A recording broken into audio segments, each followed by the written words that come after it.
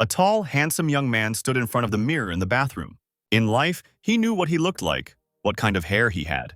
But in the reflection on one side, there was him. But on the other, there was a completely different guy with black hair. Both were confused, not understanding how this happened. The blonde's name is Darren, and the brunette's name is Max. The first one looked at his characteristics. He was the heir of a great clan with a demon hunter class. Later, he decided to leave the reflection alone and went to make himself some tea. The young man thought about the past and compared all the facts.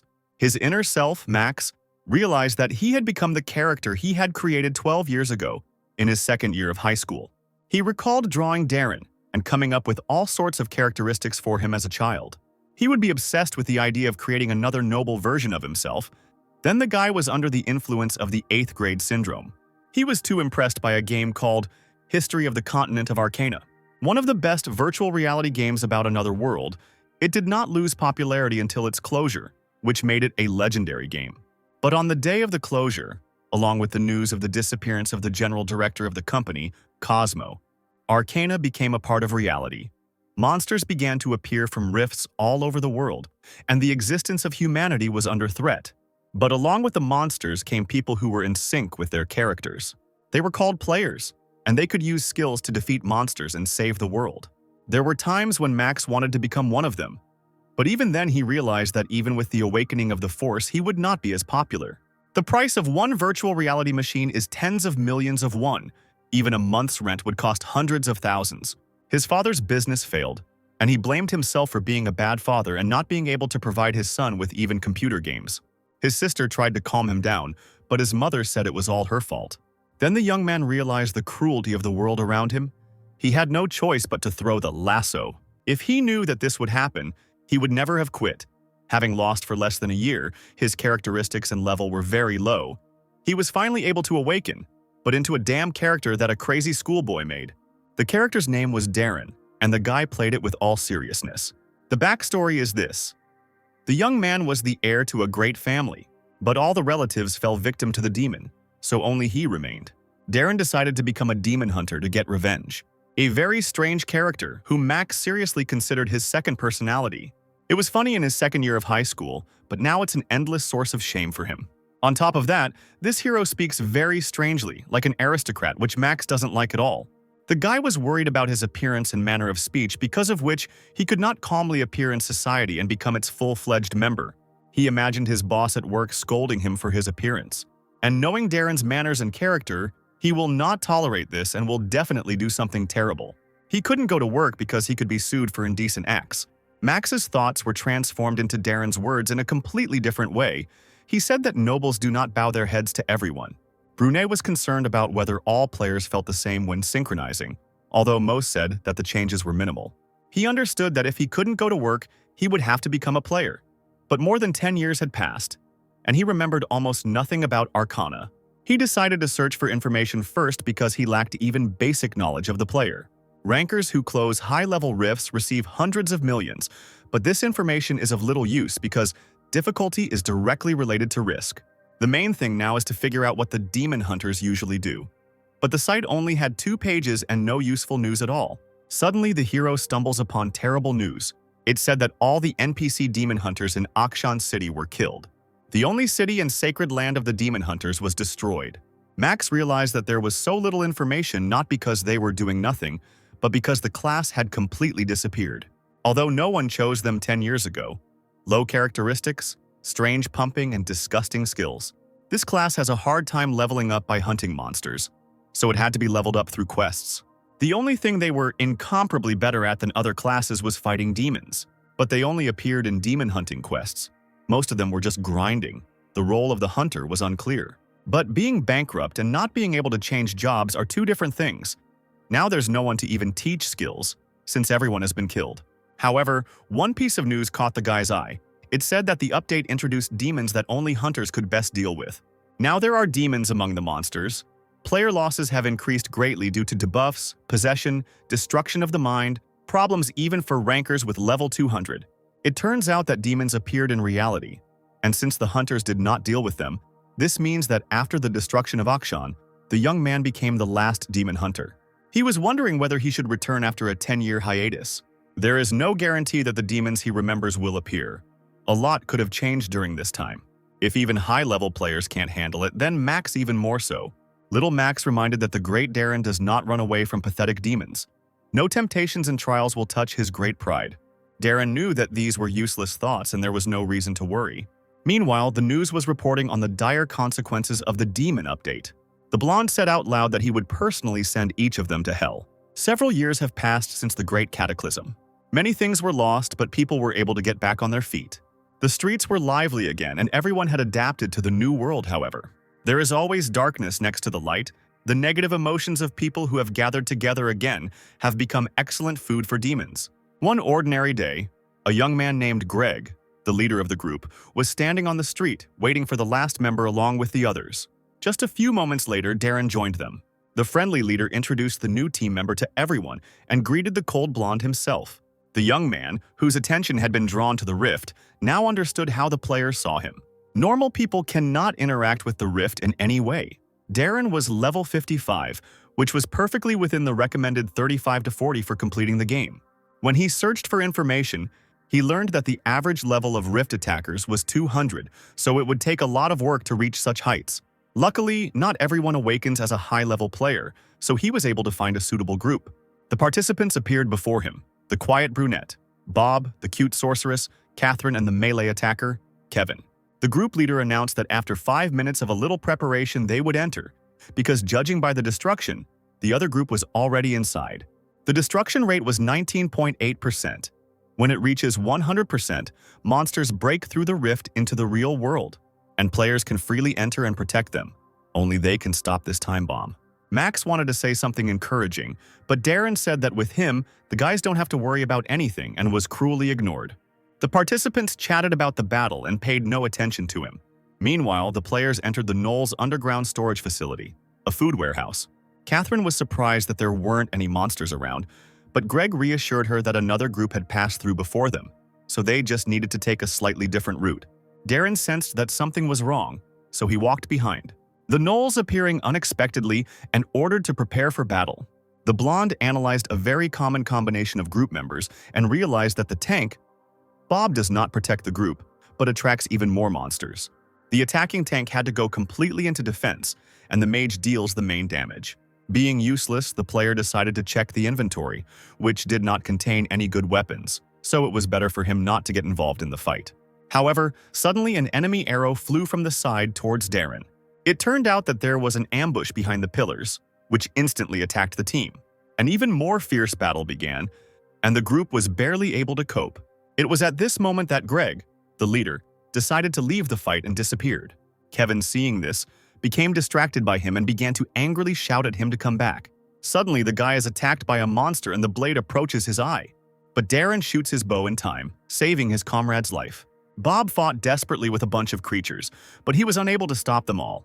Catherine panicked, but a blonde man came up to her and told her to calm down because he would deal with the breakthrough, and she would need to use a strong spell.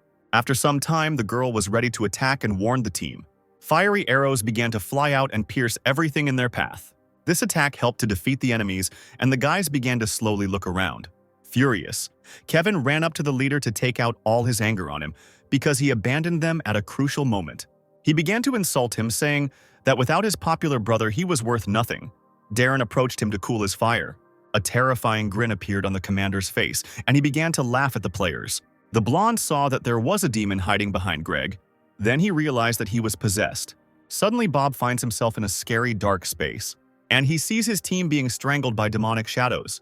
Greg cast a fear effect on everyone using the demon's gaze, but brave Darren ran towards him without a shadow of doubt on his face. The demon stopped his attack by saying that Greg could die if he was going to hurt the demon. But Darren was not deterred and raised the dagger above him. And at the same moment, he hit Greg's armor, but it only cracked. The demon inside the guy went wild and turned to face his opponent, and there was already a blade at his eye. With one movement of his hand, the young man cut his face. The demon couldn't believe his loss, and the blonde shut his prey up in a cold tone. Memories of his conversation with his brother began to surface in Greg's mind. How he asked to avoid dangerous rifts and invited me to join his guild as an analyst. The guy simply didn't want to be a loser, because even on the streets, people started talking to him only because of his brother, to congratulate him or to pass on something. constant ridicule towards him, because he was the older brother but had less popularity, abilities, and status. He just wanted to be someone his brother could be proud of, and that's when the demon decided to help him. In a moment of despair, a demon entered his consciousness and bound him. His body was taken under control, and he only watched from the side what was happening to his team. And at the moment when Greg's body was wounded by Darren, his soul was freed from the clutches of the demon. However, the demon was not going to give up and continued to reproach the guy that he would now kill his comrade. But it was too late. Greg himself held his body for the final attack to kill the demon. The unwavering youth made the decisive blow and looked at the demon defeated in the body of his comrade. After a while, the leader woke up surrounded by his team. Everyone started asking about his health and worrying about him. Greg didn't understand how he survived, but a calm Darren told him that he told him not to worry. Unfortunately, while checking his inventory, the blonde didn't find anything new, so the demon turned out to be useless. The next day, Greg showed his friend's post to his brother, which talked about their raid yesterday. In the comments, no one believed the tales that someone was able to defeat the demon. The brother did not express due confidence in this information. Then the guy said that he was the one who was possessed. After this sentence, the head of the Gaon Guild, a rank 11 player with a level of 368, Adrian, spilled the entire contents of the cup onto the table. During the conversation, it turned out that Greg was now ready to become an analyst in the guild, and also wanted to accept that hunter into it. It turned out that he realized his limits and realized that this was a more suitable role for him. Adrian was amazed by the capabilities of the hunter, who, in addition to destroying the demon, had a high level of mental resistance, especially since he used a dagger, not magic. He believed his brother, but he didn't understand why that guy would go into a low-level rift with such abilities. After these words, he handed over the contract with words of gratitude to his brother and now Gaon's analyst. When he saw the contract terms for the demon hunter, he broke out in a cold sweat. Meanwhile, at Max's house, Darren saw that his level had increased. Max was thrilled with the 12-point increase, thanks to the demon, but for Darren, it was a small thing. Coming out of the shower, Max was already thinking about rest, but he was interrupted by a blonde man who saw the mess. At that very moment, he changed his clothes and began to actively clean up. After cleaning, he made a delicious soup, and then he immediately started cleaning the kitchen and washing the dishes. At this time, Max remembered that in addition to levels and characteristics, the character settings that he set are also applied. And if we talk about talents, then we can start with magic, because after just one demonstration, Darren can repeat any spell, he is smart, and he also has good physical potential. They were interrupted by an unexpected message from Greg. The long message spoke of an invitation to the guild, but Darren decided not to look into it and simply decline, since he didn't even have time to read it. The young man decided to start by testing his talent for magic and began looking for various videos. When the brothers saw Darren's response to their brilliant proposal, they were quite stunned. Adrian was very angry because he did not understand why he refused the offer of the best guild in Korea, which offered him a car, payment for any whims, and a share of 9.5 to 0.5.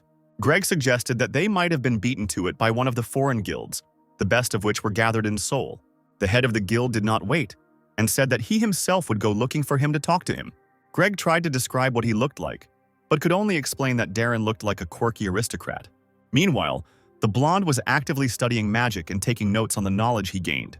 He understood all the fundamental principles of magic, so he believed that any spell could be cast if he had enough mana. Max was delighted. He didn't expect anything else from his character.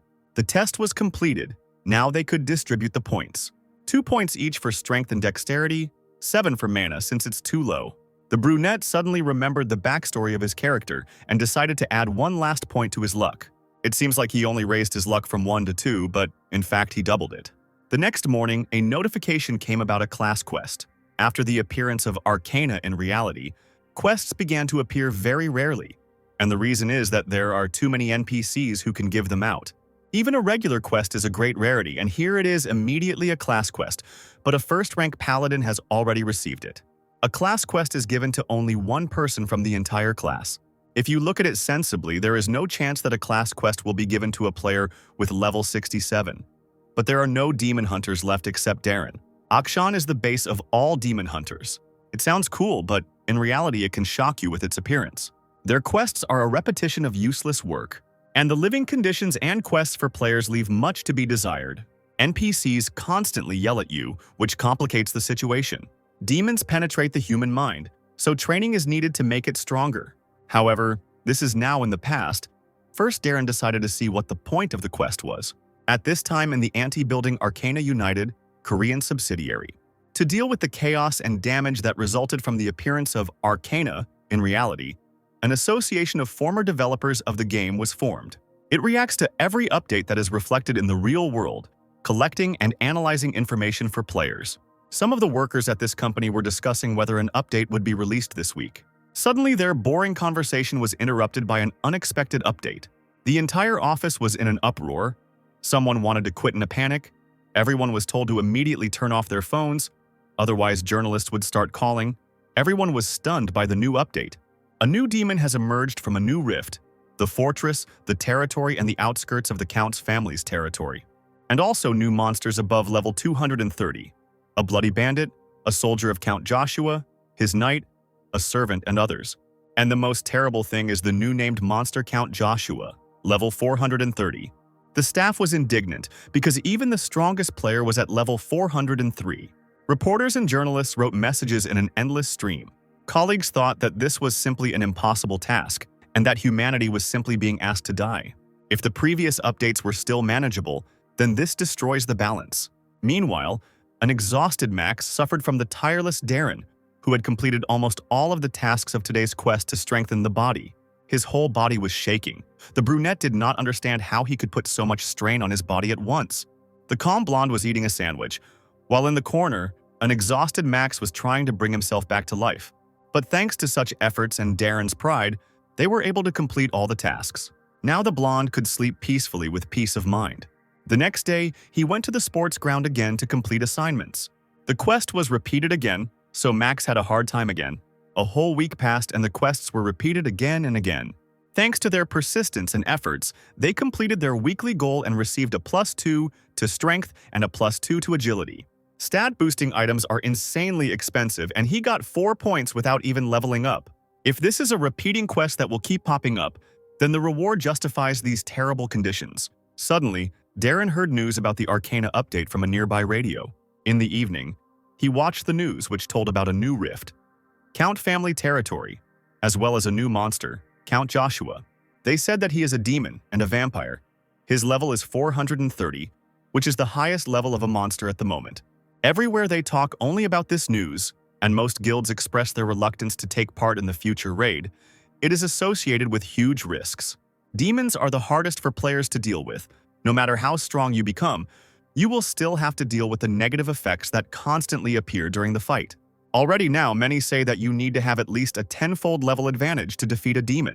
If it weren't for the class quest, it would still be scary because the enemy is much more powerful. However, Darren was serious. Without a drop of fear in his eyes, he declared that he would punish them. Max, although he knew that he would say this, still trembled at what was to come. The next day, Max began looking for information about the Count, and it turned out that he was in Russia.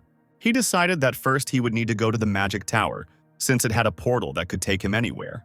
While the brunette was deciding what would be the most convenient and fastest way to get to the tower, Darren had already gotten dressed and was heading towards the exit to arrive at his destination as soon as possible.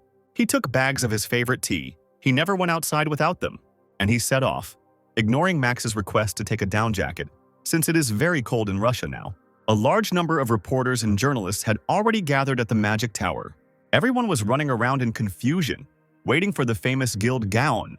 They guessed that they would come to the tower for teleportation, since it was more convenient and logical than flying on an airplane. Of course, after a while, everyone's favorites appeared. The long-awaited guild Gaon.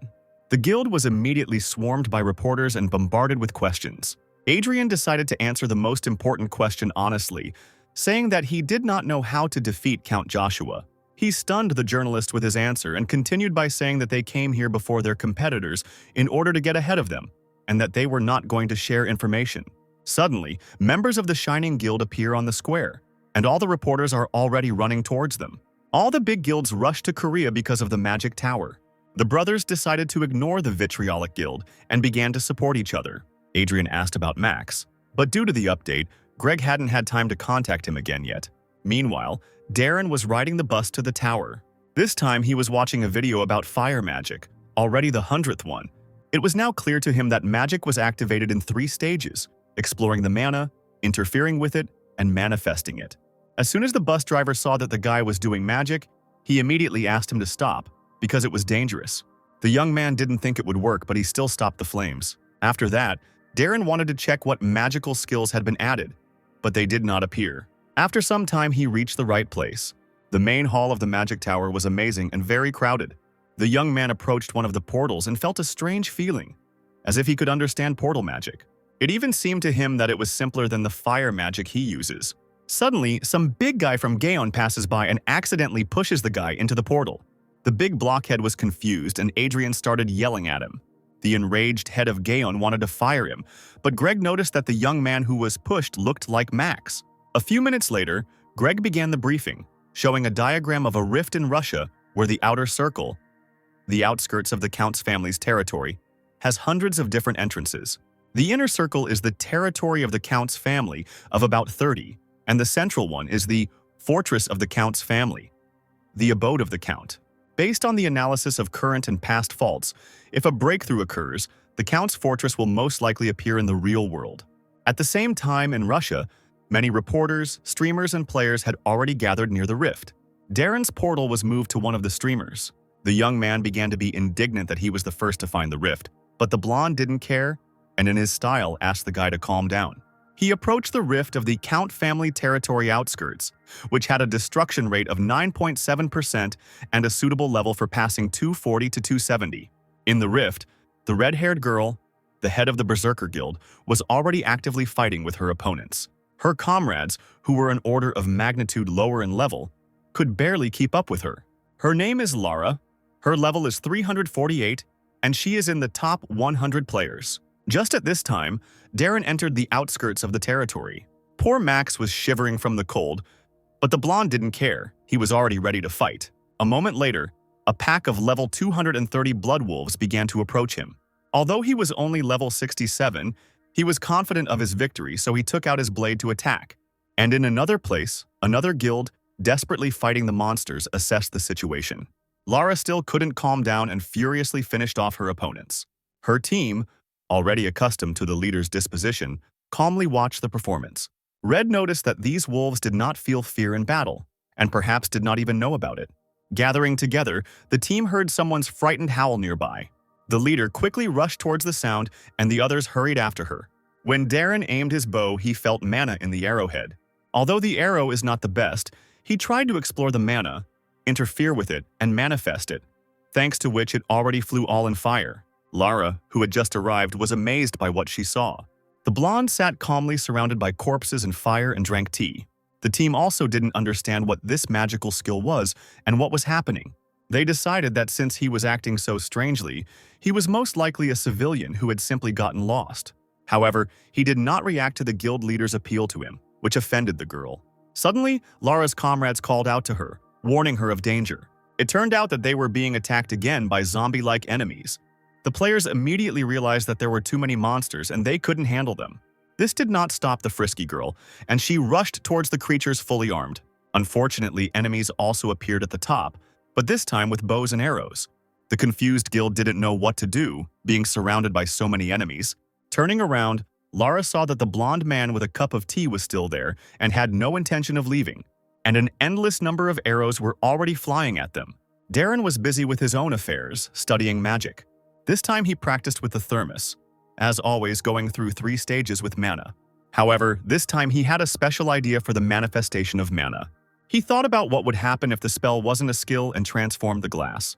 The bright flash forced Lara to duck and close her eyes, and when she opened it, she saw that a huge wall had appeared in front of the team.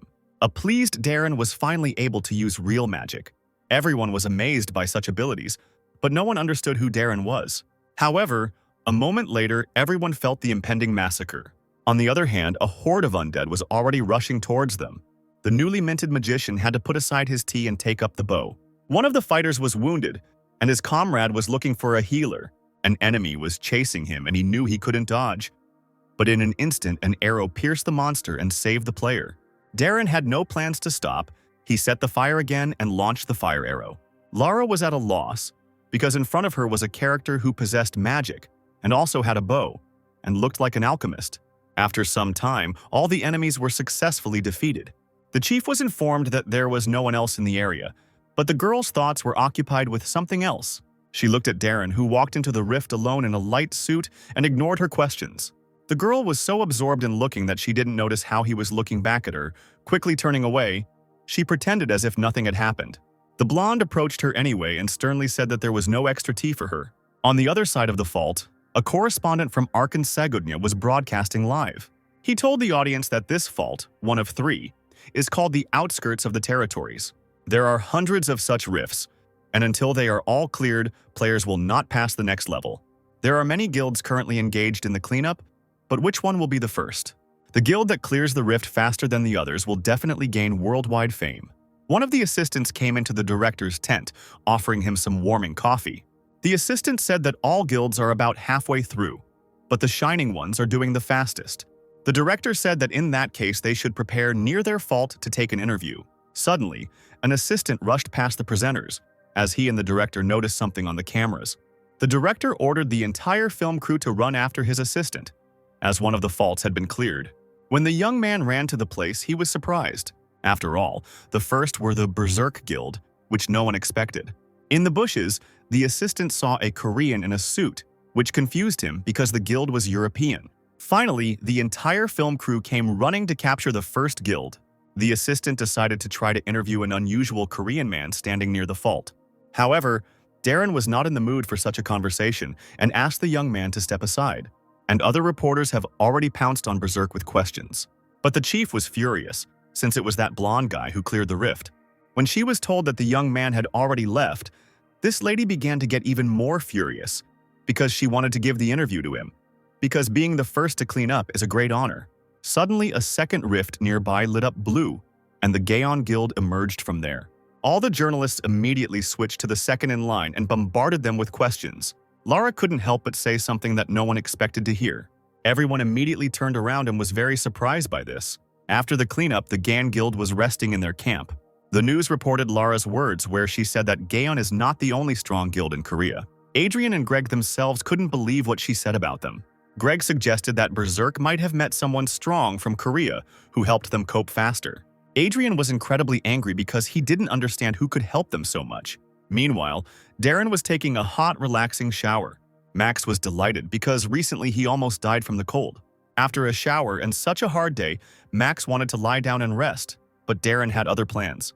He again felt the urge to clean up the dust, since a lot of it had settled during their absence. Afterwards, as always, he prepared delicious food and arranged a tea party.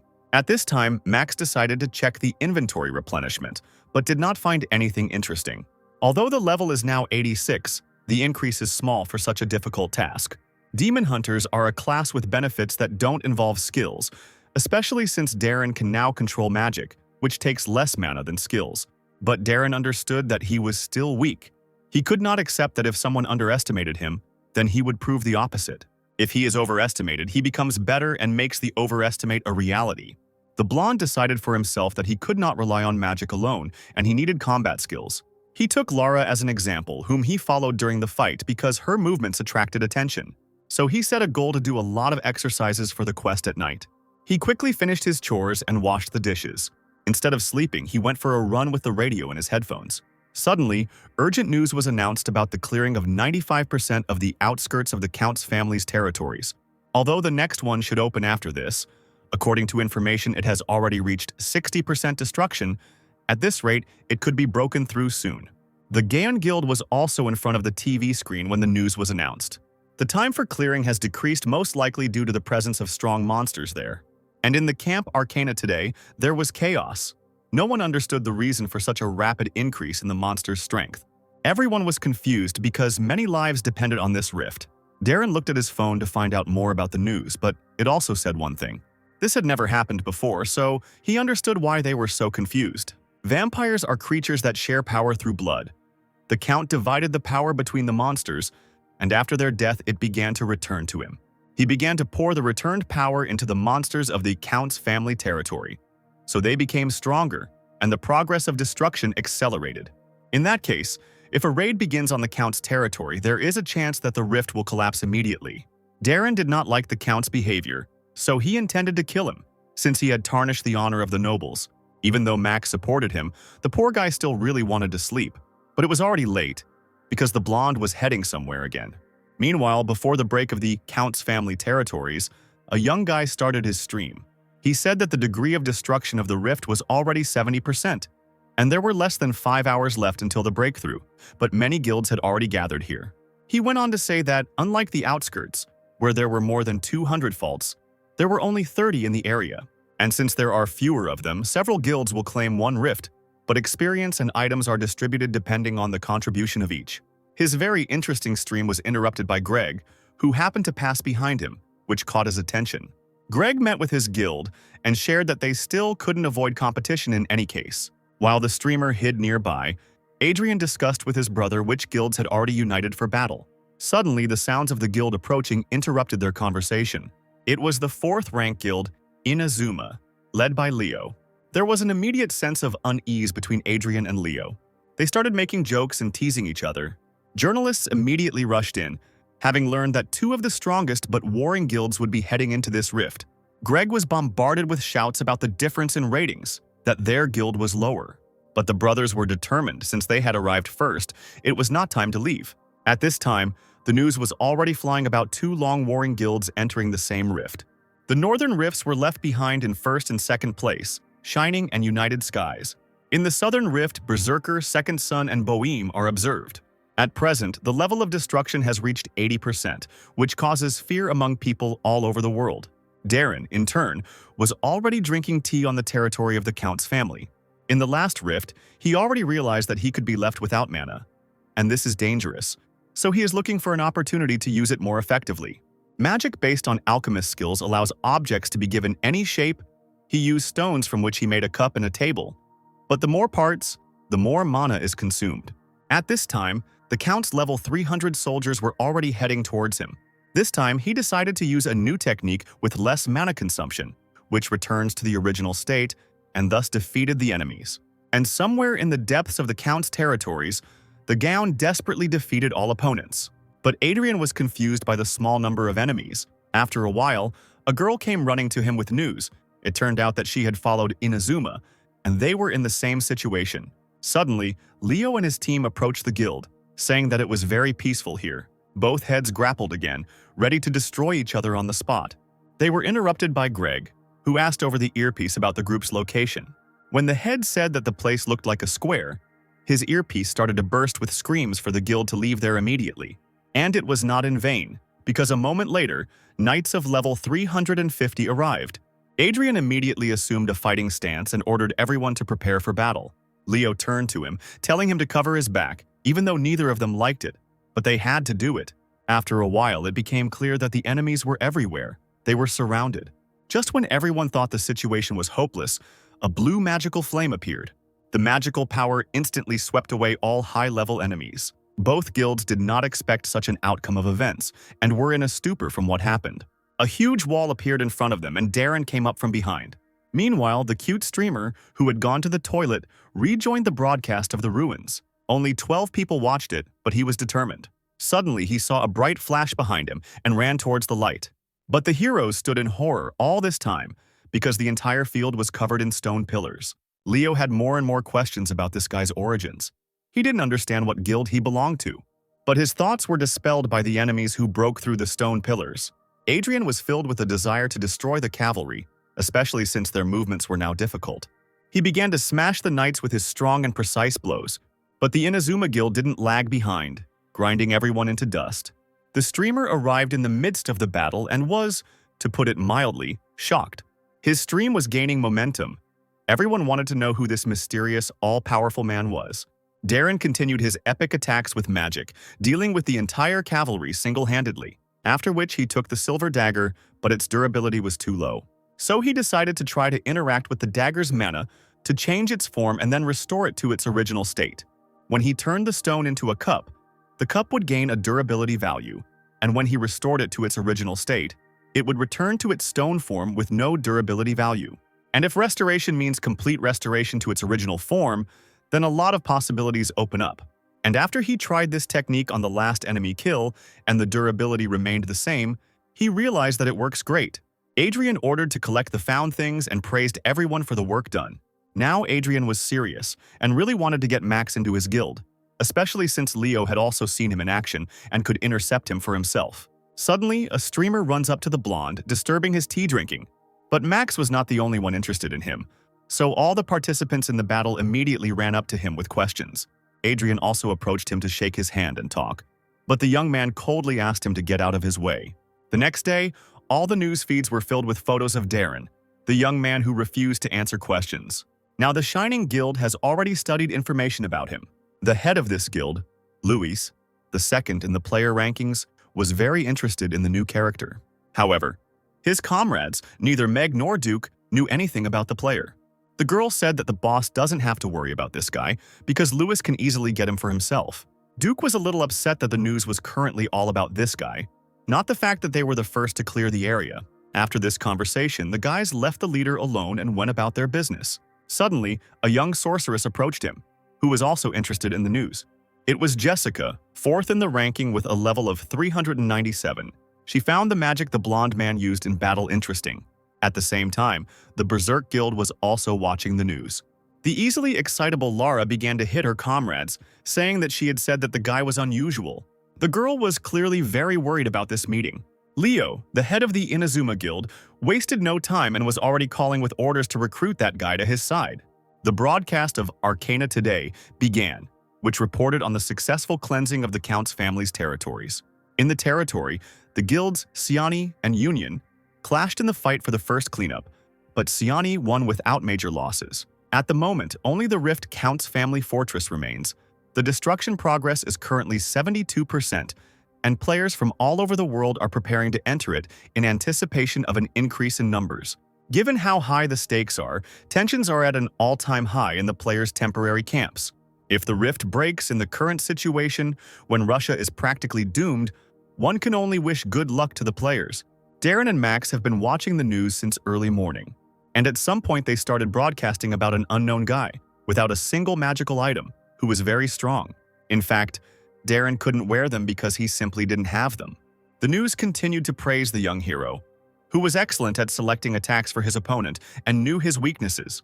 Then they filmed Darren standing and calmly watching the fighting guilds, because he had already done so much. In fact, Darren had run out of mana, but fortunately no one knew about it, so Max decided to check his inventory. It turned out that he had received a rare item that you can only touch as a player, a necklace imbued with a blood curse. The so-called demon items are cursed items that can be removed from a curse, and then random effects will appear with a certain probability. But there is another option for how to use a cursed object, a sacrifice for an exorcism rite. Although the main goal of this ritual is to kill the demon without harming the person. With the sacrifice, everything will be different. He will be able to literally invite the demon into his consciousness. This is similar to how demons put a person into an abnormal state.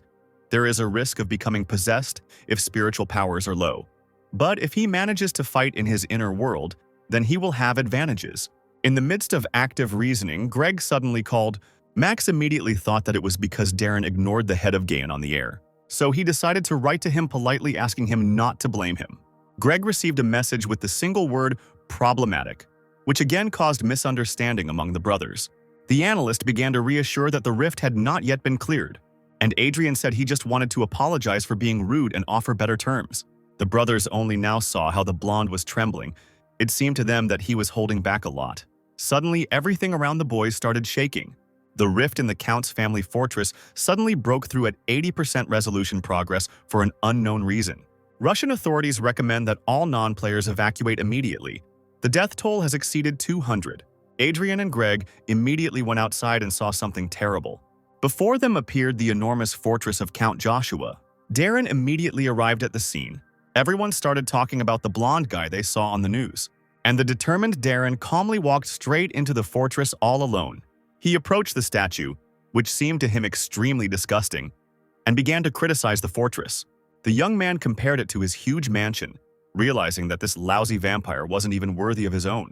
At that moment, the terrible statue came to life and looked at the player with hostility. The statue began to attack the calmly standing hero, while the others watched what was happening. With just one movement of his fingers, he instantly turned the enemy into boulders. The sounds of battle attracted the attention of the Shining Guild, which was nearby. Although the team had no plans to enter, Jessica decided to head into the fortress after hearing the familiar sounds of magic. Darren got away with it because the statue was just a stone, and he had just had a little practice on the stones, which was enough. As soon as the enemy was destroyed, all the guilds instantly began to run inside the fortress. Darren realized that by killing the gatekeeper, he had launched a signal flare for the others. The young man did not wait any longer and went to the citadel. When he entered the banquet hall and passed by the portraits of the count, he felt something disgusting. At the same time, the Gaon Guild enters the fortress, and for some reason the heroes feel weak. Ever since they entered the hallway with the paintings, Adrian feels like he's being stared at all the time. It is after these words that Greg orders all the paintings to be burned, as they have a negative effect.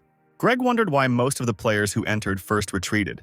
It turned out there was a trap in the castle. Statues, portraits, and interiors all evoke a status anomaly. Meanwhile, Darren walked through the hall with paintings. He was haunted by the disgustingly poorly drawn portraits. He didn't understand why there were so many useless portraits here. He felt sorry for the rock that had been broken for the sake of the unbearable statues. The fortress structures and passages are also damaged. Paths diverge unnecessarily and even block corridors. All this terribly tormented the aristocratic personality of the young man. However, at that moment, a huge staircase leading up appeared before them. Darren smelled a foul odor and knew this was the place he was looking for. Suddenly, the sorceress Jessica appears before his face, having finally found him. She began to express admiration for his magic and skills, as well as his mana, while blocking his path. In an instant, the young man stopped the flow of her heated speeches, reminding her of etiquette. At that moment, Count Joshua appeared in the doorway at the top of the stairs. In an ominous voice, he asks who dared to wake him up and notices two people. The sorceress instantly felt an unimaginable sense of pressure, and Darren addressed the vampire in an insulting format and took out the necklaces for sacrifice. He prepared to teach him a lesson so that he would no longer dare to call himself an aristocrat. He plans to begin the exorcism ritual with an offering so he can summon Joshua into his consciousness and defeat him.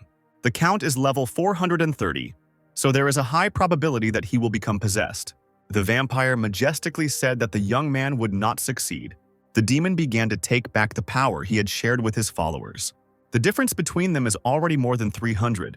But if he absorbs all the power he gave, the gap will become even greater. Suddenly, Count Joshua finds himself in a strange, dark place and freezes in surprise. But as soon as he saw the man, he released his claws. The monster began to cast a spell to destroy the pathetic worm. However, when he attacked him with fire, he thought that Darren had turned into a pile of ash. But calling out to him in another place, the young man showed that he was more alive than all the living, and hinted that only the count had died there. And after these words, blood gushed from the demon's mouth. His eyes rolled back. Waking up from the illusion, the count was in a panic and did not understand what was happening because he was still on the stairs. With his magic, the blonde even blew off the roof of the fortress. Jessica couldn't help but admire Darren's skills. And now the time has come.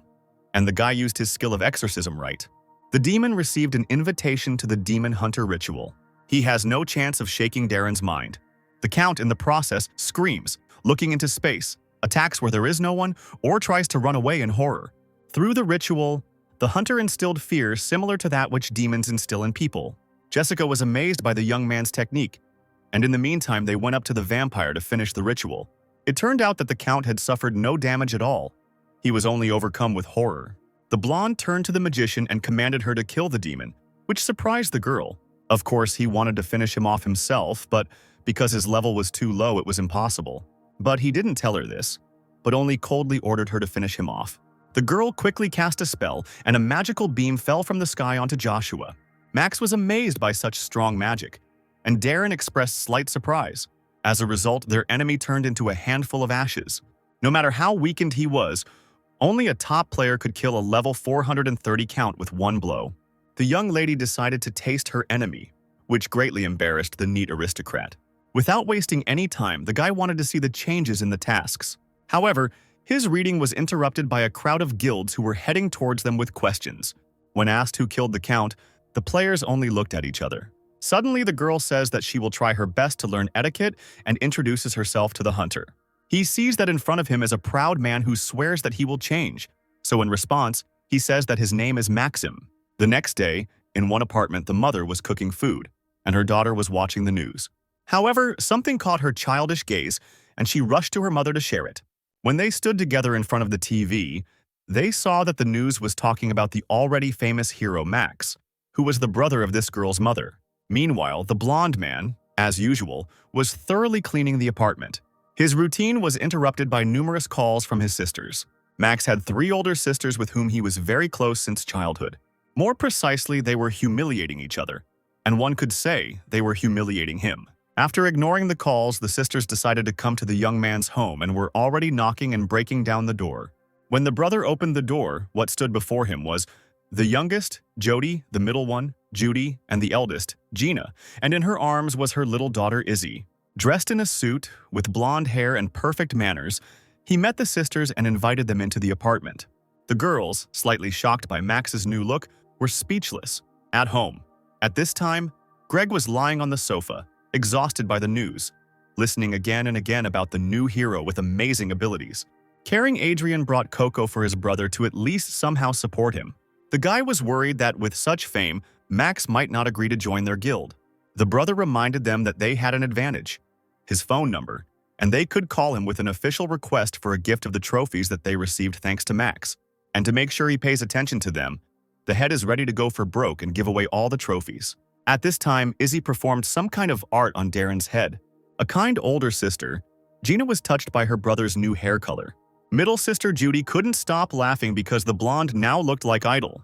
And the youngest of the sisters, Jody, only watched the strange changes in horror. Max was the youngest of them and was never deprived of attention. He said that he became a player, and that is why he became like this, because he assimilated with the character. Judy approached him with a question about the danger of his choice. The sisters expressed their concern about the frequent injuries that players suffered. However, he clearly and without hesitation said that being a demon hunter was his calling, and there was nothing to worry about. It was already towards evening when the sisters got ready to leave and said goodbye to Darren. Each of the sisters gave their advice, and Jody recommended saving money, after which they left. And then Max remembered that they were supposed to receive a reward for clearing the rift. The main source of income for players, paid by the Arcana developers depending on the level of the rift and the contribution to the cleanup. In fact, there are rumors that the developer of Cosmo has gone bankrupt and the CEO is paying out of his own pocket. Max always wondered how much they paid for such tasks, 1 million or 1 billion won. Meanwhile, in the Shining Guild, Meg was still trying to get information about Max from Jessica. The sorceress could not stand it and asked her annoying friend to move away. Meg had no choice but to leave Jessica, who was busy with something. And the magician, by the way, was just watching etiquette lessons, as she promised. At this time, Max couldn't believe his eyes because 110 billion won had arrived in the account. The young man could not even dream of such a sum, but the aristocrat found this paltry sum unworthy. Also added to the inventory is the Vampire Count's Orb, a unique item. It is a cursed item that is usually thrown away due to the low chance of removing the curse. But demon hunters can use it as a sacrifice for exorcism. The blood curse necklace was chosen by Darren as a sacrifice during the fight with the Count. However, this item remained in the inventory and even the curse was lifted. Surely the exorcism cleared the curse. It turns out that the sphere necklace and 110 billion are now in Max's possession. He couldn't sleep all night. He was tormented by thoughts about where to put so much money. If he buys the items, that would be right. But on the other hand, it would be a waste of time to find the right equipment for the current level. After defeating Joshua, his level rose to 134. Just a few days ago, he was 55. So there was no point in buying expensive items for his level. The next day, a conference was held at the OAA headquarters to discuss Darren's attacks. No one understood what the young man was using because it was impossible for alchemy, since it had a limit on mana. Many argued, but one couple of colleagues were already tired of discussing Darren, who was constantly appearing on the air. They were concerned about the fact that there was no such player in the Arcana database. Suddenly, their attention was drawn to a notification about an update. The update added Usra Island, a mysterious area that was referred to as Treasure Island when Arcana was a game. Although no one has ever found this region, it is an island of fantasy where everything that was born and raised there was incomparably above the level of treasures. The news has already reported that the regular Conference of Magicians will resume this week, simultaneously with the update of the Usra Treasure Island. The Periodic Society of Mages, where experienced mages gather for discussion, has been of great help in improving the skills of the mages class. One of the only invited players, 4th place finisher Jessica, enters the tower and is immediately bombarded with questions. Max was taken aback when he learned that Darren had taught manners to a person with a rating of 4. Max mentioned that there was a good chance that a regular conference could help him. Darren took this into account and decided to wash the dishes first and then head to the tower. At this time, many people had already gathered at the Tower of Magicians. Inside, in the Great Hall, Claire sat and watched the many people who had come. She was glad that the conferences had resumed. While the girl was thinking about the conference, players were frolicking nearby. One of them fell awkwardly and could have fallen right on her. But the mage was behind a hidden barrier, so the young man hit the wall, as it seemed to him. Suddenly, a sorceress passed through the magical barrier. It was Jessica who came here by invitation, because only the invited one can see this magic. Today, Claire was the guide who escorted the adventurers into the Crystal Hall. It turned out that the magician was the last of those invited, so the guide wanted to leave with her. But the sorceress asked her to stay, as she felt that someone else would come. Just at this time, Darren entered the tower. For some reason, every time he comes here, a huge crowd gathers around. However, the guy could not remain unnoticed, and he found himself in the center of attention. They surrounded him from all sides. He looked for where he could hide, and I saw that one wall felt different. So I decided to go straight into it. Indeed, his feelings did not fail him, and he walked through and came across Claire. The girl led the blonde to the conference, but there were many things that confused her along the way. She tried to find him on the guest list, but he was nowhere to be found. The girl sincerely did not understand how he was able to see the illusion, because it was set up by the Lord of the Tower himself, and no one could see it without an invitation. She explained that there was a rule that even without an invitation to the conference, anyone who could see through the illusion could enter. It's just that this is the first time she's encountered a player who saw through the illusion without an invitation. Hallucination magic that could actually be dispelled. If his spell power was equal to 1,000, he could very well use something like that. Finally, they came to a spacious hall with crystals, where many invited players were sitting. When the Arcana became a reality, the Arcanians NPCs inside the game also appeared in reality, as well as the most important of them, the successor of the Magic Tower, called the youngest chief mage, Nicholas, the hat on the head of the sorceress. Jessica continued the incredible story about the magician, but the girl was bored. Unfortunately, the sorceress was not at all interested in the story and she wanted to sleep. Nicholas spoke to all the guests about magic. He told about the appearance of a magic tower in the world of travelers. At this point, even the sorceress Jessica became interested. It turned out that he was leading to the fact that he saw the possibility of further development of magic in science. Fusion is a new type of fire that was created through magic and science. However, one must be careful when using merge, because no one knows what the variables will be when two completely different concepts are merged. That's why Nicholas needs the help of those invited for this quest. Max approached the magician with a question, stating that there was a disorder in his research. Everyone immediately started talking about how the young man was wrong to ask such a provocative question. Such directness and harshness irritated Nicholas a little, but he wanted to know why he thought so. Then Darren replied that magic and science were very different concepts because there was a difference in the process of merging it, so it was a mess. Previously, the blonde also experienced such a difference due to the difference between skill and magic. Nicholas was amazed that it had taken him months to create such magic. But the traveler did it so easily and experienced the same difference. And the young man continued to talk about the fact that the use of centrifugal force in the process of intervention, although the process is not complete, the results are not bad. Nicholas expressed respect for Darren and invited him to join his research. As expected, the hunter was glad he came to the conference. At this time on the Paradise Island of Treasures Usra, the Berserker Guild was already in full force and preparing for adventure. However, they are not alone. Many guilds and streamers have already found a place for themselves on the island. Even the Lionheart Knights, a group of shadow mercenaries, and a federation of explorers arrived. This is not surprising because this island is famous for its treasures. So many people were hooked. Suddenly, Lara receives a call on her watch from a familiar magician who says that Max himself was at the conference.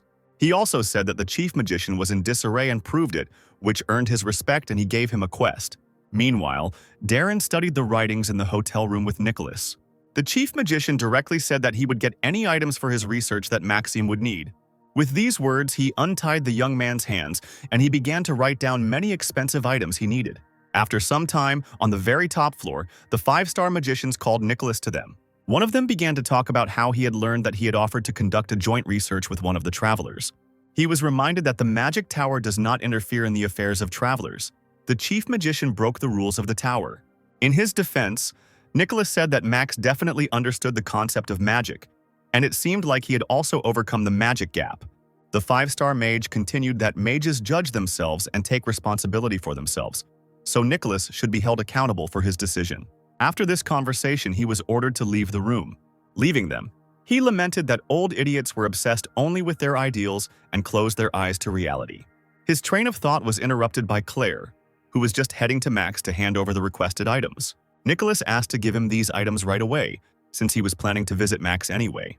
At this time, the blonde was still sitting waiting for the items, studying various books. And after some time, the chief magician came to him and laid out the requested things on the table. In front of him were unique magic tools with amazing characteristics, but with a required level of 550. In a cold and irritated tone, Darren asked a clarifying question.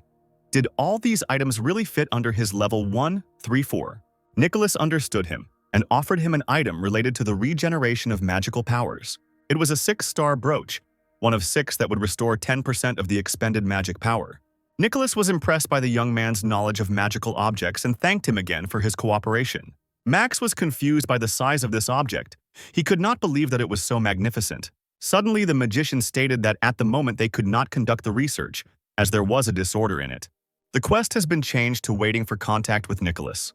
Nicholas believed that with this traveler he could change the magic tower. And on the island, the same streamer who first filmed Max in battle began his broadcast. The guy started talking about the situation around him, but unfortunately, Maxim was nowhere to be found. The young man asked the impatient spectators to wait, and in the meantime, some player approached him. It turned out to be Baxter from Supernova, who was already tired of everyone talking only about Max. Those who regained fame after the Arcana became a reality, accidents always continued around them, who did not use any means for their own ends, especially Baxter, who was rumored to be especially evil among the suspects. The player who entered the rift with his group went missing and is rumored to have died. For some reason, he was interested in Max and asked me to tell him not to act too frivolously. After this, the player left the streamer, and a debate broke out in the comments about whether Max would come. The streamer immediately blocked the guy who wrote that he wouldn't come because he was scared. At this time, Darren was debating whether he should go to the island, but there was no point in it, nor any reason to go. Asura Island is very tempting with treasures, but the required level to get there is 350. Moreover, there are no demons in this place, but the monsters there are about 400 levels. At this rate, he would be killed as soon as he set foot on these lands. If there was even one demon there, the young man would have tried. Suddenly, a notification appeared about a new class quest, in which, in addition to body training, a task appeared to investigate the great evil on the island of Asura. The great evil is the 7 deadly sins: pride, envy, anger, gluttony, lust, sloth, and greed. Max thought that since he had defeated the Count, it might not be a problem to investigate the great evil that is the 7 deadly sins. Darren said that if there was no reason to go before, there was no reason to hesitate now. So after a while, the blonde was on a hot island in his formal suit. The young man immediately felt a very strong influence on the entire island, as well as the feeling that the island itself was this evil. In this case, the connection with the natural enemy will be activated all the time, so you shouldn't lie under the enemy's feet. And behind Darren, the sticky streamer was following again. Although the young man entered boldly, he is now looking for an easy opponent with whom he can fight most effectively. The young streamer warned all viewers that the broadcast would continue as long as he did not interfere with Mr. Maximum. Suddenly, a player ran out of the bushes, fiercely fighting someone right in front of the streamer. It turned out that in front of them was a huge emerald tiger of level 420, all sparkling, making it impossible to aim. Darren stood behind the player to attack the enemy. Of course, Max didn't expect that the first monster he faced would be the highest level enemy on the island. He only has a 10-level difference with Count Joshua. He probably won't be able to escape, and his body shining in the sun obscures his view. However, if you immobilize him, it will no longer work. Darren decided to try using fire magic. Thanks to this attack, the youth's level increased, and his contribution in the battle with the Emerald Tiger was recognized. The players standing nearby couldn't believe that the Emerald Tiger had just been killed with one blow. Elsewhere on the island was the guild and the leader of the Second Sun Guild, Pierce. His comrades suggested joining the detachment that had separated. According to rumors, the Shining Ones headed almost to the center of the island altogether, and their squad cannot avoid fighting the monsters. It might have been a mistake to split into groups, so now the guild will have to be reunited, since the leader realized that he had made a mistake in strategy. Suddenly, a call came from the second part of the detachment. They said their route was clear, so they would join the main group at their side. His friend said that this route was cleared by Max. Another member ran up to the master with a call from a guild member who was attending a regular conference at the Magic Tower. He revealed that Max received a quest from Nicholas and became the first player to receive a private laboratory at the top of the Magic Tower. At this moment, a happy Max was looking at the pure emerald crystal he had received. This rating item was unique, which made him very happy, but Darren tried to ignore the uncultured joy. While his eye was rejoicing, the blonde felt the air around him change. Suddenly, a window with a class quest opened. A notification appeared that the island of Yusra is beginning to be covered in greed. The process of breaking has begun. Each of the players received such notifications. Everyone was shocked to learn that the island was a rift. From the notification window, it should be a greed demon. Any demon hunter in Akshan would know. Darren knew that if this continued, a great evil would awaken. Suddenly, one of the teams started to behave strangely. They all rushed together to search for treasure, since the Shining Ones had already broken one island and, according to rumors, received a reward. At this time, all the players on Yusra Island think the same way as they do. Although in order for the treasure not to be tainted by greed, everyone must give up their desire to have it. It will be impossible to convince all the players. A brilliant idea came to Darren's mind, and he decided to collect all the treasures himself to prevent a catastrophe. On the second island of Yusra, the Shining Guild also received notifications. The guys guessed that the process of rupture has 10 levels, like the 10 islands of Yusra, and one of them simply caught fire. The interesting thing is that it filled up as soon as they got the treasure, so it's like a bill. Meg and Duke stared at the commander in surprise as he wondered out loud if he could defeat the intimidating-looking Max. Duke suddenly smiled, scratching his beard. He himself would have fought the guy. Meg hoped that Lewis was joking. The blonde tiredly ran his hand through his hair as the team began to talk amongst themselves. Worried about Jessica's feelings, someone remarked that Max had done nothing wrong. A few seconds later, Louis admitted that he had said this only out of envy, and if that was the case, then there was no point in being hostile to him. Before he could finish speaking, the information screens in front of the team turned red, blinking anxiously. The rupture process had risen to another level. The guy approached Duke, asking where exactly this happened. The man replied that in the unification of the world, there they just received the treasure. Meg shook her fiery locks, suggesting that the process had begun. Louis stretched his stiff shoulder in his heavy armor and gave the order to get ready to go. It was necessary to collect all the treasures. On the shore of the island at the water's edge, tropical trees bent downwards from the strong wind. Max, beside himself with shock, reached out his hand to stop the restless demon hunter. He, with his entire ghostly body, clung to his leg with a death grip. No wonder, despite the threat of awakening greed, Darren swore that he would collect all the treasures. Max did not stop trusting in the prudence of his heroic double when he suddenly stopped abruptly, looking somewhere into the distance. Directly in front of the aristocrat, blocking the way, stood a detachment of stately knights. The warriors' faces were hidden by visors, and against their background, a majestic man without a helmet stood out noticeably. The guys, seeing a lion on the flag and on the armor of the detachment, realized that these were knights of the Order of the Lionheart. Max didn't expect that the best knights of the Empire during the Arcana era would be present on the island, and Darren, in his usual manner, boldly greeted the head of the knights. Not expecting to be addressed in such a way, Arthur was taken aback for a moment, but not a single emotion was displayed on his scarred face. The second knight immediately ordered the impudent man to behave more politely with the chief, but the man waved his hand at him and asked the traveler with interest to introduce himself. Max grimaced when he heard the pompous tone with which Darren called his name, and he added that he didn't expect to meet the Knights of the Lionheart in such a place. The chief smiled, noticing that the guy gave off a completely different atmosphere than the other travelers. Suddenly, the man stared at his new acquaintance's chest.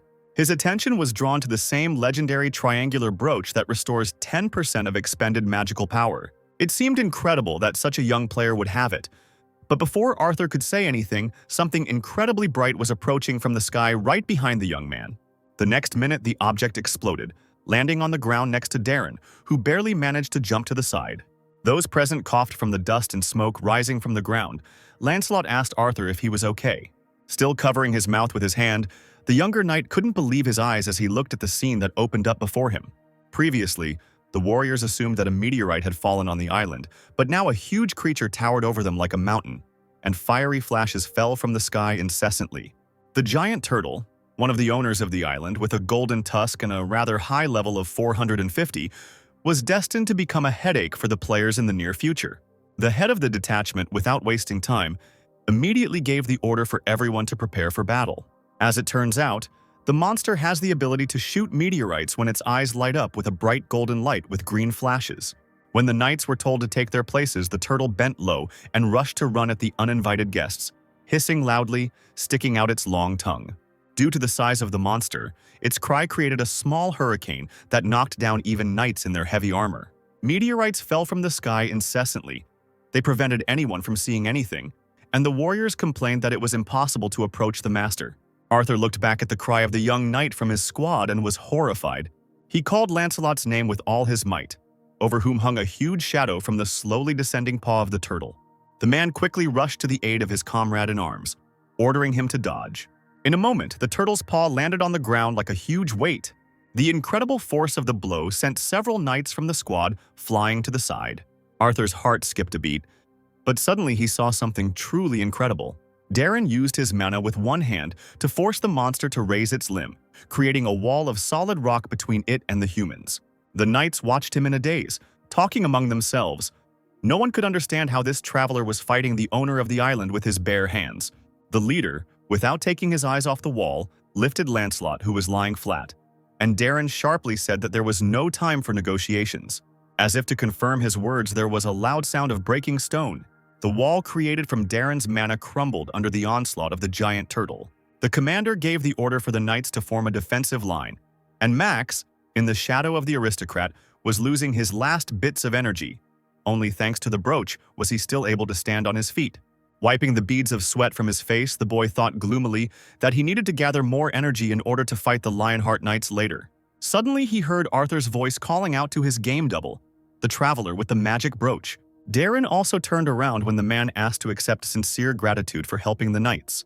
The leader brought his sword to his chest and offered the entire squad an oath of allegiance if Max would help them in this battle. He suddenly perked up and added that he would pay for the bus fare. This caused the player much more delight than the first offer. Darren once again gave a solemn speech about defeating the demon, promising his help. Max rolled his eyes at the sound of his accent. Meanwhile, behind the thick branches of tropical trees, the young streamer Percival was hiding, enthusiastically filming what was happening.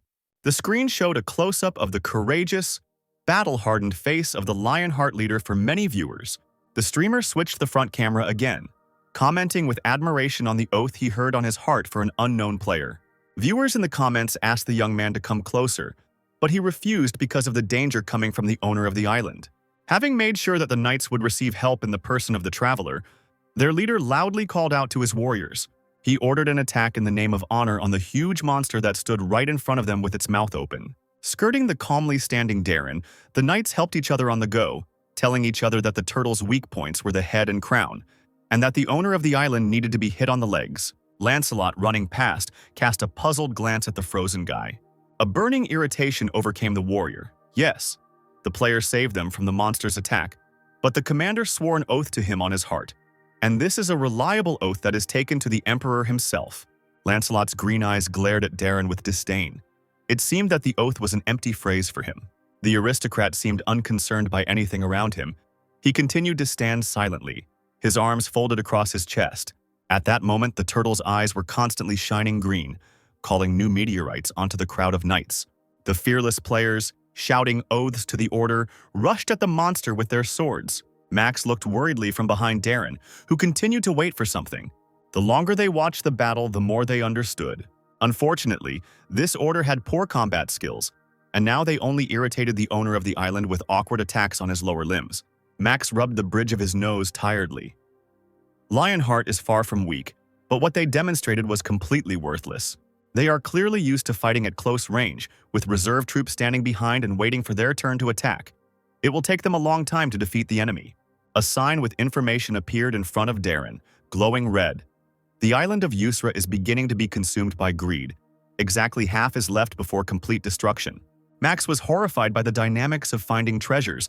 At this rate, the guilds would get to this area too. If only he could create space to attack, things would go faster. At that moment, the turtle's eyes blazed, and she began to scatter the warriors she was tired of with her limbs. The warriors fought tensely, sensing the coming earthquake. The knights watched in horror as fiery streams of lava rose straight from the ground, burning their armor. The order scattered in different directions, trying not to fall into the deadly cracks appearing under their feet. Darren remembered something, and in the midst of the commotion that had begun, he looked closely at one person. Something was happening that reminded him of those moments in the tower when space ceased to obey earthly laws. After several agonizing seconds, he was finally able to figure out what to do. Darren called out to Arthur, who turned sharply to the guy. The aristocrat loudly asked the squad if they were ready to attack. He extended his hand, and a thick stream of magic bubbled out from it, casting a bright blue light and streams of wind around. Darren would open the way for the knights. The turtle lifted its long neck and wheezed loudly as magic began to envelop its body. The order lowered their swords, watching the swirl of magical stones, waiting for the commander's next orders. Lancelot whispered questions into the air. No one could understand what was happening now. The young streamer's phone was shaking from the owner's tension. He couldn't believe that he was filming such a solemn moment. Arthur also kept his eyes on the sky, and soon he came to understand what was happening. This traveler created with his bare hands nothing less than the ladder of the master of the magic tower. The knights, second to the leader, had already seen something like this, and Lancelot was convinced that an ordinary hunter was not capable of such magic. While the others were wondering about his true origins, Max was almost passing out from lack of mana. The first to set foot on the new territory was the leader of the Lionheart. He shouted that the way was open and rushed forward up the magical stones, leading the squad behind him. While the turtle, bearing its huge mouth, froze in front of the people, they could not miss such a chance. The path Darren laid out helped the knights quickly climb up and begin attacking the monster's head from all sides. A sword, tightly gripped by a man's hand, whistled through the air like a predator. Arthur raised the weapon over the turtle in one powerful movement, leaving a bright trace in the air. Max was on his last legs when a blue sign appeared in front of Darren, who was holding the ladder. Having read what was written, the aristocrat could not believe his eyes. It stated that Commander Arthur was refusing to contribute to the destruction of the giant turtle with golden fangs. Then, a multitude of other signs popped up in the air. Tristan's knight refuses the deposit. The players gave up the deposit. The traveler's level gradually increased. Darren lowered his hand, having finished manipulating the mana, and the entire squad quickly approached him. Arthur told the boy that his brooch was one of the gifts that the Emperor had given to the tower in the distant past. He added that now many knights whose lives he saved are indebted to the traveler. When Darren turned around, all the members of the order with a clatter of armor dropped to one knee in front of him, lowering their heads and raising their blades up. Without looking up, Arthur solemnly announced that the Order of the Lionheart would remain with the owner of the brooch, Max. Even the cold aristocrat opened his mouth in surprise at this statement, and a sign about the destruction of the turtle with the highest contribution shone above him. Before the hunter could say a word, a brightly shining blue sphere with multiple symbols inside appeared between him and the knights. The members of the order straightened up and moved closer to the object.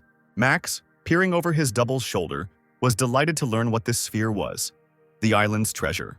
For a few moments he was restless, wondering whether he should take the item for himself.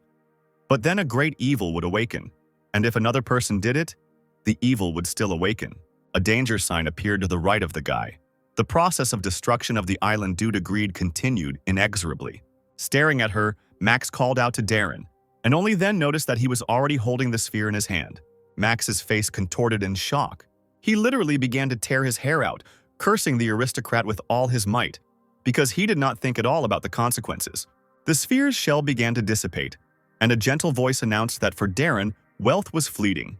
For him, born the heir of a great family and having experienced all the delights of wealth, the feeling of greed was unfamiliar. Steam was coming out of the ears of young streamer Percival from the realization of what kind of exclusive he was currently filming. The sphere completely dissipated and turned into a weightless shining crown, the treasure of the island. Holding the trophy carefully, Darren said that the only way to prevent greed from swallowing the treasure was to take it without any hint of greed. How happy Max was when he realized that the aristocrat had succeeded. He danced and jumped on his head with joy. The island's jungle was becoming restless, and it wasn't the wild animals that were to blame. The events that followed the killing of the turtle were closely observed by a man with binoculars. He chuckled villainously, rolling the player's name over on his tongue, syllable by syllable. The slender stranger clutched an oblong dagger in his hands, from which drops of blood were dripping, and he defiantly whispered that he was eagerly awaiting Max to collect all the treasures. Not far from him lay a dead member of another guild. Another one in his death throes was trying to get to the blonde. He, treading heavily with wounded limbs, called out Baxter's name, calling him a miserable murderer. When the wounded warrior said that he would not let this go, his speech was interrupted by a sharp dagger cutting the unfortunate man's throat. He wheezed loudly, falling on his back as the killer loomed over him like a menacing shadow. The information board stated that Baxter had killed a player, for which he had received karma points, and he had also collected 32 trophies. The man, whose half of his face was covered by a mask, clutched a blue emerald in his hands. He would definitely take away all the treasures collected by the hunter in one go. The streamer's lips trembled and tears flowed from his eyes as the aristocrat proved that he was not greedy. He told his audience with excitement in his voice that Mr. Max had just received the island's treasure, and without even provoking the continuation of the breakup process, remaining calm, like a boa constrictor. Max looked at the crown in the aristocrat's hands, grimacing as if he had tasted a sour lemon. The sign said that this was the island's treasure, a broken crown with an epic rating. The decoration was noticeably transformed when the shine faded from it. Now it became clear that the crown was completely worn away by time, fragile and nondescript. The guy rolled his eyes, deciding that this was someone's stupid joke. Would the next treasure really be the same? A sign appeared in front of Darren about the new members of his team. Knights Max, Arthur, Tristan, Lancelot, notably. Next to the hunter's name there was a small crown, despite his low level compared to the other knights. Max stared at the screen in surprise, not understanding what kind of command this was, when Arthur decided to explain. He slapped his hand against the armor in the chest area, repeating what he had said earlier. The Lionheart remains with the traveler. As usual, not a single emotion flashed across the aristocrat's face, but Max was amazed by what he heard. After all, he believed that that phrase meant the Order's refusal to attack the hunter in the future. The head once again emphasized the guy's lack of greed, and the fact that Max saved their lives. The man's gesture was repeated by all the other knights, who swore allegiance to the hunter. Although they did not know his purpose while on the island of Asura, they promised to be Darren's swords and shield. Max looked at the warriors, his mouth open in shock. Could it be that the best knights of the Empire followed him, ignoring the huge difference in levels? The guy laughed with delight when he saw the mobs as well. A golden sand snake, a bat made of precious stones, an emerald tiger, and a golden sand scorpion. Even the imperturbable Darren, clutching the lion's head on Arthur's armor, urged them to quickly go to the next island. Human movements caused nature to fuss anxiously in the depths of the jungle. Baxter, blending into the surroundings, invisibly followed the order, never losing sight of them. His comrade's voice came through his earpiece, telling him what he already knew. Max had taken the treasure, but the breaking process had not changed. Then asked if their guild could compete with Lionheart. Baxter called the speaker a coward, but he objected, citing caution, since the knights were not like the Second Son, weaker opponents. The villain's eyes lit up with a dangerous purple flame. He dreamed of the moment when the hunter would get to the pier to get to the next island, and then the Hydra's poison would spread throughout the ship. Anyone, Max, Arthur, certain death awaits them when even a particle of poison gets into their lungs. Just as he muttered that he wanted to make sure the treasure was there before killing it, the hunter's eyes lit up with a blue light and his gaze fixed directly on the man. Somewhere on the ghost level, his head was severed from his neck, so quickly that his hand was still clutching the binoculars. Baxter grabbed his neck in horror, frantically feeling it. Was it his imagination? Did the hunter really guess everything? There was a truly murderous atmosphere around the guy. It was felt by every cell of the body of anyone who was nearby. On a gnarled branch of a large tree sat a cute rodent, clutching a nut in its paws. As the squad led by Darren passed by, Max blossomed at the mere sight of the squirrel-like animal. Arthur grinned and whispered to himself that he thought so. Lord Max had noticed too. The man exuded the same energy, loudly drawing attention to the rat by the tree, his eyes wide and terrifying. The signs surrounded Baxter, who was clutching his throat. Arthur noticed him. His mental indicators dropped, and his status became abnormal. The man was subject to fear. Darren raised his head thoughtfully, peering into the thick branches. Max, looking up, continued to see only the harmless little animal. He fell silent, covering his mouth with his hand, surprised that such a strong man did not like rats, so terrible was his expression. Darren's attention was distracted by a sign that suddenly popped up, warning of increasing greed on the island of Asura. The process of rupture continued, now occupying 8 squares. There was only one treasure left. It was not worth being distracted by the squirrels. Darren said this out loud to the smiling head of the order. Until the rupture process filled all the squares, and the discovery of the treasure did not allow the great evil to awaken, the team had to hurry. Arthur looked at the boy warmly, encouragingly saying that he would follow him. They walked on, leaving behind a rock with intricate greenery on it. Baxter's comrades tried to reach him through the communications channel, but the man seemed unable to believe that he was still alive. The player's legs were shaking. He leaned against the trunk of a large tree, blindly groping along it with his hand, while strange voices rang in his ears. Thoughts swarmed in his head like annoying flies. Why did he survive? Why did Max spare his enemy? Did he feel sorry for the man? Or did the guy decide to ignore the blonde altogether? Baxter slowly sank down onto his haunches, sliding down the tree trunk, hot tears of relief streaming from his eyes. He had definitely gone mad. He pulled off the mask from his face, on which a childishly frightened expression was frozen, and declared that he did not intend to fight anymore, causing surprise among his comrades. Baxter added that if they wanted to live, they should not pursue Max under any circumstances. Another member of Supernova, John, on the other end of the line grimaced, baring his teeth, looking at the screen of his mobile phone in bewilderment. He became extremely angry, threw the phone on the ground and began to trample it under the surprised looks of the other men. John cursed the fugitive out loud because he insisted that Hydra Venom was needed for success, so he had to take out a loan to buy it. Hearing another player try to calm him down made John even more furious. He grabbed the speaker by the collar and began to shake him, spraying saliva in his face. What does it matter to him? It's not his money anyway. Another red-haired warrior quickly broke up the budding fight, demanding that they stop being hysterical and not get angry. But the veil of rage burst out of the man like red mana. He cursed again, screeching at his comrades, asking why they were so calm. No one could understand what was going on. The other participants were even accused of colluding with Baxter, and they demanded an explanation. John, completely enraged, was ready to kill the members of Supernova, convinced that the fugitive had given them his money. Meanwhile, the Lionheart's path continued. Darren looked sharply at the sky where dark colors were thickening, and birds, disturbed by the noise in the jungle, circled restlessly above the trees. Faithful Arthur followed the guy's gaze and asked him what was the matter. He shook his head, indicating that everything was okay. But he still found the incoming notifications suspicious, which were similar to those he had received upon arriving on the island. The entire island was engulfed in great evil. Something was wrong, and the hunter's instincts were screaming about it. It was as if an invisible demon was very close. Blinded by rage, John lunged forward, piercing the red-haired player's stomach with his dagger. The man coughed, hissing that his killer was crazy about money, but he hadn't thought it was that crazy. At that moment, the veil seemed to fall from John's eyes, and a sign about the murder of another player appeared. He cut, hacked, and pierced his comrades with a sharp dagger, asking if they had stolen his money. For the murder, he received golden fruits and trophies. Percival, his hand over his mouth, was clutching the tripod with a trembling hand, holding the phone attached to it, where the live broadcast was still going on. Without taking his hand from his mouth, he dared to look out from his hiding place to see what was happening with his own eyes. The ghostly spirit of the demon towered over John, who was grinning madly. The man only wanted to take back what had been stolen from him. The boy, beside himself with horror, ignored the screenings and started running. The murderer's bloodthirsty expression was still clearly visible before my eyes. Without looking where he was going, the streamer ran, trying to leave the terrible place, praying that the man would not notice him, because all those rumors about murders in the rifts turned out to be true. The guy understood that he would be killed if caught, and he needed to get out of this place as quickly as possible.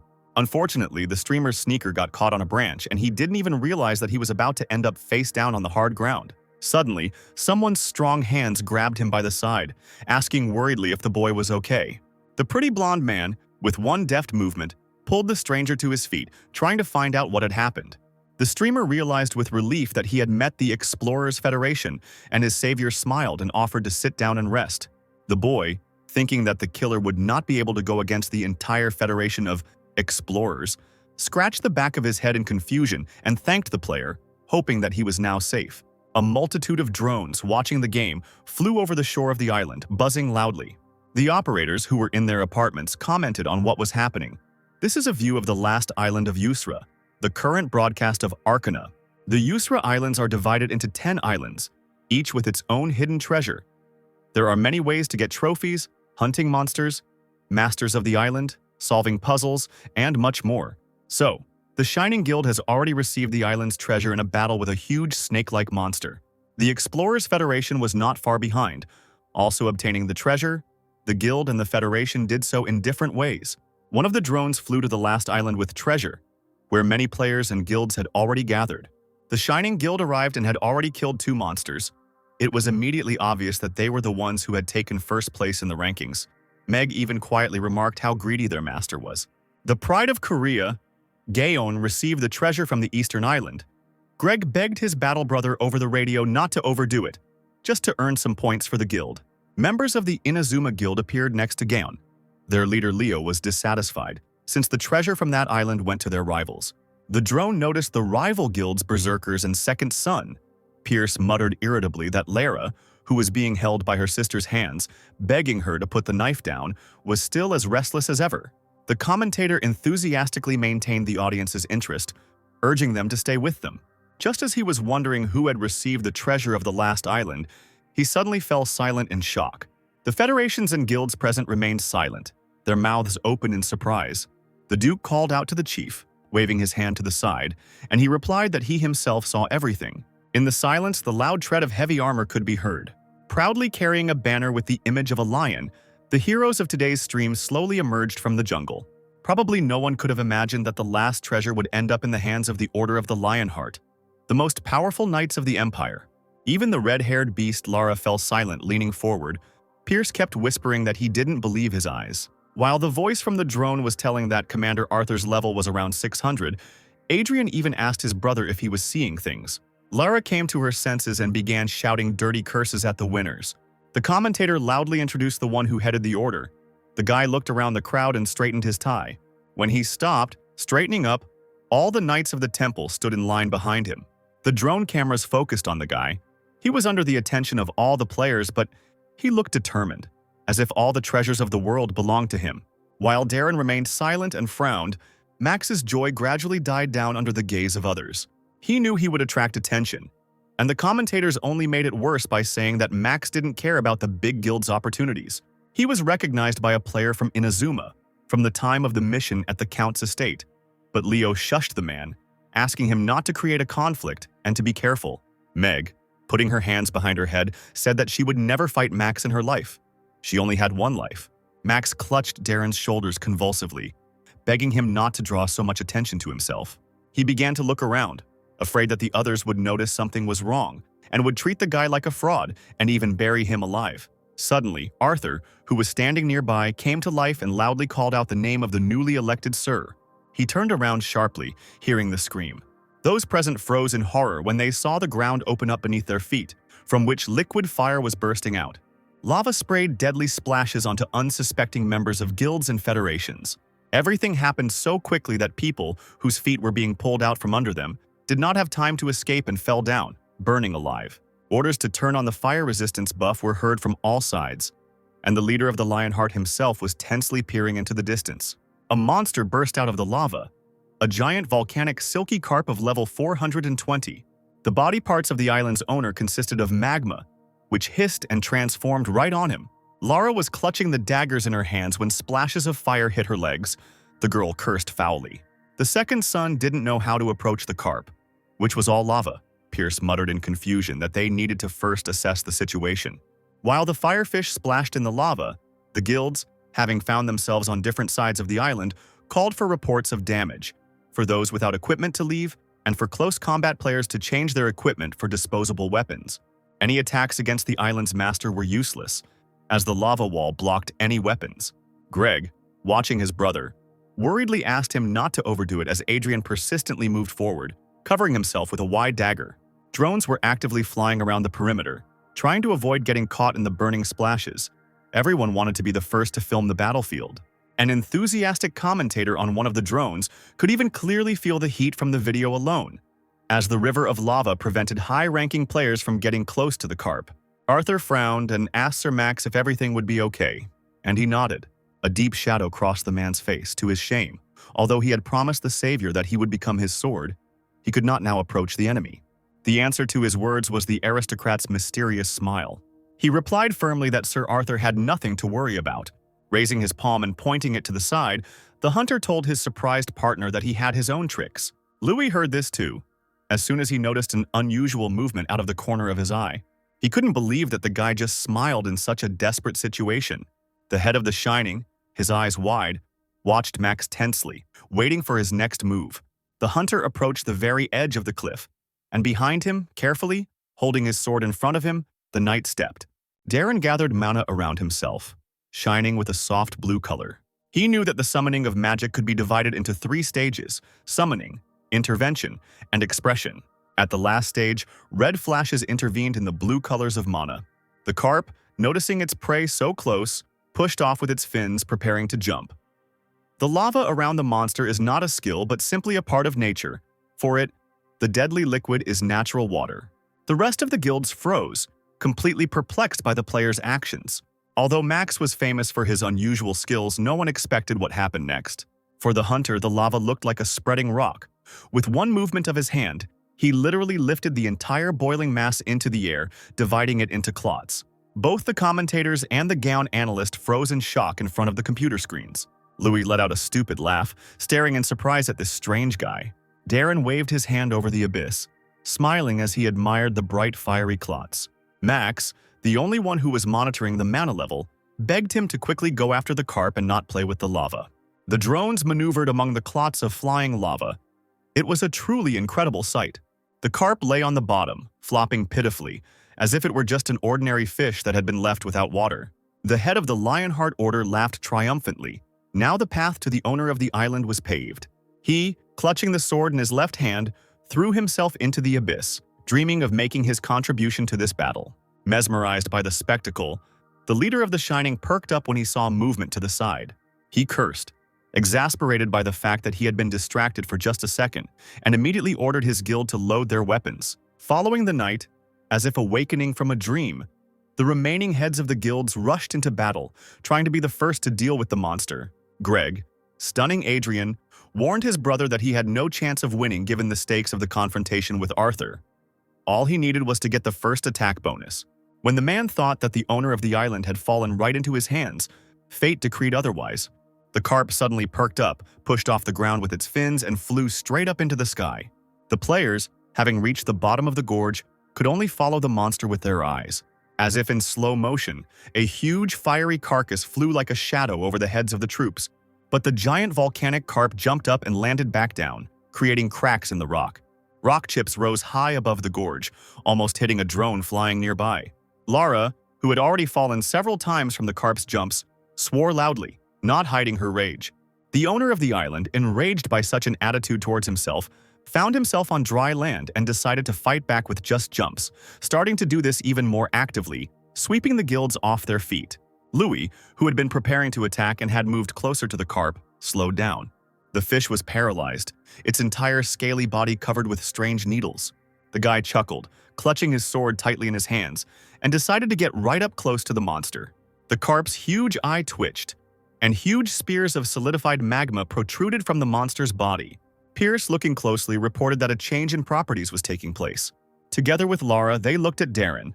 The man explained that the hunter cooled the lava so that it turned into stone, just like water turns into ice. What was surprising was that such big changes were impossible given the mana limitations set by the system. When Darren said the name of his knight, he seemed to be filled with the guy's mana. His movements became precise. The warrior's hands moved as if they were mechanical. Arthur rushed forward, overtaking the other players, and in one movement pierced the carp, leaving behind a blue lightning bolt. Signs were lowered in front of the heads of all the federations and guilds, announcing the victory over the giant volcanic carp. Louis scratched his head in dismay, thinking how humiliating it was that the top-ranking Shining ones had a 0 contribution rate. Commentators and drone operators leaned low over their laptop screens, chattering happily. The carp, studded with spears, lay motionless at the bottom of the gorge. In such a short time, the owner of the island was defeated. Darren was still standing with his arms folded across his chest at the edge of the gorge. It was he and the Lionheart Knights who had the highest contribution rate. If the aristocrat still looked relaxed, then Max, like an invisible shadow, was literally losing consciousness from a lack of mana. The player was rewarded for the high bet rate, and the blue sphere appeared in front of Darren again. Was he lucky enough to get the island's treasure for the second time? The hunter gently placed his palm on the sphere, thinking that this trophy was his last. On the other side of the screens, the men were afraid to blink, so as not to miss a single move of the winner. Behind Darren, other players crowded around, amazed that after touching the sphere, the destruction process was not displayed. After a few seconds, the sphere stopped shining so brightly, and dark clots began to gush out from it in different directions. The red plaque stated that the Asura archipelago was being taken over by greed. The process of destruction was almost complete. The Second Sun Guild were worriedly talking among themselves.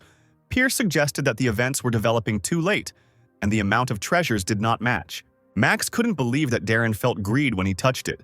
The treasure he had just found had no effect on the course of destruction, but there was a strong demonic energy coming from somewhere. Greed must have taken possession of another treasure somewhere in the depths of the island. Streamer Percival fell on his back, covering his mouth with his hands, and the saviors crowded around him, trembling with horror. Right in front of them stood a maddened John with a sphere in his hands. He dealt with many members of the Saviors Federation. Another sign said about the murder of another player and about the treasure received. Tears streamed down the blonde Federation's cheeks, screaming that the bastard had killed Julie. He wanted to tear the player apart with his bare hands, but he was stopped in time. John, clutching the blindingly bright sphere in his hands, blinked several times. He made a strange sound, clutching his head with one hand and closing his eyes tightly to avoid being blinded by the glow. The man seemed to wake up from a deep sleep, realizing that he did not want to do what he had already done. The player's head was splitting into pieces from unbearable pain. Suddenly he saw his demonic double leaning over him. Something, running long claws across the man's face, asked what he meant. Greed? One of the 7 deadly sins was looking at him. He grabbed John by the throat. He himself wanted this and received help. Why is he refusing now? The player had a weak psyche, but the demon helped him get what he wanted, even without the necessary skill. Now it was the turn of sin itself to get what it wanted. A small human figure, wheezing loudly, stood on the threshold of death. A huge mouth with fangs as sharp as daggers was eager to devour the fallen player. In the last seconds of his measured life, he heard the sound of someone's feet and screams. A thin figure in heavy armor rushed towards John, waving his sword. The streamer, wiping away his tears, stepped back, seeing the one who appeared in front of him. Tristana, a knight from Lionheart, asked the boy how he was feeling. Percival's lips trembled slightly, hoping that they all had a fleeting chance to escape. Following Tristana, skirting the heavy branches of the trees, a man in a formal black suit appeared. Darren appeared in the clearing and immediately covered his nose with his hand, disgustedly noticing that it smelled like rotten demons. The saviors immediately straightened up, and the young streamer excitedly called the player by name. The boy sobbed and again ran his hand over his eyes, wiping away the tears. Picking up his phone from the ground, he, filled with determination, solemnly announced that the stream was starting over. Darren suddenly felt an unusual sensation in every cell of his body. He saw Tristana with a sword at the ready. The girl warned that the man at the other end of the clearing was alive and asked him to give her an order. The boys were amazed to discover that a class quest had been created because of what had happened. Sin seemed to swallow the human body, and John, or what was left of him, clenched his hands into fists, screaming hysterically. Tristana watched as the entire space was filled with a red blood-like light. A deadly evil was brewing on the Asura archipelago. Such a wind blew that Arthur, who had just arrived, could barely stay on his feet. The island's treasure, the red sphere, rose upward, decreasing in size. John followed her, sagging like a rag doll. There was silence. Then the sphere began to tremble. The entire surface of the treasure became covered with cracks, from under which white light poured out. The man's eyes rolled back and his mouth opened in a silent scream. Shielding his eyes from the strong wind, Max barely saw on the emerging table that the island's treasures were being spoiled by greed. The class quest was finally created. Its conditions were to stop the resurrection of greed, to ensure that the island's treasures were not spoiled by greed. Status paused. Bloody streams began to gush from the depths of the earth. The island began to collapse. There was no panic among individual guilds. For example, the Shining silently watched the rift. Lara's sister, a head taller, clutched the girl's shoulder, whining in fear. Something resembling a human hand suddenly appeared from the crack. The players took a few steps back, trying to figure out what was in front of them. The shadow clung to the edges of the rift with its long fingers in order to crawl out onto the island. It was as if something had spat her out. The silhouette had already reached the shore, followed by a second hand. Pierce staggered, amazed by the strong vibration that shook the entire surface of the island. Drones flying high in the sky captured footage of the destruction that had befallen the islands. Long black threads could be seen across the entire area. The men could not believe that the islands were merging into one due to the destruction of the rift. Something appeared in the very center of the United Islands. Right from under the ground, freeing itself from the shackles of nature, the building of the Golden Palace slowly rose. Understanding flashed in Arthur's eyes. He would have recognized these vaults out of 1,000. Finally, when everything was over, the players were faced with the magnificent and majestic Golden Palace. The guild slowly, as if enchanted, walked towards the curiosity, hoping that it was another treasure of the island. Max and the aristocrat asked themselves this question, but they understood that they couldn't blindly trust everything that happened here. The landscape changed dramatically. The palace remained the same, but an evil aura hovered over it. An evil named Greed sat here. Max was sure that no one would ever want to come close to such a derogatory energy, when suddenly a blue sign announced that the class assignment was suspended. Arthur pulled his sword from its sheath and rushed forward. Something was approaching. As he gave the order to prepare for battle, a dead man's hand burst out of the ground right at Tristana's feet. The girl screamed shrilly, warning everyone to watch their step. Disturbed by the uninvited guests, many living dead, still wearing armor, came from the depths of the earth to the surface. The commentators laughed nervously as they talked about what was happening and urged viewers to stay with them. One of them, a dark-haired man, glanced at the phone and drooped. He immediately called his friend over to share the bad news. Someone slammed the office desk hard and in irritation. In the office of the anti-Arcana unit, an employee was shouting that the game needed to be changed. There was a hint of hysteria in the voice. People could die if they didn't block the entrance and block off the entire island in time. An update to the Arcana appeared on players' phones. In addition to the Golden Palace, a monster has joined the quest. The Soldier Who Doesn't Keep Peace, level 500. Max stared at Darren's phone screen, his mouth hanging open in surprise. And how can the guild survive in such conditions? The class's missions were to restore peace to the soldiers, destroy greed, and not allow the island's treasures to be tainted by one of the 7 sins. Everywhere, orders were heard to evacuate those unable to fight, retreat, and run, while Darren fearlessly walked forward. The levels of the mobs and bosses were too high. Even Arthur, realizing that he would only lose people, ordered the Lionheart to retreat immediately. He heard Sir Max's commanding voice behind him calling his name. He wanted to warn the boy about the many enemies, but turning around, he froze in place, seeing the hunter's gaze. He seriously asked the man if his oath to become a sword was still valid. The knight realized that the traveler wanted to fight, and warned him that their enemy was the great evil, and people's lives were in danger. Darren frowned and declared that he would punish the demons, and there were no other options.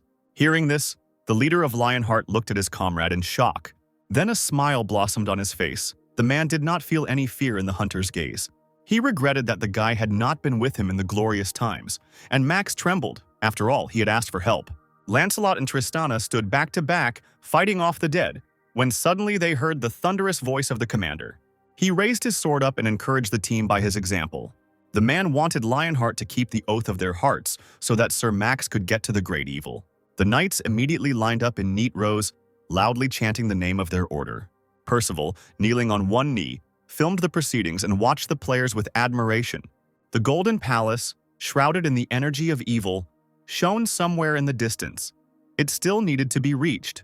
The entire slow path was blocked by a horde of the living dead, the island's warriors, who had once also selflessly defended their territory. Darren took a deep breath and loudly ordered the order to attack. In the office of the anti-Arcana unit, a dark-haired man was showing his colleague a video of the attack. He couldn't believe that the players had decided to do such a thing. Hadn't they seen the update message? Drone operators are glued to the screen. The Knights of the Lionheart Order and the player Max together attack the soldiers of the living dead, trying to besiege the Golden Palace. This event was broadcast across the planet on the televisions of ordinary people, and various experts were invited to express their opinions. School children ran away from classes to discuss Arcana while watching streams. Needless to say, the battle could be watched by all passers-by on huge screens right on the street. Meanwhile, there were alarming statements that the island should be isolated. Max nervously tapped his finger on his chin. As expected, the Knights of the Lionheart held up well. And of course, they were the best knights on the continent, who had no equal in close combat. Their attack helped Darren buy time to restore his own mana. He thought that if things continued like this, he would still have time to take part in the battle, and he did not notice how the already defeated dead were coming to life behind him. The leader of the Second Sun Guild was closely watching the knights' battle on his mobile phone screen, and when another player called out to him, calling him to join the battle, he shook his head. No guild will participate in this suicide, it is too reckless. Pierce was confident that the Lionheart would fail miserably and retreat. Max looked around and noticed with horror that the fallen dead began to rise again and slowly move towards the players. Darren had a sword in his hand, but his mana had still not fully recovered. Far beyond the horizon, a bright beam appeared, blinding the players for a second. He rushed past some of the Second Son members, his hair tousled by the strong gust of wind. The men turned around in bewilderment, following him with their eyes. The beam continued past Max and Darren. Adrian from the Gaon Guild arrived to help the knights and make his contribution, cutting down the dead with a fiery stream of his sword. The strong player tirelessly cut off the heads of even the strongest-looking warriors. He was distracted for a moment, noticing the small, girlish figure of the head of the berserkers very close. The girl who fought selflessly was also surprised by Adrian's presence. Drones filmed the movements of two guilds, unexpected reinforcements for Lionheart. Having cleared a path for himself, Adrian saw Darren barely standing on his feet. Max behind him was in much worse shape. Lara, in her usual manner, immediately pounced on the guy, screaming. Max, clutching the aristocrat's shoulder, beamed. Had other players really come to their aid? Darren paused, then suddenly commanded them to help him, causing Max to cry out in horror at such ignorance. The guild members surrounded the hunter, and there was an awkward pause.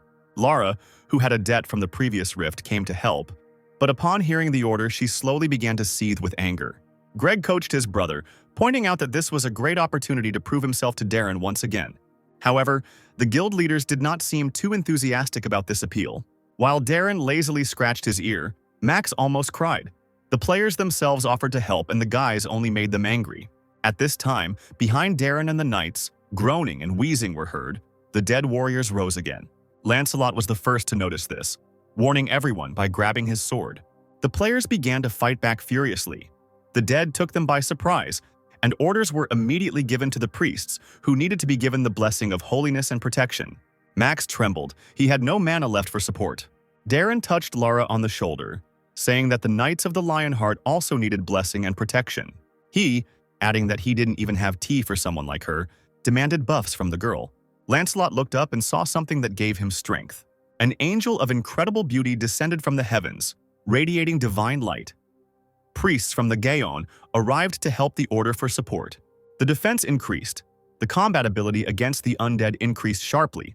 The leader of the berserkers stamped her foot, saying that this was a cheap trick. She was the one who wanted to help first. The Knights of the Order immediately felt a surge of strength. Now they would be able to destroy the dead. Darren told Adrian that he would not forget this act, and he, extremely happy, waved his hand, killing another rebel. The man smiled unctuously, offering the hunter personal buffs. A blessing for holiness, protection, in general, whatever Darren wished, the priests of Gaon would fulfill. Darren, without thinking, blurted out that he did not believe in God and did not need anything. Adrian froze in shock, staring at the hunter in surprise. Max immediately covered his game double's mouth with his hand, ordering him to shut up. Arthur stopped, watching him. The man was breathing heavily and heard someone call his name. This voice pierced his brain with sharp needles, causing the knight to convulsively grab his head. He opened his eyes, which had been closed in pain. In front of the Lionheart leader stood a silhouette made of only light, saying that there was no more faith in God. Light filled the entire iris of the man's eyes. His majesty had arrived. The doors of the palace turned red. Something was seething and shaking inside. Bloody flashes gushed out. They reached straight towards the knight, completely enveloping him. While no one understood what was happening, Darren and Adrian, who were standing closest, stared at Arthur in surprise. The Lionheart's leader didn't dare to close his eyes, and the dark red snakes narrowed and penetrated straight there. While they were sending their poisonous miasma into the darkened pupils, the man whispered what he had promised the Emperor. The golden, elaborately crafted doors closed behind the knight with a bang. He dropped to one knee before his master, reporting that a demon legate had appeared in the northwestern canyon. A young man with long blonde hair sat on the throne, crossing his legs, and listened to Arthur, who promised to leave immediately on his orders alone. There was a silence. The ruler moved his graceful fingers in a thin glove. He rose slowly and gracefully from the throne, walking past Arthur. He turned to watch the overlord, who concluded that thousands of soldiers would once again fall at the hands of demons. The man stopped at a large window, saying that demons had appeared and the adventurers had disappeared. The magic tower that was investigating them instantly disappeared right under the eyes of many townspeople. The worst thing is that a huge part of the Empire's territories and its subjects disappeared without a trace. Every night the inhabitants asked God if this world had really come to an end, if this was really his will. The ruler, lowering his head, whispered that God had never answered him. And even the red moon, bashfully hiding behind the clouds, could not answer the question whether God had disappeared too. Turning around, the handsome blonde asked his knight to share his own thoughts. The man swallowed hard, answering that demons were blocking God's path to people. Arthur rose to his feet abruptly, vowing that the servant of the Lord would return after defeating the legate of demons and would surely open the way to God for his majesty. The Lord did not answer, looking carefully at the knight. Then he shocked Arthur with a confession. Everything was fine. Now he himself no longer believed it. A smile blossomed on the lips of the young ruler. He said that he would only believe in the return of his knight. Arthur nodded, smiling back. As promised, the man brought his best warriors onto the battlefield. They fought selflessly against the most powerful and terrifying creatures from the underworld. It was in this fight that the man received his terrible scar on the bridge of his nose. But at that moment, he did not even pay attention to it. He encouraged the soldiers, calling on them not to surrender, as his majesty was expecting victory. Right during the battle with another demon, Arthur noticed him. The demon legate is unlike the others. With bright eyes, smooth purple skin, and despite his demonic origins, a beautiful face. Abandoning everything, the knight ran to the legate, intending to get rid of the spawn of hell here and now. The demon looked at the man with a contemptuous gaze, holding onto the reins. A slight smile touched the creature's lips. Alas, it was too late. Arthur frowned and turned around in bewilderment. His outstretched hand came across an energy barrier, a thin wall of blue color. Something strange was happening to the knights on the battlefield as well. Mana passed through their bodies, causing the warriors to tremble and retreat.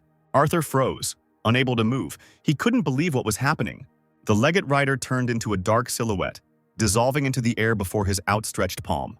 The next moment, instead of the demon, people were looking at the knights, filming them on their smartphones. Sprinkled with the blood of their enemies, the knights found themselves in the city square, frozen in combat poses. The flashes of the cameras were blinding. The human hum grew louder. The man did not understand where he was. The crowd talked among themselves in bewilderment, recognizing the strangely dressed aliens as Arcanians. But it didn't matter at all to the knights. They had to return. Return to the battlefield to win victory for his majesty. Arthur returned to the island, kneeling before the silhouette.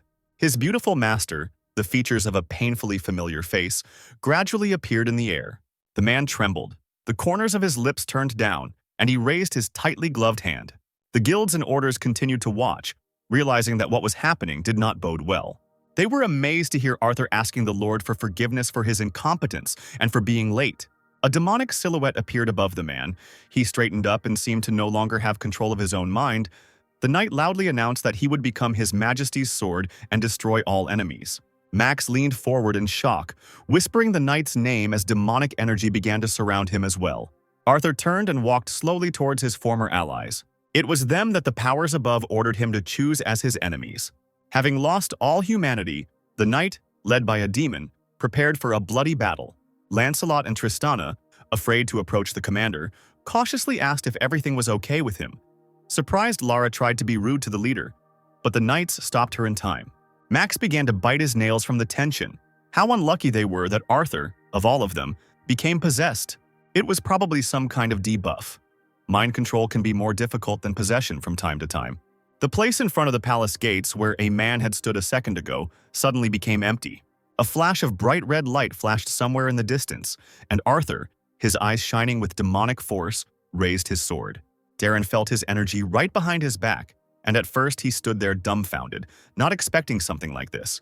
Out of the corner of his eye, he saw a sharp movement from the other side. It was none other than the head of the Gaon. The man, flashing a toothy smile, winked at the hunter, assuring him that he was now safe. Adrian didn't think that the answer he would receive would be a look of hatred from his beloved Max. The red-haired warrior stepped back. Greg's voice in the earpiece scolded him. He shouldn't have interfered in the affairs of Max's comrade. Now he was clearly disappointed. Max's vision was double as he recuperated, and in the back of his mind he knew that Darren had hurt Adrian, who was just trying to help. Finally, he shook his head. His mana had almost recovered, and the head of the gown had greatly helped with this. Meanwhile, Arthur's own knight Lancelot clashed swords with his own. He begged the commander to come to his senses while he persistently tried to stab the innocent player with a weapon. The entire detachment is obliged to return to His Majesty in full force. The man froze for a moment, but then his eyes filled with demonic malice again, and Arthur spat out an order to be silent through his teeth. He stunned his troop by calling them filthy demons who dared to mention His Majesty. The demon controlled the man. making them believe that the commander had betrayed them, turned away from his brotherhood. The man bared his teeth and furiously attacked Tristana and Lancelot, loudly blurting out that he no longer wanted to listen to them. Max looked at the sky where Arthur, possessed by the demon, was moving chaotically, noticing that same glow again. The knight's cloak fluttered. The sword in his strong hands was pointed straight at his comrades. Lancelot had no choice but to defend himself and the rest of the squad. The man warned the others that the crazed leader was heading for the front. He rushed past the players like a whirlwind, sweeping away everything in his path like a hurricane. The demon lifted the man into the sky and again ordered him to attack. Arthur, baring his teeth, picked up speed to come down with another blow. The devilish power exceeded the ability of an ordinary knight, and a huge dent was formed in the ground. Adrian held onto his sword with all his might as the other players were swept off their feet by more and more attacks. The knight kept throwing his sword at him and at Lara, who stood in his way.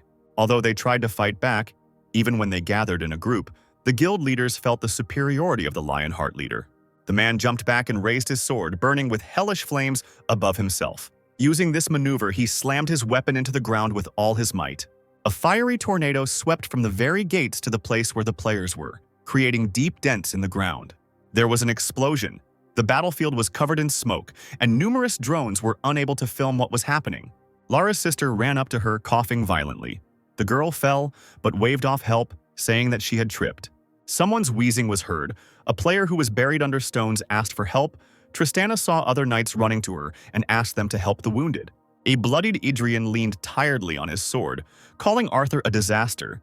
He told his worried brother that he was fine. Blood was streaming down the man's face from a cut forehead. He removed his hand from his face, seeing something incredible. The other players, sensing the hesitation, also turned their heads in that direction. The wounded Lancelot rose up on his elbows in shock. Percival, who had not stopped filming, sat down heavily on the branch of a tree under which the entire Federation of Saviors had gathered. The hunter approached the bewitched knight and directed his palm at him with authority. The man stopped, holding his bloody sword up, and did not move. The knights couldn't believe what they saw. Max stopped the commander with one gesture. Max rolled his eyes. He didn't see what was happening to his double. Darren's eyes lit up with an inner strength, and he adopted a "don't hit me" attitude. Arthur stared at the guy, looking at him in surprise. Max himself did not expect that his maneuver would have such an effect on the demon inside the knight. The aristocrat, without giving up, returned to his usual state. The Lionheart leader saw only one hunter clearly among this blurry horde of demons. Darren's voice in his head replied that he didn't know anything about it. Maybe it was because the guy was a demon hunter. This was one of the effects of the skill exorcism. Arthur cautiously asked the traveler to identify himself. Otherwise, he would have to strike him down. Max's thoughts were racing. He understood that he would die if he remained silent, and he could only curse out loud. The aristocrat blinked his eyes in bewilderment as the knight continued to glare at him. Max was tearing his hair out behind Darren as Arthur asked him if he was silent or couldn't answer. Finally, the knight's empty gaze passed over the hunter, concluding that nothing would matter anymore once he killed the man in front of him. Darren protested loudly and lowered his palm. He asked to wait and extended his hand as if to shake hands. The knight frowned, thinking that the hunter wanted to deceive him. But the clear figure did not attack. It merely changed the position of its hand. The red light disappeared from Arthur's eyes as he looked more closely, his gaze clearing. That same brooch, on the stranger's chest, brought back memories just by looking at it. The brooch was presented by His Majesty to the tower. The entire squad of knights bowed before the player who saved their lives. The Order of the Lionheart swore allegiance to the owner of the brooch, Max. After all, he himself swore that he would become the young man's sword. The warrior's hands trembled, and he opened his eyes wide and whispered the hunter's name. Darren didn't react in any way, while Max looked dumbfoundedly over his shoulder, hoping that the drugged man had remembered everything. As expected, true sincerity worked. Max is a friend, and he is unarmed. The guy exhaled tiredly, clutching his cheeks with his palms. Darren glanced down at the blue sign that had appeared. The level of the exorcism skill has increased, and even some new effects have been added. Feeling danger behind his head, Arthur turned around abruptly. He screamed, warning Max of the danger. He himself, turning around, heard someone's demonic laughter, his gaze clouded with incredibly powerful magic, furious, saturated with hatred. The space of the island disappeared. Right in the middle of the void, filled with dark light, a man sat on the throne, his hands on his knees. Max assumed that he had entered the mind of this stranger, but everything around him screamed that this man was the embodiment of evil. The man on the throne, handsome and young, wearing outlandish clothes with massive gold jewelry, muttered sadly that he simply wanted to protect his kingdom. Max almost fell over from the noticeable shaking when the man added that he was only worried about his precious kingdom of Usra. Once upon a time, the island was a land and sea full of abundance, filled with sparkling gems and people who loved each other in peace and happiness. But one day a stranger washed up on the beach. The people of the kingdom and the king himself took care of him and treated him with the utmost respect. And then, having gifted him with riches, they sent him away. The price for this was a brutal invasion of the island by outsiders. The locals were brutally killed and robbed. Those people who had never fought before were unable to fight back. The kingdom was trampled, enslaved, and the king himself was overthrown by the one who had once been given a sincere welcome. The young ruler looked into the eyes of his tormentor, asking why he did this, when they could have divided the island's wealth between themselves. The invader laughed in the young man's face. Why would he divide the gold and emeralds?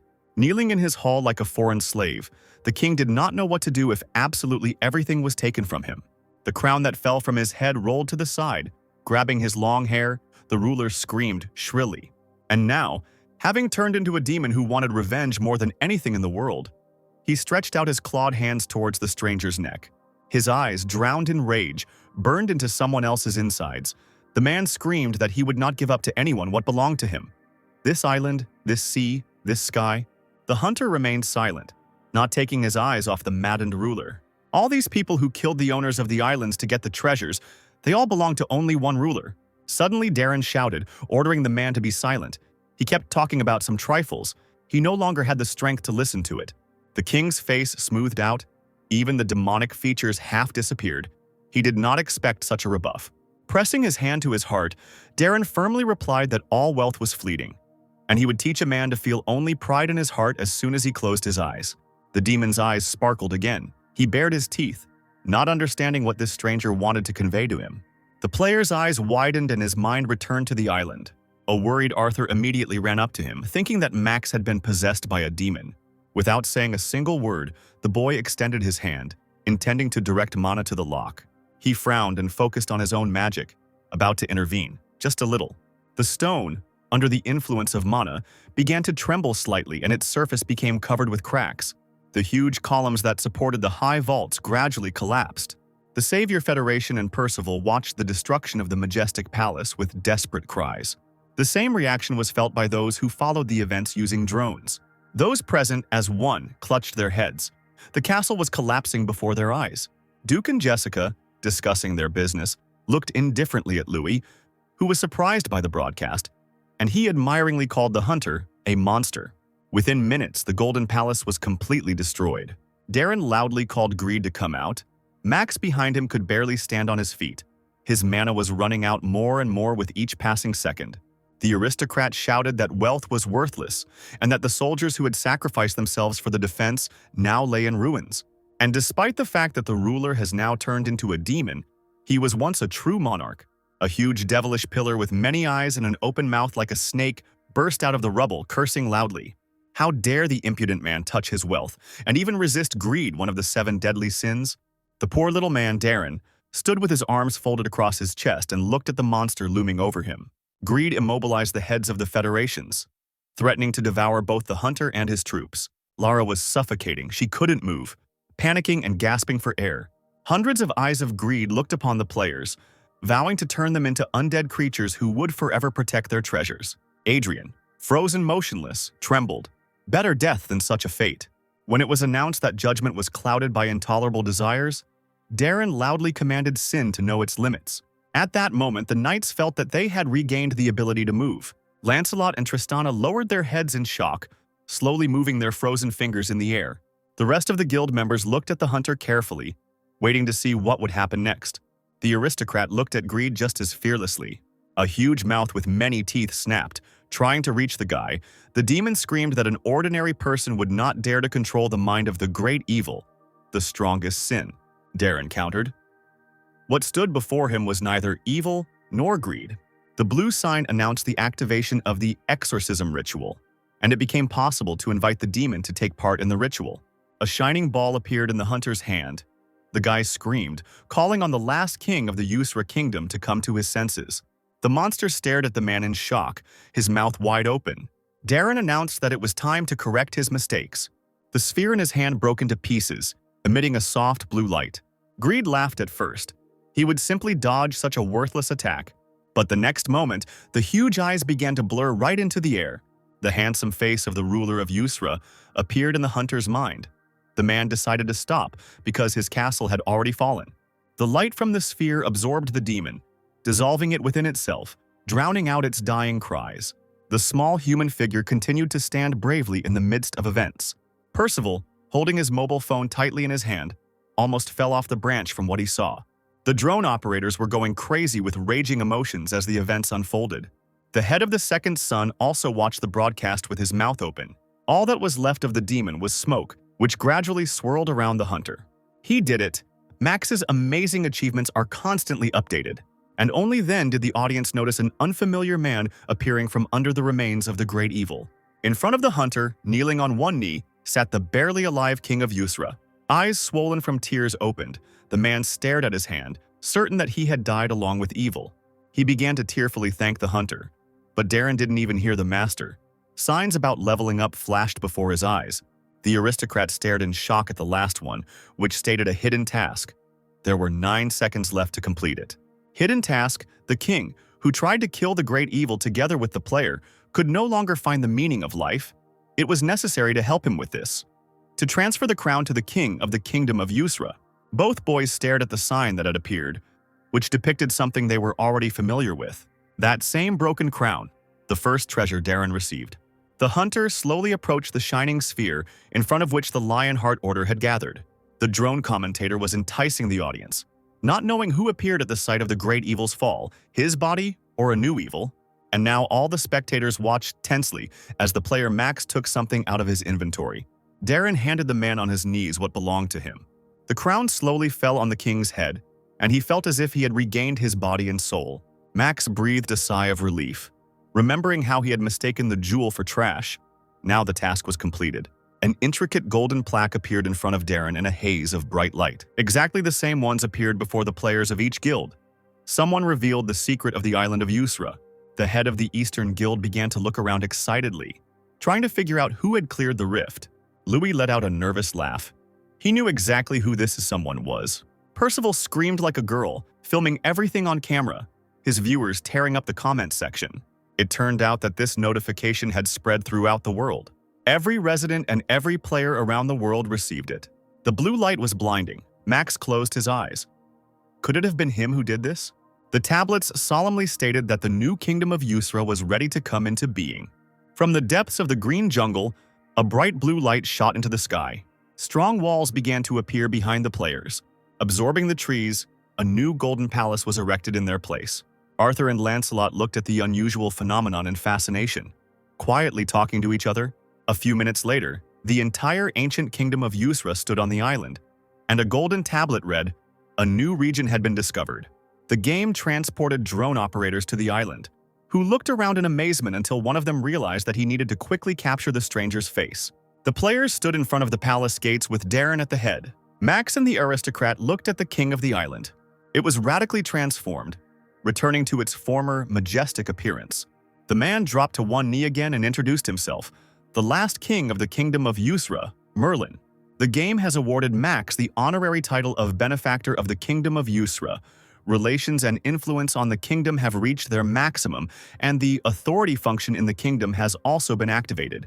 Merlin thanked the benefactor of the king and his kingdom. Lara's sister, looking at the man with admiration, even thought out loud about seducing him. The head of the berserkers rolled her eyes upon hearing this. Percival received more and more comments from amazed viewers. Max's face turned into one big letter O from what he saw. He trembled, hiding behind Darren's back, as the king, pressing his hand to his chest, asked the name of his savior. The player tried to relax. Even the fallen king of the ancient kingdom remains its ruler. He only hoped that the aristocrat would be polite, but he simply blurted out the name without any frills. The guild leaders were shocked by such rudeness. Merlin smiled kindly, promising that he would remember the name of his benefactor for many generations to come. The leaders were amazed again, but this time by the king's politeness. As Merlin stood up, he remembered that while under the influence of the great evil, he had heard important words. The man repeated Darren's words that it was time to correct his mistakes. Max grabbed his head, It sounded so pathetic. Looking back, Merlin told how he wanted to commit suicide after that, along with the great evil. But then his benefactor saved his life and gave him a crown. Arthur was dumbfounded. For a moment it seemed to him that the silhouette of his ruler appeared behind Merlin. The man lowered his head, wondering what he should do. A king who had lost all his subjects because of his own mistakes. Darren remained silent, not knowing yet how to console the king. Now that the kingdom had returned to the island, the jungle was no longer so lonely. In the jungle, skirting the trees, the head of the second son was racing. His team could not keep up with the man, but he ordered them not to whine and to hurry. He excitedly shouted that this was the first update of the world-class Arcana. A new country had appeared, and it was necessary to smell the gold of Yusra. Back in the days of Arcana, one country was incredibly valuable. This land would have cities, villages, and an incredible amount of rare monsters, hidden treasures, and resources. But once the kingdom is rebuilt, everything will become more expensive, and you need to hurry to take advantage of every opportunity. Meanwhile, Merlin stood thoughtfully in front of the palace, thinking about the future. Darren watched the king searching for the right words. When he spoke, the man turned around with interest, looking closely at the guy. Those present were surprised to hear that he was proposing to restore the kingdom of Yusra. Merlin's face showed genuine surprise. He didn't think that this was even possible. But the ruler's gaze fell again when he asked who would trust a king who had turned his back on his people and follow him. Darren looked seriously at the dejected Merlin, saying that everything would depend on the ruler himself. If he wants to regain his pride and correct his mistakes, the hunter will lend a helping hand.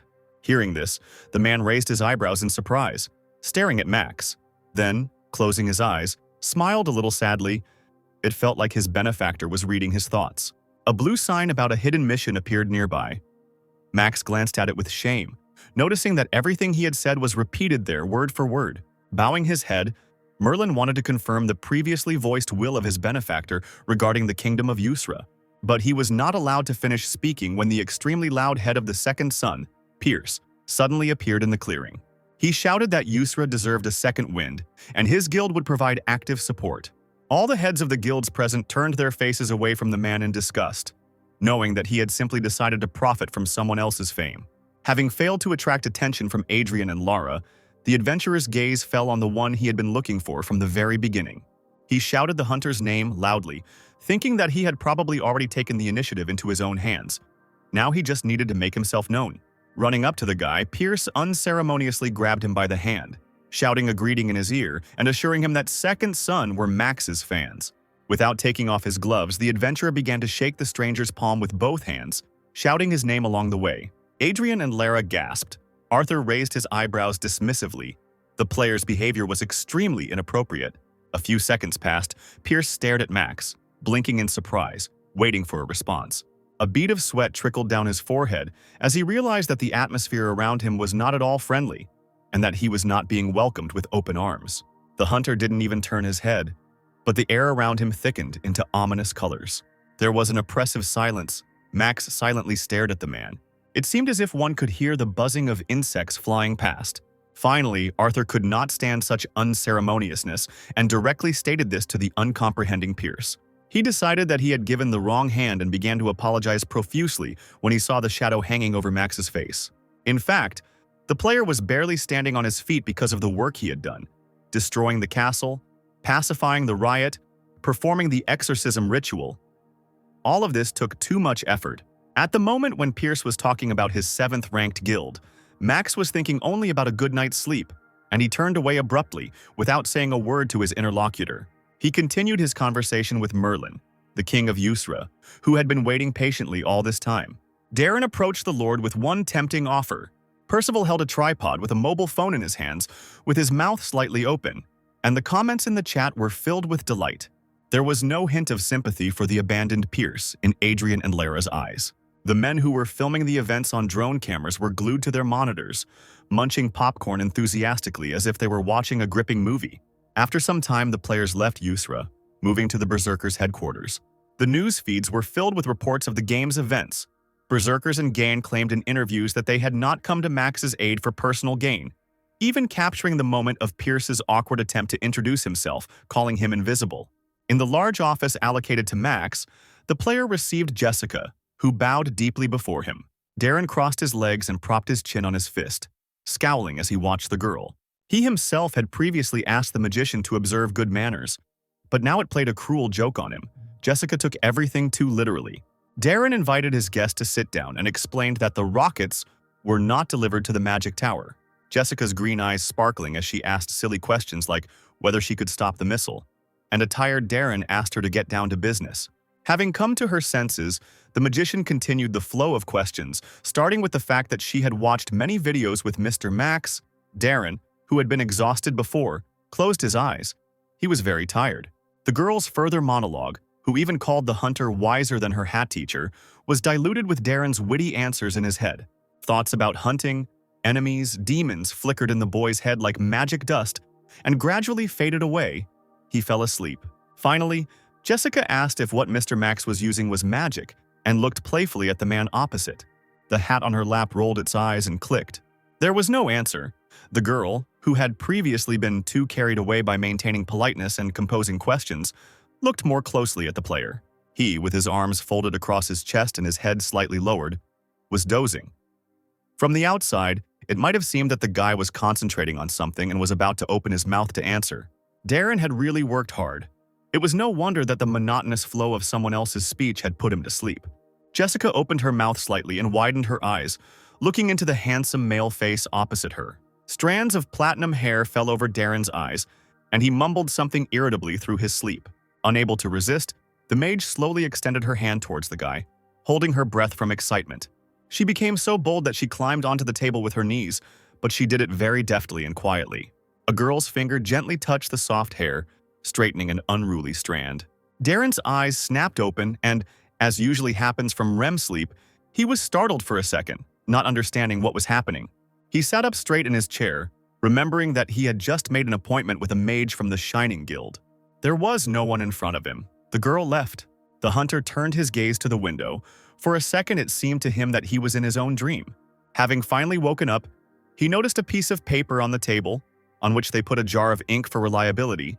Jessica wrote that she would come next time, for some reason pointing out that the guy's hair was getting in his eyes. Clutching the note in his hand, Darren remembered that due to fatigue, he fell asleep right in front of the guest, and for a moment it became awkward. But his thoughts were interrupted by a notification sign with a new task from Nicholas, which popped up right behind the sheet. The head mage of the Mage Tower wanted Max to join him in achieving an advanced level of magic. Darren rubbed his eyes sleepily. He needed to prove his abilities and convince most of the senior mages, but they would never just accept an ordinary adventurer. Behind the guy, Max yawned widely and stretched, loosening his stiff muscles. Darren closed his eyes tiredly, depressed by the responsibility of the task and endlessly wanting to get a good night's sleep. At that moment, there was a loud knock on the door opposite the table. The hunter straightened up, tried to shake off the remnants of sleep and invited the guest to enter. The door opened, and the magician Nicholas himself appeared on the threshold with a book in his hand. The man said he wanted to say something and was in a hurry, but the magician's sunken face lengthened at the sight of Max. He blinked sleepily, answering that he knew why the chief magician had come to see him.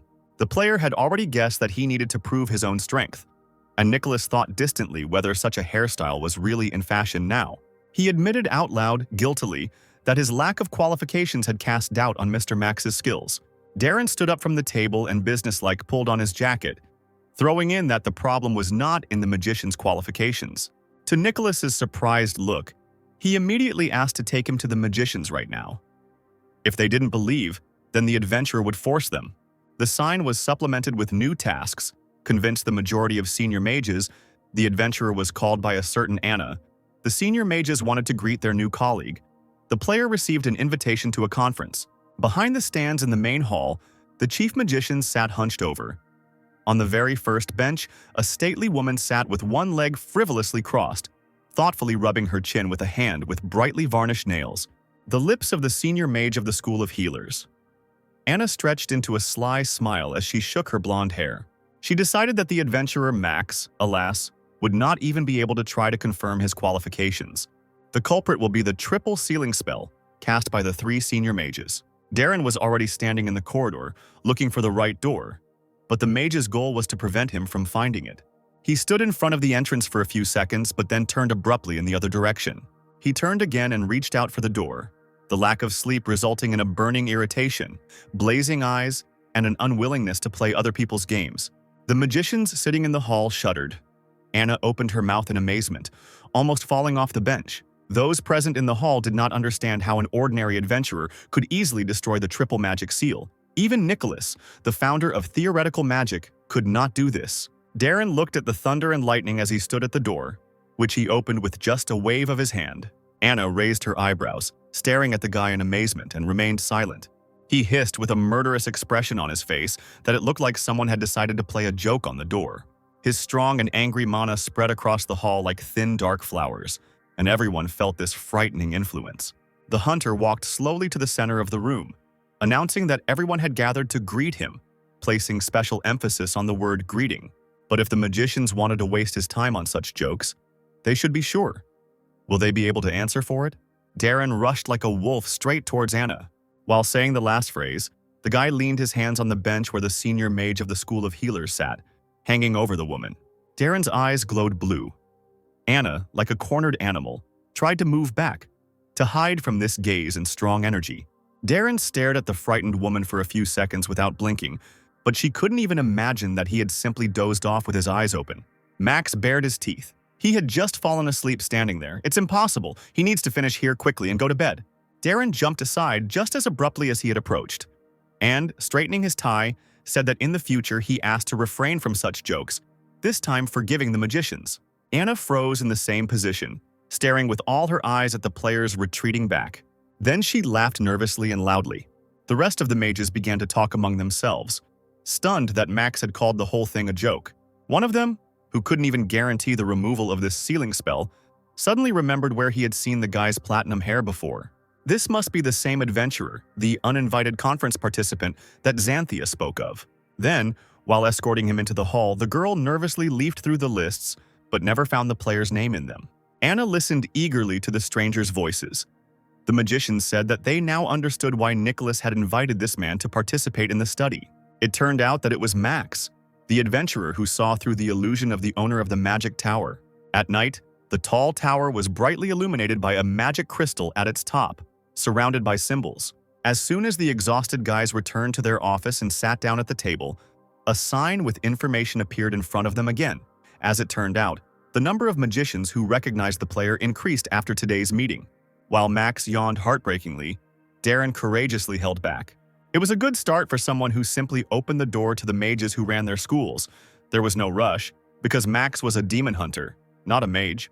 He sat down at the table, loosened his tie, and looked dejectedly at the ceiling, thinking about the upcoming vacation and the need to send the trophies from Yusra Island for evaluation. Darren reasoned that one could learn magic step by step, starting from the basic level, and did not hear anyone calling him. Looking around, the guy finally heard a voice almost right next to his ear, calling him to look down. On the table lay a scroll with Nicholas's facial features, his eyes squinting as he looked at the owner of the office, his lips clearly pronouncing the words. Parchment smiled, explaining that it was a magical device for transmitting messages. Darren raised an eyebrow and carefully took the oddity into his hands, hearing that he simply had to bring the parchment to his mouth and speak. Nicholas closed his eyes and smiled kindly. A few seconds passed. Darren opened and closed his mouth, leaning closer and closer to Nicholas, trying to say something. When the player's lips were very close to the surface of the parchment, he flinched, gently saying that it was not necessary to lean so close. Darren got angry, thinking that he was being bullied for the second time that day, and nervously threw the copy of Nicholas into the trash, causing him to gasp. The next moment, the parchment floated smoothly out of the bucket, flying close to Darren's face, and sadly muttered that he contacted the adventurer to apologize. Nicholas heard about the incident in the Crystal Hall and wanted to ask for forgiveness on behalf of the senior mages for the rudeness. The senior mages have reached the top of their generation, each in their own school. In order to occupy a higher position, they want to constantly prove their qualifications. Max immediately introduced the magicians as if they were school children and were claiming the title of the best in school. If you think about it that way, Nicholas would probably be tired of them by now, as if the school's top student suddenly showed everyone a transfer student and declared him the second best student. Nicholas continued to apologize in an extremely sad voice for the stupid test for Darren, which he had to pass due to the insufficient qualifications of the senior mage. Under the size of the parchment, Darren explained that even aristocrats have to constantly prove their worth. The hunter was used to it, and it was not the magician's fault. Max stared at Nicholas in shock when he said that the senior mages were underestimating the player due to the inferiority of the tower's most senior mage. A cold sweat ran down the boy's forehead. The parchment ruffled its feathers. Nicholas's features fell. He felt terribly guilty. The piece of paper continued to hang in the air in front of Darren, who was sitting at the table, looking straight ahead with a serious face. It was absolutely forbidden to say the word underestimate in front of an aristocrat who loved pompous speeches. Nicholas even felt a hint of freshness and flower petals emanating from the hunter's inspired figure. Max covered his face with his hands in horror and turned red as a poppy. Now he was going to hear this phrase. Darren smiled and said his favorite phrase, "If you are underestimated, you just have to make yourself overestimated." Nicholas saw Mini Darren's expression on the parchment in his office, which spoke of proving one's superiority to the doubter. The man's mouth opened in silent delight. He listened to every word of the wise player. This is how one who leads should act. Nicholas added that he was rude and should not have apologized through parchment, but should have met Max in person and talked. He easily replied that there was nothing to worry about and that the magician had nothing to worry about. Nicholas promised that he would come to Max personally in 10 minutes. But before he could even squeak, the empty parchment smoothly fell onto the table. Ghost Max was almost crying from fatigue. He wanted to sleep so much. Darren, left alone, dropped his hands heavily onto the table. He really would fall into a dead sleep. The guy propped his chin up with one hand and raised the other over the table, thinking that, for a novice magician, getting the consent of senior magicians was a practically impossible task. A small sphere appeared in the hunter's palm, a translucent blue ball with an iridescent image inside. Light blue bubbles began to float in the air, mana spreading throughout the room. Darren slightly changed the position of his hand under his chin and thoughtfully looked at the ceiling, using the observation spell. The guy was at level 226. All the senior mages had 600. He was like a yellow-mouthed chicken to them, but still, the player firmly decided not to retreat. Something new was happening, but Darren didn't seem to notice. In the air, the color of the spheres turned golden, fiery. He followed them with his eyes and repeated in his head the phrase he had previously said to Nicholas. Following the observation came recreation. The spheres, slowly, changing their own physical form, transformed into a multitude of air lanterns. Darren relaxed his hand, looking at what he had just done with a bored expression on his face. Max walked around the table, and with childish delight, his eyes followed the magic floating in the air. Max will prove his own strength because he is the pride of his little kingdom. The small lanterns cast restless shadows on the smiling player, who held out his palms to them. The next moment, he put his hands on his hips and vomited uncontrollably. Leaning against the shelves with a book, Max vomited the contents of his stomach. That's how the dabbling with light magic affected him, because the player had not yet fully recovered, and he endlessly scolded himself for it. Nicholas's voice was heard from behind the door, warning that he was about to enter. Opening the door, the man felt a strange, heavy atmosphere surrounding Darren. The ability to control emotions is another pride of an aristocrat. The player raised his head and with an unperturbed look invited the magician into the office. Whatever happened to the island's saviors, Yusru was being actively restored at that time, and construction work was actively underway. The newsfeed dedicated to Arcana was full of strange messages from viewers, mostly negative, ridiculing Max and the Lionheart. People even doubted that the hunter himself had defeated evil. Adrian and Greg leaned over their cell phone screens with puzzled expressions, shocked that people suspected Mr. Max of lying. When Nicholas entered the office, he suddenly raised his head and looked around the room in confusion. Max hovered over Darren in fear. Had his unique ability to control his emotions failed? The magician carefully asked if the hunter had accidentally used magic right now. The player began to sniff, thinking that the fire magic had left behind a burning smell. Then quickly told Nicholas that he was just practicing basic magic and had no plans to burn the lab to the ground. The man shook his head, muttering that it wasn't that, but he was also amazed to hear about the practice. The thing is, he could see a magical trace in the room, and it was a truly fantastic sight, as if a real northern lights had appeared in the office. The use of any magic leaves behind a trace of what observation and then interaction it has gone through. And the more complex the process, the more complex the trace became. Behind Nicholas, little Xanthia appeared out of nowhere. She clasped her hands, also delighted with the magical trace. Moreover, a whole crowd of magicians burst into the office, somehow sensing the trace of adventurer Max's magic, not believing that such a miracle could be performed with the initial level. One magician suggested that this was Nicholas's magical trace, It was so bright. The man and the girl looked at all these sudden guests in bewilderment. Darren, without getting up from the table, watched the flow of more and more new tower mages, loud and delighted. With a trembling hand, the chief magician pointed at the adventurer Max, saying that this was the player's merit. But when he turned around, he discovered that the hunter had disappeared without a trace. The magicians continued to arrive at the office, and there was even a huge queue to gaze at the incredible beauty and grandeur of the magical trace. Only Darren, having gathered his remaining strength, ran away like an animal from a hunter. Gritting his teeth, he cursed the crazy guests and thought about using the portal to return home. Suddenly, the guy's path was blocked by a group of overly confident and excited magicians. With wide eyes and crazy smiles, they began to greet the adventurer, praising him for his excellent work in the Crystal Hall. They wanted to give Max a new challenge, a puzzle called The 3 Hardest Puzzles of the Magic Tower. How the Sage Kills Time. The highest solution rate so far is 9 days. The cube puzzle in the girl's hands was shining. The magicians with arrogant faces assured that this puzzle becomes more difficult the more magical power is put into it. Darren snapped his fingers, using anti-magic. Once, and a new record for solving a problem in 1 second was solemnly shown on the golden scroll. The magicians burst into tears, realizing that they had been made fools. As he walked down the stairs, the hunter raised an eyebrow as he was surrounded by signs with information about the new convinced mages. There are already 7 people. If this continues, he will be able to finish much earlier than he expected. What Darren saw next shocked him, and no gift of emotion control could help now. The corridors of the tower were filled with reporters with cameras and microns.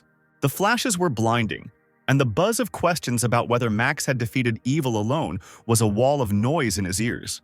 Reporters asked hundreds of strange questions about the adventurer's deception. Max didn't understand what kind of disputes they were asking him to comment on, and Darren firmly and loudly reported that the guests were being openly rude to him. As soon as the hunter said that he did not intend to answer those who did not know good manners, Max saw with horror the same crowd behind them. Magicians of all levels flew up the stairs towards him, vying with each other to ask about the magical trace, offering to conduct some experiments specifically with them. Darren looked around furtively, frankly not understanding what was happening. Reporters were pressing, begging for comment on the situation in which Max had simply delivered the final blow after the work of Knight Arthur had been done. The guy understood that he was simply surrounded, and now they were ready to overwhelm him with questions and possibly knock him off his feet with such pressure.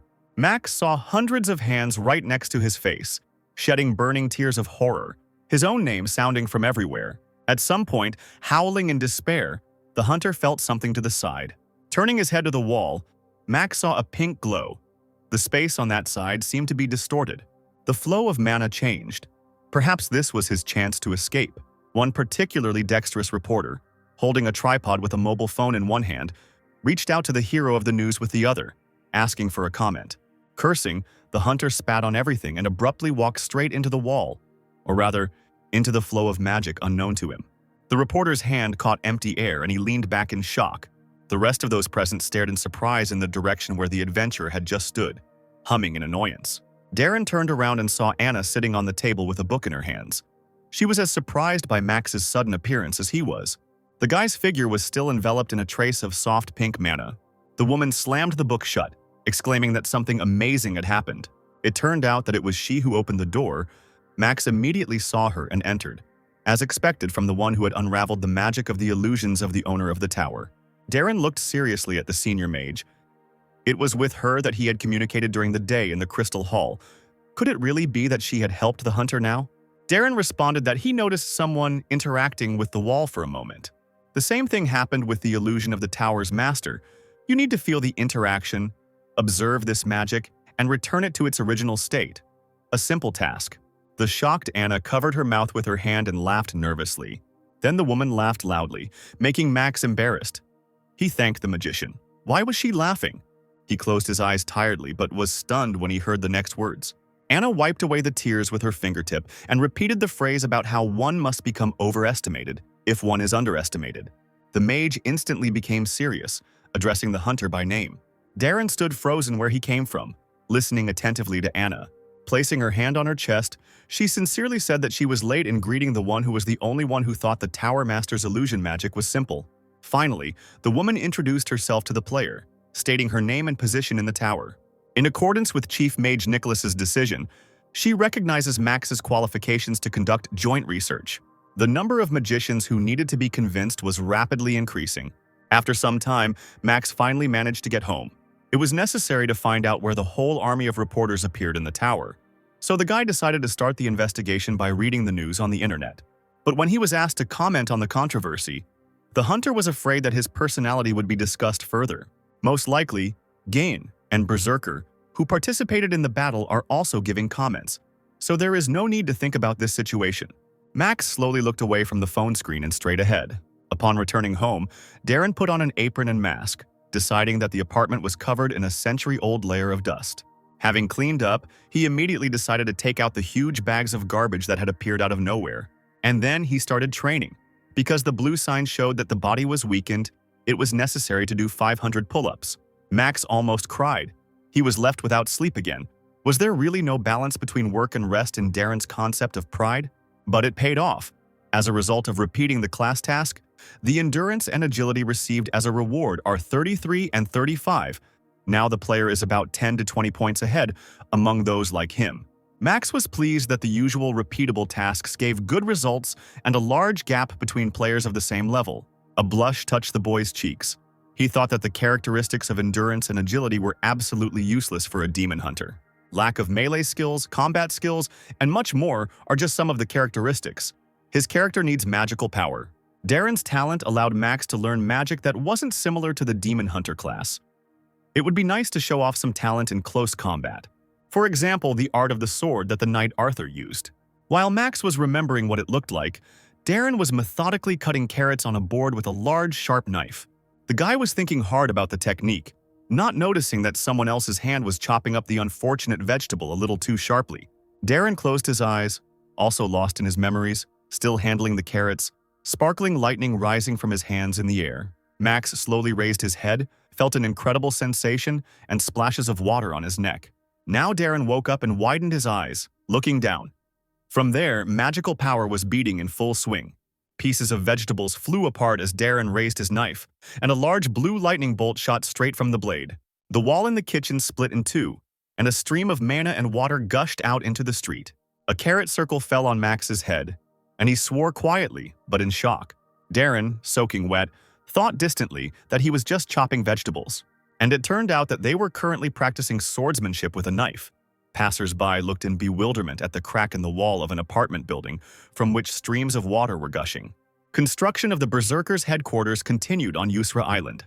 Lara, without taking off her construction helmet, frowned as she looked through the news on her mobile phone. The workers sensed the atmosphere of anger emanating from the girl and spoke cautiously among themselves, discussing what she was looking at. Some guy in one of the videos on the video hosting site brazenly lied about the course of events, not mentioning the victory of Max and the other guilds. The Berserker leader irritably switched to another video. Percival, on his channel, with a scary expression on his face, proved to the viewers that, with his own eyes, Mr. Max almost got into trouble because of the other players frozen in fear of evil. In the third video, a strange blogger, debunking secrets, built conspiracy theories. How could a novice player Max destroy a giant monster on his own? Lara swore loudly, stamped her feet, and threw the innocent mobile phone to the ground.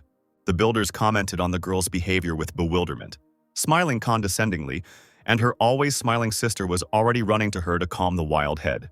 Lara, folding her arms across her chest, puffed out her brows and muttered under her breath while her partner massaged her stiff shoulders. She continued to gently calm the enraged adventurer, agreeing that it was Max who killed the main monster. The girl giggled, asking Lara if she was angry because of the hunter, and the red-haired beast almost bit off the stranger's hand. Hearing this, she began to make confused excuses, saying that she had also helped the hero, but obviously no one believed her. Even the workers, chuckling, concluded that she was supposedly in love. They were unlucky enough to be heard. Lara quickly dealt with the gossips, and both Berserker girls were soon leaving the construction site. The leader perked up when her partner reminded her of the titles that were given as one's influence in the country grew during the Arcana game. After completing the reconstruction, the guild will receive relationship and influence points in the Usra Kingdom, and a reward for them. Lara vividly imagined the scene of Merlin ceremoniously awarding her the title and territory in front of a huge crowd. Even the Shine and Second Son will have to show respect to the girl in the kingdom. The red-haired leader of the Berserkers thought hard for a moment, frowning. But the next second she giggled stupidly, the curls on her lovely head jumping. Seeing this, her partner was delighted at someone else's smile, calling Lara a cutie, but she immediately growled and began to deny it. The serious guild leader was scratched on the head and her cheeks were pulled, and she fought back furiously. But still, it is true. The quest to reconstruct the kingdom of Yusra is definitely a good opportunity. A natural treasure island where you can mine Arcana resources without entering the rifts, let alone the title. The value of obtaining even one mining license is enormous. And why did Max provide such an opportunity, which any guild would envy to other guilds? Lara scratched the back of her head with concern, sighing heavily. That's how you end up in debt. The girl wondered when she would be able to have a cup of tea with Max. The object of her dreams, wearing dark sunglasses, stood against a long brick wall. The landlord of his apartment bombarded the guy with angry messages. But Darren, in his usual pompous manner, responded to the man, offering to confiscate any payment for the repairs from him. The confused face of a demon hunter appeared on the locked mobile phone screen. On the one hand, Max was glad that he was lucky enough to manifest the energy of the sword. But on the other hand, the guy almost caused trouble because he could not control it. Eventually, the player lost consciousness for 6 days due to physical exhaustion and the sword's energy, during which time health points were consumed in real time. When Max searched for information about the sword energy on the internet, he found only stories from novels. What if Arthur teaches him the techniques of wielding the sword energy on the island? He didn't have time to get close to the palace when a guard appeared out of nowhere and blocked the player's path, declaring that the kingdom of the Yusra territory began here. He continued that the kingdom was currently undergoing reconstruction work and that outsiders were not allowed to enter, then asked for a Yusra card or a certified entry permit. Darren calmly replied that he had none of that. The Arcanian again put his palm forward, saying that entry was prohibited in such a case, apologized, and ordered them to leave. The hunter asked if there was any way to meet Arthur. The guard even asked if he meant the head of the Lionheart. Darren nodded, and the man narrowed his eyes, looking at him closely. The next moment he grimaced mockingly, drawing out that Arthur was unattainable, and such a person without authority had no chance of meeting him. Max realized he was starting to get angry, especially when he asked to pass on a message to Arthur or Merlin, but the guard objected sharply. Pointing his finger rudely at the player, he began to accuse him of disregarding the knight and his majesty, and that he was not the first such adventurer. Max was then told that such a thing was only permitted to his majesty's benefactor. Before the guard could finish speaking, Merlin's loud and joyful cry was heard from behind. He ran towards Max as fast as he could across the bridge, waving his hand vigorously. The guard jerked in fear, his eyes wide as he looked at the running ruler. The man's next shock was the stranger's frivolous address to the king of Yusra, who called him simply by his first name. Merlin shook Max's hand, and a nameplate appeared above him. Relations with the kingdom of Yusra had reached their maximum, as had influence. Darren said lazily that he had some business with Arthur, but it seemed to require special permission. Merlin was surprised, asking why a benefactor who had equal powers with him in the kingdom needed some kind of permission. Why does a king need permission to visit his own kingdom? The hunter raised an eyebrow, looking meaningfully at the guard over his glasses. The guard's face was already gone, and Merlin asked his benefactor with a smile what exactly he had come to see Arthur about. While they were talking, a large-scale training session was taking place on the large shore of the island, right next to its waters. Knight Lionheart. Tristan stood in front of an entire regiment of knights, and in a loud, trained voice pointed out the incorrect stance, ordering them to straighten their blades and raise their swords higher. Otherwise, she screamed, how the knights are going to defeat the devil of their hometown. In a large tent, the head of the Lionheart was sitting at a table nearby and receiving Max. The guy wanted to be taught the technique of wielding sword energy. Darren sipped his favorite tea, listening to Tristan furiously lecture the warriors. He said that he wanted to know how to control the same light that flickered on Arthur's sword. Arthur, dressed in a training shirt, leaned forward with interest, surprised that the hunter saw the light, because even after training for more than 10 years, without an innate talent, it is impossible to sense it. Putting aside his fourth tea bag, Darren responded to Arthur's confession that he was surprising the knight once again, that in fact there was nothing to be surprised about. The man looked down and said that it wouldn't work. Even an experienced swordsman couldn't learn sword technique just because he wanted to, but Max was a magician too. The leader assured that the player would only gain his own sword energy after training for 10 years, but the interlocutor assured that this was not the case. Arthur didn't expect such resistance. It seemed like Max didn't hear him at all. But the adventurer leaned closer and firmly said that he wanted to learn how to handle sword energy. The head of the Lionheart was amazed by such persistence and confidence. He, without answering, called out to Tristana, who was standing not far from them. The man looked at the girl carefully and in a strange tone asked her to bring the sword and the lion's oath. Tristana was surprised but said nothing, only reported that she would do everything. After some time, Arthur, dressed in armor, along with Tristana and Lancelot, were waiting for Max on the shore. In front of them stood a huge slab with a three-dimensional image of a lion, as well as a stand with several swords. The hunter stood directly in front of the plate, raising his eyes to the predatory stone beast.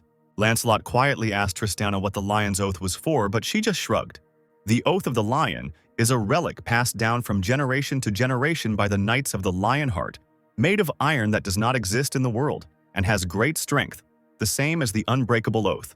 Of the two sword marks on the lion's face, one belongs to the first commander of the knights and the other to Arthur. Suddenly, the man jerked his sword towards Max. He looked at the guy with a mysterious smile, his golden sword sparkling in the sun. The Lionheart boss suggested that the player become a master of the third mark if he wanted to show the true energy of the sword. Darren didn't answer, his gaze boring into the majestic weapon. Lancelot shouted that this wall was not for an outsider, but Tristan quickly rebuked him, saying that for an adventurer it was still impossible. Let the knight keep his thoughts to himself. Lancelot could not calm down. He was also struck by the fact that the captain wanted to hand over his personal sword. Max replied with a smile that he couldn't hold Arthur's sword. The knight stared at the hunter in surprise, not understanding what he would do. Darren turned to the rack with the training longswords of the Lionheart Knights, a rare level 200 class. Arthur watched Max in confusion as he thoughtfully examined the inventory. The blade of the swords was too weak and barely held on the hilt. Darren was not embarrassed by this. He approached the plate, and now Lancelot and Tristana watched in amazement as the stream of sparkling blue mana flowed. The light fell on the captain's face, who didn't know what to expect from the player. The rest of the knights on the team simultaneously opened their mouths, looking at what was happening. A seemingly weak sword struck with incredible force right along the lion's face. The adventurer's eyes glowed with the same bright magical fire that emanated from the weapon. Lancelot leaned forward, feeling the strong energy coming from the sword. Where did this come from for a beginner-level mage? Darren asked if what he showed was enough, his figure sparkling in the rays of magical lightning. Poor Max was almost exhausted from the low amount of energy, and his health was depleting with each attack. Arthur laughed loudly. Sir Max never ceased to amaze him. Now the man was impatient to see his full potential. Looking down at the adventurer's trembling hands, the captain urged everyone to train immediately. Arthur turned to Lancelot and Tristana, saying that they all had to train together. You need to start with the basics of swordsmanship. Knights are excellent swordsmen who wield a sword. You need to train your body first, but without using energy for now, only with the permission of the head. Max almost burst into tears from Arthur's sincerity and quickly agreed to the proposal.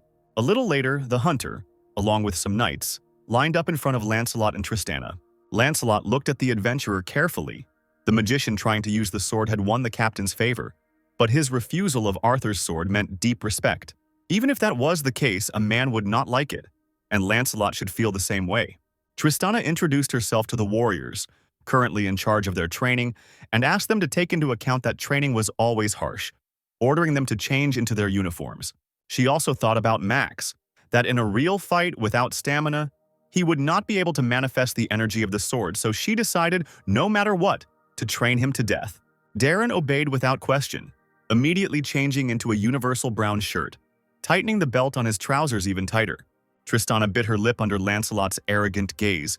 How could a magician have such a perfect body? Having collected her thoughts, the girl took up the sword, explaining that the basics of fencing begin with the posture of holding the sword, and ordered them to raise their swords. Lancelot walked slowly between the rows of knights, pointing out the correct placement of their hands and feet, while Tristana was more aggressive, raising her voice. Darren felt a little awkward as he tried to remember how Arthur had held the sword. At the moment when the demon possessed the knight, he looked incredible, showing all his skills. His blow was very heavy, fast and strong. The hunter closed his eyes, trusting his inner instinct, and raised his sword over his head. A few seconds later, he suddenly opened his eyes and tried to repeat that same amazing attack. The impact was so powerful that it raised streams of wind and sand. The other knights were almost blown away somewhere to the side. Lancelot and Tristan's long hair stood up straight, and their faces were written with utter amazement. Lancelot, adjusting his curls, asked Max what he had done, and the hunter simply replied that he had tried to imitate Sir Arthur. It would take the Lionheart Knights several decades to achieve something similar, but the adventurer perfectly recreated the leader's movements just by seeing them a few times. Like the enormous sword energy he released, the guy must just be a slightly strange mage. Tristana had never met such a genius before. Arthur, standing at a distance, looked closely at Max. He understood that the hunter's natural talent was superior to his own. He could not be allowed to be only a magician. Arthur must guide the player so that the magical world would not swallow him up. He heard Merlin's voice behind him calling him and turned around. The king heard that his benefactor wanted to learn swordsmanship, so he came to observe him. Merlin, clasping his hands behind his back, looked around. He noticed that there was too much sand on the beach, and the benefactor might have problems with his bronchial tubes. Arthur glanced at the group of knights standing idle behind him. They, putting handkerchiefs over their mouths, immediately grabbed brooms and began to sweep the sand to the side so that not a single grain of sand remained on the shore. Merlin made a visor with his hand, continuing that the sun was too bright. The benefactor might faint from heat stroke. The captain looked at the knights again, giving them an even more furious look. The men quickly began transplanting trees from the jungle onto the beach to provide shade for Sir Max. Bowing his head, Arthur admired Merlin's attention to training, saying that he was a true role model. The commander put his hand on his heart since His Majesty was so worried he himself could not sit still. The man called Lancelot and Tristan, saying that he had been too relaxed lately, so he himself was ready to undergo training with the new recruits, so that the knights would not be burdened by the fact that he was their captain. The first knights looked at Arthur in horror, begging him to calm down. The man extended his hand to Max, asking if he would mind training together, but the boy, seeing the knights' faces, realized that he did not dare agree. He smiled and replied that he would be glad to come any time. With a sly smile, Max suggested to Sir Arthur that they invite Lancelot and Tristan for training. He chuckled, admitting the guy was right, and ordered his knights to be ready. It was scary to look at both of their faces. This adventurer definitely considered himself immortal. This is how the most unpleasant training session in the world with the Knight Commander began. Meanwhile, twilight slowly descended on the city, and the Tower of the Mages stood out against the purple sky. There was a quiet knock on the door of one office several times. A pleasant male baritone briefly invited the guest to enter. It was the laboratory in the magic tower of the magician Eric, a spacious, half-empty office with piles of books on various surfaces. The owner himself was sitting at the central table by the window. The magician who entered had to cross the entire office before he reached the workplace of the laboratory owner. The senior mage of the School of Sorcerers, Eric has an unusual appearance, exquisite clothes in dark colors, black like a raven's wing, long hair, and an unusual tattoo on the bridge of his nose in the form of a chain of crystals. His thin fingers were crowned with rings. He was the one who raised the Sorcerer School, which was treated like a cult, to its current status. If it weren't for Nicholas, Eric would have become the head mage of the Magic Tower. His guest told him that among the items Sir Max had submitted for appraisal, there was an item related to black magic, so the magician asked for a meeting. Eric remembered that the player was conducting research with Nicholas. Sitting up straight in his chair, the man looked at the items laid out on the table, a crystal of pure emerald, silk from koi scales, and the orb of the vampire count. They were not easy to obtain. Such things cannot be given to one person. Who was this Max, really? Eric became serious and asked the magician to bring a parchment to contact the hunter so that he could evaluate all his things himself. By the end of the training on Usri Island, there were almost no knights left standing upright. Warriors settled down on the beds that stood right on the shore after a grueling workout. They groaned and wheezed from fatigue. Only one bed on the shore was empty without its owner. His hands, tired from the day's work, stubbornly clung to the iron crossbar. Darren, despite everything, continued to train his weakened body as the blue taskboard told him to. Max begged him to stop. He was at his limit after Arthur's daytime training.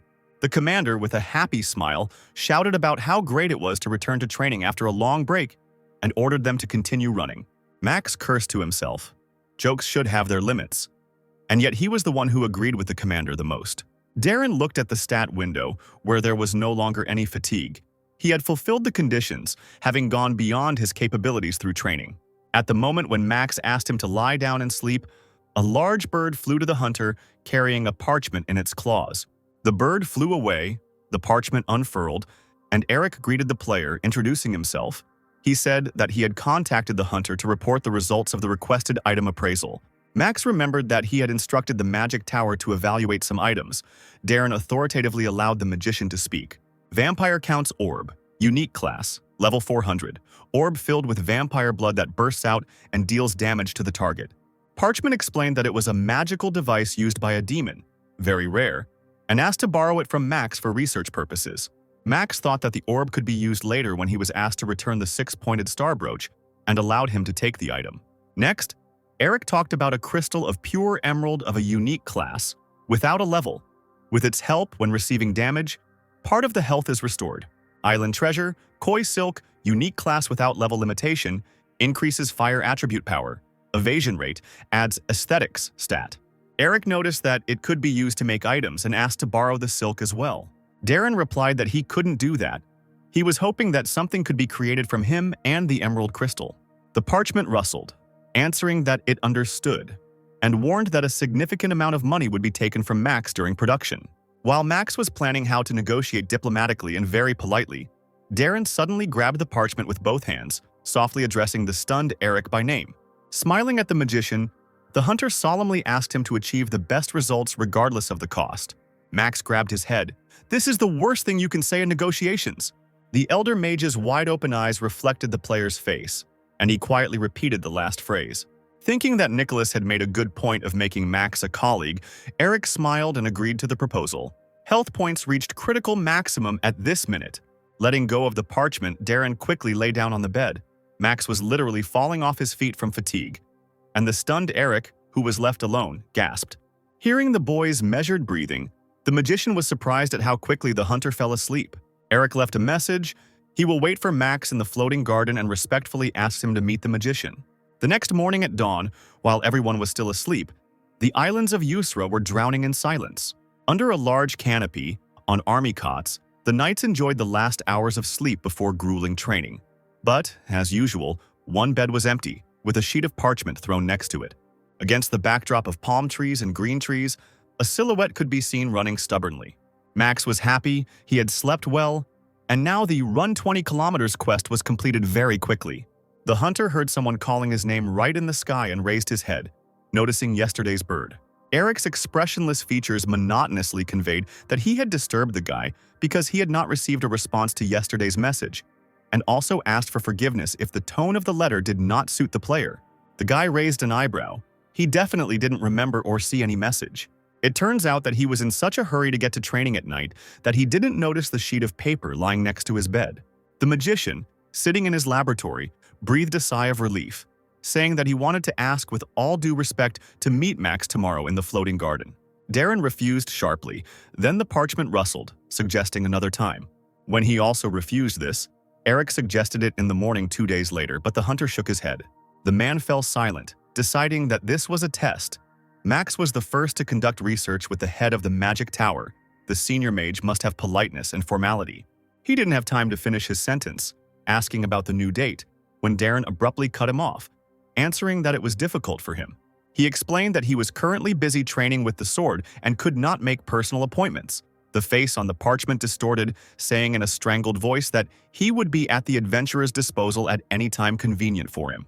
This time the request was successful, Darren suggested in the morning in 2 days, and Max thought that at that time they were planning to go to the magic tower for research anyway. The bird carried away the parchment, and Eric shouted as he flew that he would wait for the meeting. Arthur watched Max with a smile. He folded his arms across his broad chest, leaning against the trunk of a tree growing nearby. The sun was noticeably hot, being at its zenith when the daytime training began. Lancelot and Tristan continued to teach the knights, pointing out their mistakes and demonstrating the correct stance by their own example. Arthur, still wearing his training shirt, slowly walked towards Max, who was walking towards him with a sword. The Lionheart leader convinced the hunter that he could no longer train him. The hunter asked in surprise what this meant, and the man replied that he had already reached the stage of gaining enlightenment in practice. Max was shocked. He didn't expect the training to last only 1 day, and Darren asked if Arthur really thought so. The knight noticed that the hunter was underestimating himself and suggested trying to fill the sword with aura. Darren held his weapon forward, thinking that he needed to concentrate, because the loss of strength due to lack of control could happen again. The guy's gaze dropped. He realized that he did not understand the essence of the aura. It differs from skills, like the magic he had mastered. Any class can wield this power. The next moment something happened. Max himself did not expect it. The space lit up with a soft blue color, surprising the other knights. It was a flow, different from magical power. It moved inside the body. We must try to use this flow in the same way as magic. Arthur looked at the player as if he could have predicted what would happen in advance. And indeed, a bright stream of aura gushed out from the sharp blade into the sky. Max understood. He succeeded. The sword's aura has the same power as magic. After observation and interaction, the sword's aura became stable. Arthur patted Max on the back, saying that stable sword aura skills came from hard work. The hunter continued to train, and there was no reason why he couldn't handle the aura. Suddenly, the head of the order laughed and blushed. Putting his hands on the hunter's shoulders, he praised the adventurer's aura, assuring him that he was a natural-born swordsman. Arthur's face came closer. He asked ingratiatingly if Max was ready to go with him to the end along the path of the sword. The boy turned around abruptly, leaving the captain disappointed and with nothing, replying that, unfortunately, he was not going to focus on just the sword. And if there was a sword on the path that Max had to follow, it would be his path alone. Max howled at this, not understanding why he couldn't just leave silently. However, this did not offend the head of the order. He looked at Max's back with an admiring gaze and shone like a new coin. The man waved at him, shouting that he was looking forward to seeing him at the end of the road. Darren didn't even think to look back, resolutely making his way through the tall grass and bushes, thinking only about changing clothes and leaving. The warriors who heard the conversation between the captain and the player looked at each other, remembering the words about the key to using the sword's aura. The next moment, they grabbed their swords so fiercely and began training so that sparks literally flew from the swords. Tristana felt sad when she realized that Max really was a genius, because there had never been a case where someone could learn to control their aura in one day. She immediately imagined herself trying to climb the ladder of success, where Max and the captain were already standing at the top. Even if she ran, the girl did not think she would be able to reach them. But then she perked up, thinking that she was also a proud swordsman, and one day she would definitely stand shoulder to shoulder with them. Looking at his partner, Lancelot knew exactly what she was thinking, and in turn began to dream about future victories. Arthur glanced at the shore where the training was taking place, inspired by Max's success, and chuckled with satisfaction. The knight seemed motivated. The genius is changing the world around him. Even the head of the order himself felt his heart burning for the first time in a long time. Darren had already changed his clothes and was wandering through the jungle clutching his sword in his hand. Max peered fearfully over Darren's shoulder, even though Arthur had said he could practice. Were there any low-level mobs here? Darren reacted quickly when he heard the rustling of grass to the side. An unusual leopard with a silver mane, level 300, was approaching him, breaking branches and leaves, its eyes shining with a red, dangerous light. Max grabbed Darren's hair with a scream when he saw the sign about the non-functioning skill, Natural Enemy. The difference between the levels of the leopard and the player himself was 74%. Darren slowly turned to the leopard, warning that the uneducated beast would not dare to bare its teeth at him without reason. The activation of Aristocrat's Pride occurred as the boy thrust his sword forward, seeking to teach the monster some manners. Max was horrified, begging Darren not to activate anything weird. Nearby, the ground was strewn with the corpses of huge animals bleeding to death. A female figure with two long swords in both hands slowly walked away from them. Lalit, the leader of the Shadow Mercenaries, was red-haired and warlike, looking around, searching for someone. The mercenary group consisted of 10 people. 9 were now missing. Lilith could not understand where so many mobs came from. Hearing some sounds, she pressed herself against a tree that hid a small clearing behind it. The woman was surprised to see a silver-maned leopard and an aura user there. It's a pity. If the stranger knew how to use the sword's aura, he could have become the next adventurer. But his opponent turned out to be this leopard. The beast roared loudly. It was the field boss of the Asura Islands. Lilith had no intention of staying here. She had specifically avoided the leopard, and now she could hurry to the kingdom with a clear conscience. The woman grinned, mentally asking the adventurer for forgiveness, although she did not feel guilty at all. She must keep her promise because the mercenaries agreed to gather on Asura to start a golden life. Lilith giggled as she ran away, dreaming of becoming an aristocrat by gaining territory on Asura. Meanwhile, Max was tearing his hair out. He was finished. No sword aura will help with such a difference in levels. Unlike when Asura was evil, Natural Enemy will not activate. The player knew that as soon as he swung, the leopard would immediately counterattack. But the adventurer himself will not be able to wait calmly. He does not suffer as much as before, but the aura still consumes a lot of health points. As soon as the beast accelerated to jump, Max had the idea of blocking its movements with magic in order to attack. Now is the time to show what the player has learned, so only the sword should be used. Max bit his lip. If he died because of that remark, would it be suicide or murder? The leopard, pushing off with its powerful paws, made a high jump towards the man, opening its mouth wide. Darren straightened his hand with the burning blue sword. Max clung to his back with his whole body, confident of their defeat. He began to list in his mind all his sisters and his little niece, asking them for forgiveness. But the next second, the guy suddenly fell silent, his eyes wide. Darren, with an unimaginable and lightning-fast movement, attacked the animal with his sword. Then he found himself behind the defeated enemy, all enveloped in the color of his aura. Raising an eyebrow, he was too slow.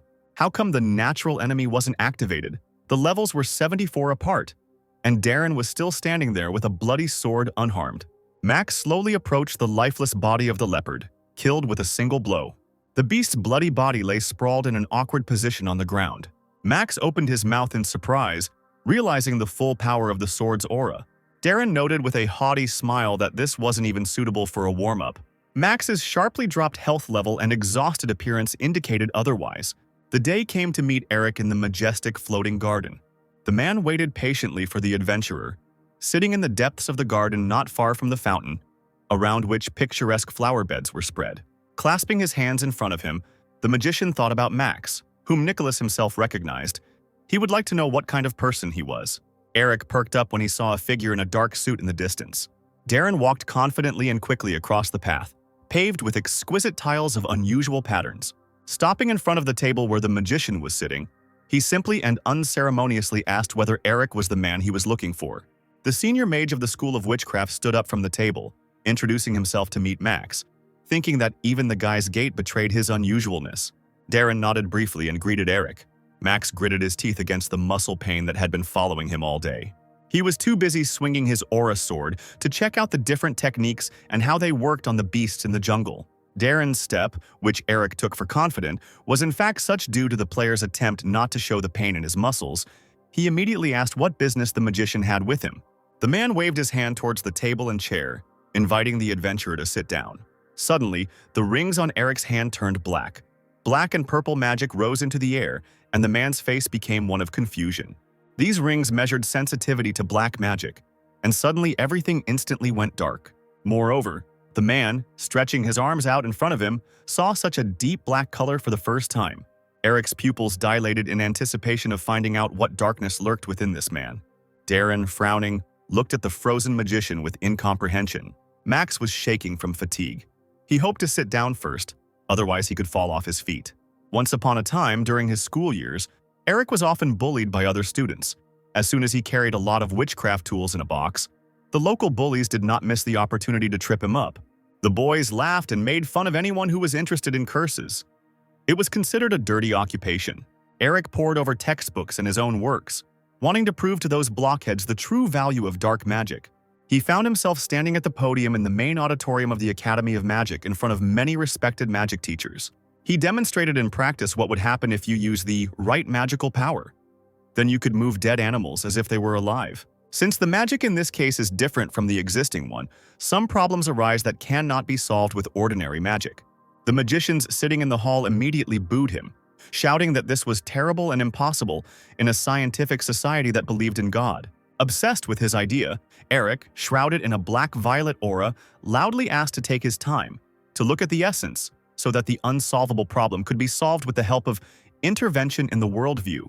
The mages turned to the silent dean, urging him to make a decision. No matter how much he valued diversity, such teaching was unacceptable. The old man, smiling into his beard, simply asked Eric if he had decided what to call this magic. The young magician looked at him with such incredible hope in his eyes that he couldn't believe his luck. Eric announced that from now on he would call such magic black. After this, other magicians adopted black magic, but the glory did not last long. Eric believed that interference in the worldview could be solved with the help of black magic, but for several years there was no progress in his research. Eventually, a few years later, due to the interference with the worldview, the magic tower appeared on Earth.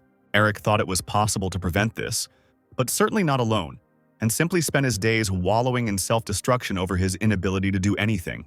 Now, who would have thought that outside of Arcana, there would be someone with incredible sensitivity to black magic. Just as the dean had once given him hope, Eric now looked wide-eyed at Max, imagining how he would help him move beyond the study of black magic. Waking up from his own thoughts, Eric heard the guy's voice asking him if the light of the rings was connected to the case. Darren, holding a cup of tea in his hands, warned that he had an hour left to talk.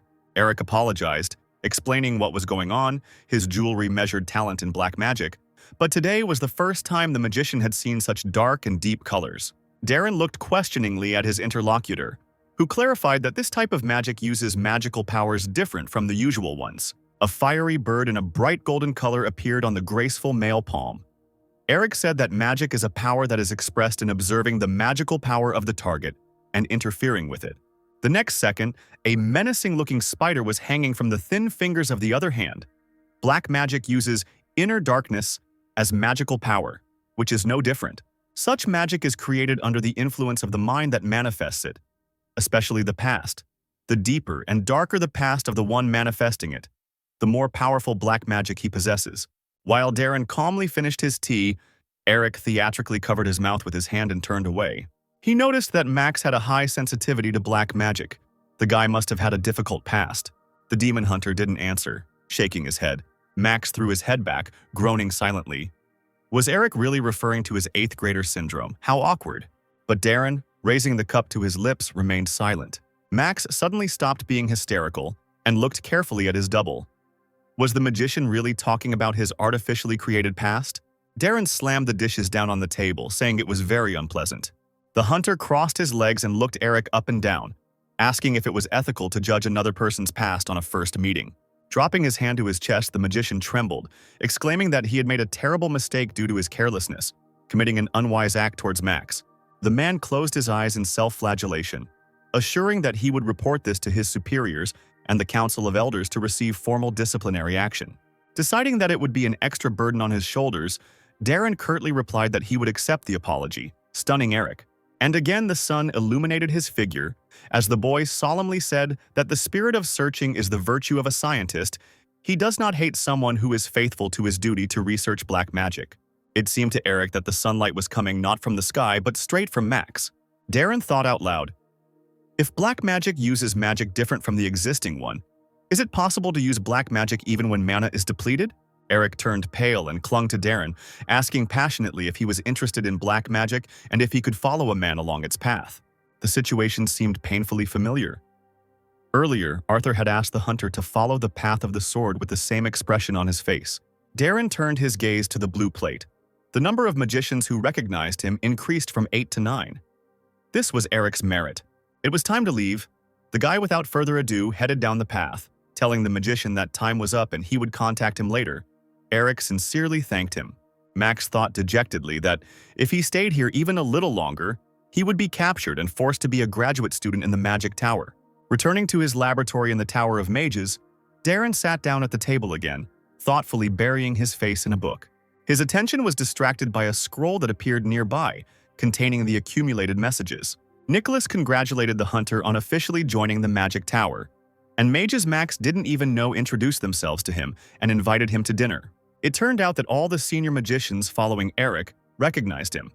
This unusual man turned out to be quite influential. Further blue plaques spoke about the awards received and the increase in influence on the tower, which influences the world on a national level. Max was beside himself with happiness, dreaming that after the kingdom of Asura, the Magic Tower would pass into his hands. Darren crumpled the scroll and threw it into the trash can, muttering that he didn't care. Max yelled that the aristocrat could rejoice with him. The signs didn't end there. Another one appeared right in front of the guys. Max's eyes widened and he saw something that struck him to the depths of his soul. The television broadcast a story straight from the island of Asura, the first nation of Arcana to appear in reality. The capital invested in the kingdom is enormous. The host said that Gaon and Berserk were also actively investing in the kingdom and asked the expert sitting next to him for his opinion. The serious man summed it up roughly, noting a wise decision that is aimed at the future, not so distant. The host asked if the Gaon Guild had risen from 5th to 3rd place in the guild rankings. Greg and Adrian watched the story attentively. Adrian asked his brother's opinion. He thoughtfully said that they needed to somehow repay Max for the service. The head of Gaon himself knew very well who had helped them rise in the rankings. And if it weren't for Max's help, His brother would have died then at the clutches of the demon. It was the hunter who recommended the guild to the kingdom of Yusra. All the Gaon did was accept Mr. Max's kindness. Adrian concluded with fervor that the guild would complete the restoration work in the kingdom of Yusra that the player had entrusted to them. Greg was silent, thinking about something. It seemed like he wasn't listening to his brother at all. As an analyst, he studied the news reports carefully. Edian, noticing the involvement of the Myth Guild in the latest rumors, cursed angrily. They supplied the press with ridiculous news, and this time they dragged in a member of parliament, claiming that Gaon refused to cooperate with them. This guild competed for first and second place in business circles, infiltrating the sphere of activity for businessmen and financiers with large capitals. The boys were surprised that this time Myth managed to take control of the members of parliament. Was it really only big sums that were involved? Greg adjusted his glasses on the bridge of his nose and became increasingly thoughtful. He couldn't understand how the guild had managed to so cleverly involve the parliament in their games. A corpulent, half-naked man lay on his back, his head thrown back, saliva flowing from his slightly open mouth, allowing streams of someone's magic to enter his body. A thin stream of purple light flowed from a female figure standing by a large panoramic window. The leader of the Myth Guild, Adele, was a tall and very impressive woman with long hair falling from her shoulders. She held a glass in one hand, from which threads of mana were stretching, and in the other she was clutching a phone, and she saw another phone in the air in front of her. Adele asked her secretary to cancel her schedule for tomorrow. The people on the other end were surprised by the cancellation of the meeting with the deputy, but immediately agreed to do everything as the head of the guild asked.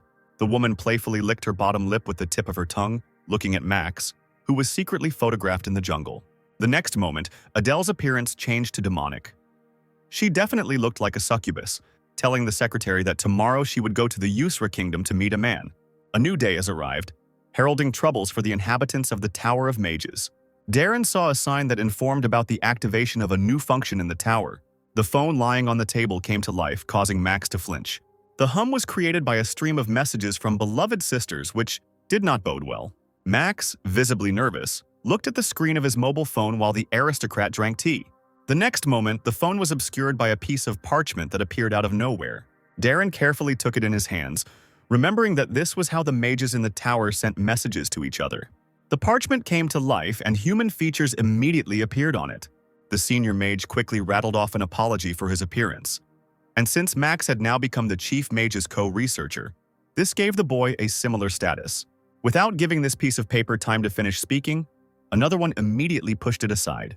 Darren rolled his eyes, finding himself trapped by a multitude of other messages, their voices merging into one continuous hum. Max quietly concluded that it was time to run away, just like last time.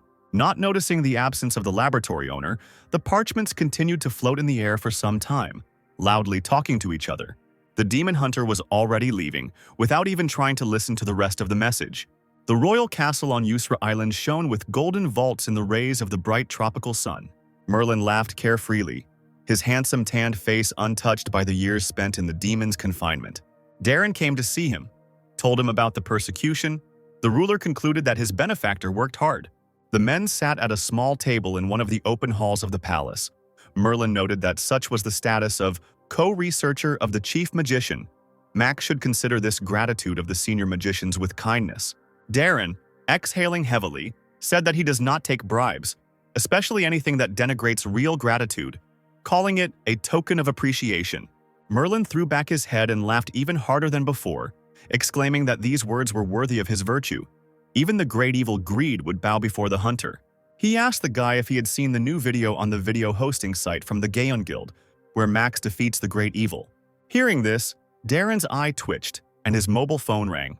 Max remembered that he hadn't answered his sister's call, wondering why she had called in the first place. The player excused himself from Merlin to talk. The aristocrat accepted a video call from Jody and in his usual pompous manner asked what she needed. The girl interrupted him with a loud scream, warning him to know his limits. For some reason, Jody was angry, saying strange things, and little Izzy was trying to get into the camera in front of her aunt. Gina, laughing, loudly quoted his phrase about correcting one's mistakes. The sisters laughed until they cried, repeating his words. Only Gina, with motherly love in her voice, praised her brother for a great fight. Darren, smiling nervously, hung up the phone before they could finish. He loudly threw the phone on the table. Merlin looked at the guy with satisfaction, propping his cheek with his palm.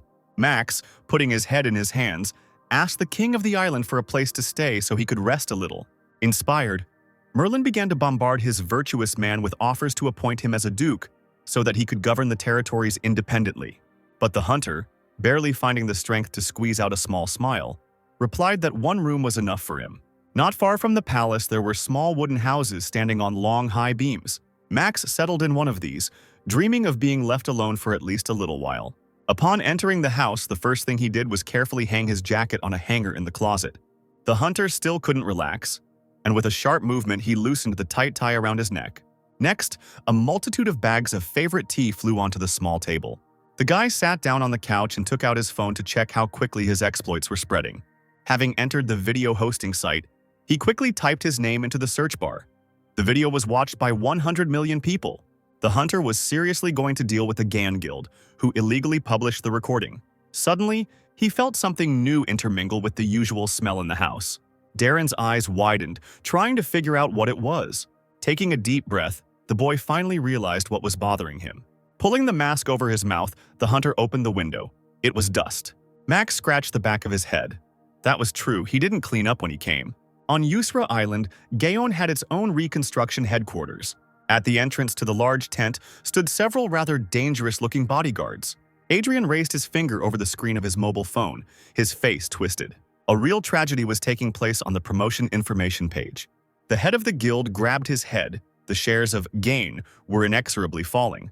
His brother answered quite calmly that this happened after the strange publication of The Myth. Greg, not listening to the swearing in the background, could not understand how the guild's influence could increase so sharply. Even on the street, desperate screams could be heard, and quotes from the article were read out by an enraged Adrian. A woman was slowly approaching the tent, but since the security had not received any information about the reception day, they tried to stop the stranger. The red-haired man's face had veins bulging with anger as he angrily slinged mud at the head of the myth. Adrian didn't notice at all how someone's female hands ran over his stomach. Both brothers jumped up from their seats, not understanding how Adele managed to get into the tent. The girl, shaking her hair, smiled seductively and very slyly, seeing how the head of the gown jumped away from her. She tucked her hair behind her ear coquettishly, teasing Adrian and playing with him. The head of Gaon shouted that there should be guild members outside. Greg turned out to be quicker and ran to the entrance faster than his brother. He reached for the fabric, throwing it aside abruptly. The analyst silently glanced around the perimeter. 2 large guards lay unconscious on the ground just in front of the entrance to the tent. He slowly turned his head, addressing Adele. She knows what it means to attack members of the Gaon Guild. She gasped theatrically, running her thin, leather-gloved fingers across her cheek. Her demonic appearance instantly penetrated the mind of the easily suggestible Greg, and a carnivorous voice insinuatingly asked if the analyst was sleeping alone. The space around seemed to darken. The guy felt the succubus's long magical tentacles slowly reaching out to him. It was unpleasant but painfully familiar. Adele was the daughter of Korea's #1 business group, the Morgan Group, and the leader of the Myth Guild. She raised the Wheat Guild to 41st place in the rankings. Adrian ran up to the woman, shouting that she was behaving unceremoniously.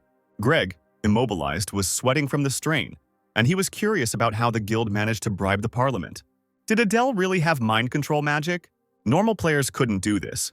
He should have warned Adrian, but his body wouldn't listen at all. Flashing her sharp teeth, Adele whispered that it was useless to try to resist. The unfortunate analyst vividly recalled the demon's ugly face, the same one that once entered into him. The monster's powerful grip almost killed the guy and the rest of the guild. Darren slowly approached the tent, casting a surprised glance at the guards who had not come to their senses. He was hot in the midday island sun. The boy hooked his finger into the collar, letting some air into his shirt. He abruptly entered the tent, and several pairs of eyes stared at the hunter in surprise.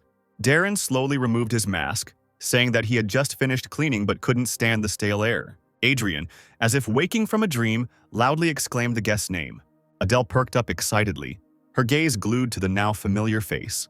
Of course, the demon hunter couldn't help but sense her true nature, and he loudly voiced it. Darren turned on the same video and held the phone up to his brothers' faces. The next moment, he called Adrian a demon who enjoyed humiliating other people. Adele folded her arms across her chest, raising an eyebrow, and the red-haired leader opened his mouth in shock. He pointed his finger at himself and began to stutter under Max's angry gaze. The woman chuckled as she watched the spectacle unfold before her. She wanted to get information from the idiots from the Gaon Guild, but the hunter himself came into her hands. Adele didn't notice anything special in the guy's appearance. Not believing that he himself killed the great evil, she called the player by name, and confident in her own irresistibility told him her name. Coming close to the adventurer, the woman playfully ran her finger along his thigh. She was disappointed, but it was for the best. Her eyes narrowed in a seductive smile. Adele whispered that Max interested her. Just when the woman thought that Yusra would be very easy to get, the guy abruptly threw her hand aside. Leaving the stunned and abandoned beauty aside, the guy approached the brothers again, asking if the head of the Gaon had swallowed his tongue. Greg said in a trembling voice that there were false rumors being spread about the Yusra kingdom and Mr. Max, and some even claimed that the hunter was giving preference to guilds close to him. Gaon couldn't ignore the bad news, so as a countermeasure they uploaded an unedited video taken during the battle. Greg apologized. He thought for a long time about how to solve this problem. Darren glanced at the brothers and wanted to ask them about the vile articles of the Myth Guild and the Parliament, aimed at discrediting the Gaon. Adele made her presence known by angrily exclaiming that Max's behavior demonstrated a shameless disregard for people. The hunter turned sharply to the woman, cutting off the fact that he was in the middle of a conversation with the guild, and asked where Adele had been taught such manners that allowed her to interrupt someone else's conversation. After fixing her hair, she slowly approached the men, asking in turn if Max himself had interrupted her conversation with Adrian and Greg. But it didn't matter. For the succubi, people were nothing more than food. Adele slowly stretched her body and energy towards the guy. Would he be able to resist? At that moment, the skill of natural enemy was activated in front of Darren. His combat capabilities were enhanced in the presence of the demon. The succubus's eyes looked penetratingly straight into Max's soul. The purple mana completely enveloped both of them. Adele grabbed the snow-white hair on the back of the hunter's head.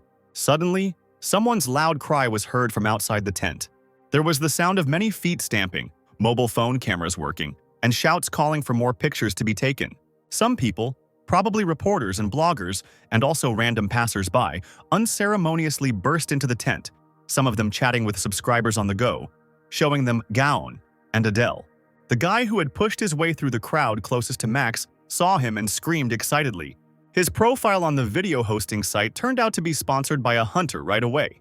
Adele stepped back with disgust in her eyes, and behind her, Greg adjusted his glasses with an evil chuckle, briefly stating the fact that strangers had arrived. The analyst's eyes flashed angrily from behind his glasses. His lips stretched into a grin, and his glasses were now adjusted with his middle finger. Did the demoness really think that she could manipulate reporters? Like wild animals wagging their tongues, they shouted at the top of their lungs about the presence of Adele, Max, and the Gain Guild. What luck it was to see them together. Someone was shouting that this was the best time for donations, that Adele had left the berserkers alone and had taken up the Gaon, and now she had gotten to Max. The guy himself, with his mouth open, was surprised by the performance that had begun, noticing the activation of a natural enemy. Darren's lip twitched in disgust. It seemed like his worst nightmare had come true. Adele covered her mouth with her thin fingers, tightly gloved, and whispered something. Max, who was standing in front, shook his head sharply, and the girl, running her hand through her hair, realized that they wouldn't be able to talk here. The head of the myth, confident in her irresistibility, put her hand on the guy's shoulder and suggested moving to a more secluded place. Darren, looking her straight in the eyes, loudly and clearly said a firm no. Adele froze, her small mouth slightly open, and behind her, numerous reporters and bloggers stood frozen in amazement, holding up their mobile phones. Adele was about to say something, but no sound came out. Her eyes widened. She suddenly covered her mouth with her hand, looking somewhere to the side. Darren raised an eyebrow and explained that he didn't conduct meetings without prior arrangement. There was laughter from all sides as the hunter sarcastically asked the succubus to brush up on her etiquette before meeting him again. Oh, that Adele, about 15 million subscribers on the social network, the daughter of the owner of the Morgan Group, the #1 company in Korea, the leader of the guild Myth. As soon as internet fashionistas noticed something on a celebrity, they had to hurry, because the items disappeared from the shelves instantly. Any handbag, perfume, clothes, everything that Adele wears, drinks, eats, it's all fashionable and always sold out. The woman who inspired the Morgan Group's slogan, the sold-out myth, has become a myth herself. Everyone likes her. Everyone wants her to choose them. Everyone wants her. But looking at the next video exposing the legendary Adele, the girl did not understand only one thing. In a few seconds, she was plunged into the darkest parts of her consciousness. gloomy, bloody, inhabited by the devil. The shards of the broken mirror, which reflected the dirty essence, dug into the palms of his hands, and voices screamed in his head in different ways, calling for him to kill, to destroy the damned Max, who was not affected by the charm. The reflection, its demonically red eyes flashing, interrupted this flow, ordering it to stop. The twisted, pretty face growled, calling for Adele to shut up because she had begged for her life once, and now she was acting as if this body belonged to her. An outstretched hand with long blade-like nails? Does Adele want to be saved? The mouths of the long-dead knights were frozen in a silent scream. A bloody web entangled their bodies. Some were not lying on the floor. They were suspended right in the air. The current owner of the human body, the seductive demoness, grabbed Adele by the chin and tenderly asked if she wanted to live. The succubus's palm moved higher, and with a long nail the demon pressed on the man's lower lip, asking if the girl wanted to take revenge on those who ignored her. Looking so closely into the red-rimmed, bloody pupils, Adele sobbed silently. She said that she would do anything if only she could. And now she closed her eyes, watering her cheeks with stinging tears. The succubus gave Adele everything she asked for, but she found the strength to object. She didn't want anything like that. The heel crushed several fragments with a screeching sound. The person said that the succubus should die, not Max. The demon burst out laughing, clutching at someone else's hair. How dare Adele say such a thing? She won't be able to survive, because it was so nice to hear from her father that his daughter was born by mistake. The largest, sharpest fragment flew into the demonic reflection. Blood began to flow from the succubus's neck, despite the fact that her palm managed to intercept the glass. Blood splashed onto the floor. The demon understood that the body had stopped obeying. Had Adele regained control? This man was plunging a splinter into his own throat. She really went crazy, deciding to start protesting right now. Some hands pulled the tip straight to the throat. Others desperately held it back so as not to die. The red liquid flowed straight to her feet, dripping onto the tiles. What happened? What else was Adele missing? She achieved wealth and fame. The demon gave her everything she wanted and asked for. And most importantly, the entity made it so that no one could ignore the girl. Continuing to squeal that only thanks to the succubus did Adele get what she wanted, the demon did not notice how the man appeared right behind him. She claimed that she did it on her own, without any help. The demon is scared, trying to make himself out to be the boss, but everything he listed happened only because of the help of Adele's father, Chairman Morgan. There is no point in possessing another. Evil cannot cope alone. And while the entity was losing blood, cursing disgustingly, Adele destroyed it with words. The girl's hand drove the splinter deep into her stomach. She would not die. She simply would not allow herself to. Even through the glove, the hand remembered the outline of Max's handsome face, the warmth emanating from him. The red eyes were drowning in his piercing gaze. It seemed like he had solved the riddle immediately, having looked at Adele once. That man, the adventurer, saw the real Adele, without the flashy makeup, provocative clothes, and deliberately boorish behavior. The only one who recognized the planted demon in the girl, and saw the true face of the unfortunate woman behind the mask of evil. She looked around in confusion, following the hunter's back with her eyes. And he, waving his hand, casually said that they would see each other again. He promised. The succubus screamed the player's name, clutching her throat. Blood had already flooded the entire human body. His own hands strangled his fragile neck. The succubus won't die just like that. He will take revenge on Max. The human body is too weak. The monster needs to heal, find something to absorb. Adele, her eyes wild, rushed forward, running past her guards, getting tangled in the folds of her skirt. The closest one was a man. He was carefully examining the area. His eyes were hidden behind dark glasses. He shuddered when he saw his mistress in such a state and begged her to wait. The girl was staggering, covered in blood, her head hanging low. She was shaking and looking for something. While the man was babbling that they needed to hurry to the hospital, the thin demonic fingers of the stranger who had taken over his mistress's body were slowly reaching out to him.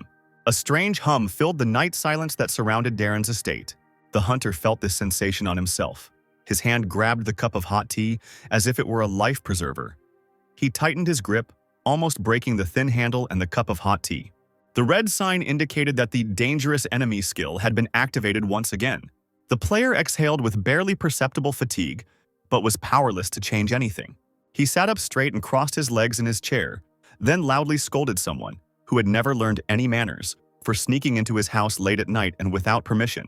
The guy carefully placed the cup on the table, loudly allowing the demon to enter. And although this is not the guest he was expecting, The player will be happy to chat with her. Darren grinned slyly and crossed his arms over his chest. Max held his breath behind him like a shadow, looking around nervously. It was still quiet at the door, as if the aristocrat were talking to himself. Darren breathed a sigh of relief. Of course, even a demon wouldn't show up at such an hour. At that moment, a mocking female voice sounded right behind him. The demon reported that Max had turned out to be too smart. The ghostly figure shuddered sharply in fear, placing a hand on its heart. Darren turned his head and shamed the succubus again. He entered through the window into someone else's house in the middle of the night. Where are his manners? Adele easily spread her arms, not at all embarrassed, and waved around the room. After all, Max himself had invited her when she was ready. Laughing, the succubus once again spread her poisonous magic into the air, coquettishly saying that she had completely forgotten about manners. Darren looked closely at the female figure, noticing that he couldn't see Adele's silhouette that had been there before. The demon rolled his eyes, covering his mouth with his hand. What nonsense! Here she is, right in front of Max. Then, laughing, the entity asked if Darren was looking for that same dead girl. Adele died suddenly by stabbing herself as if she had gone crazy. Did she really not feel anything?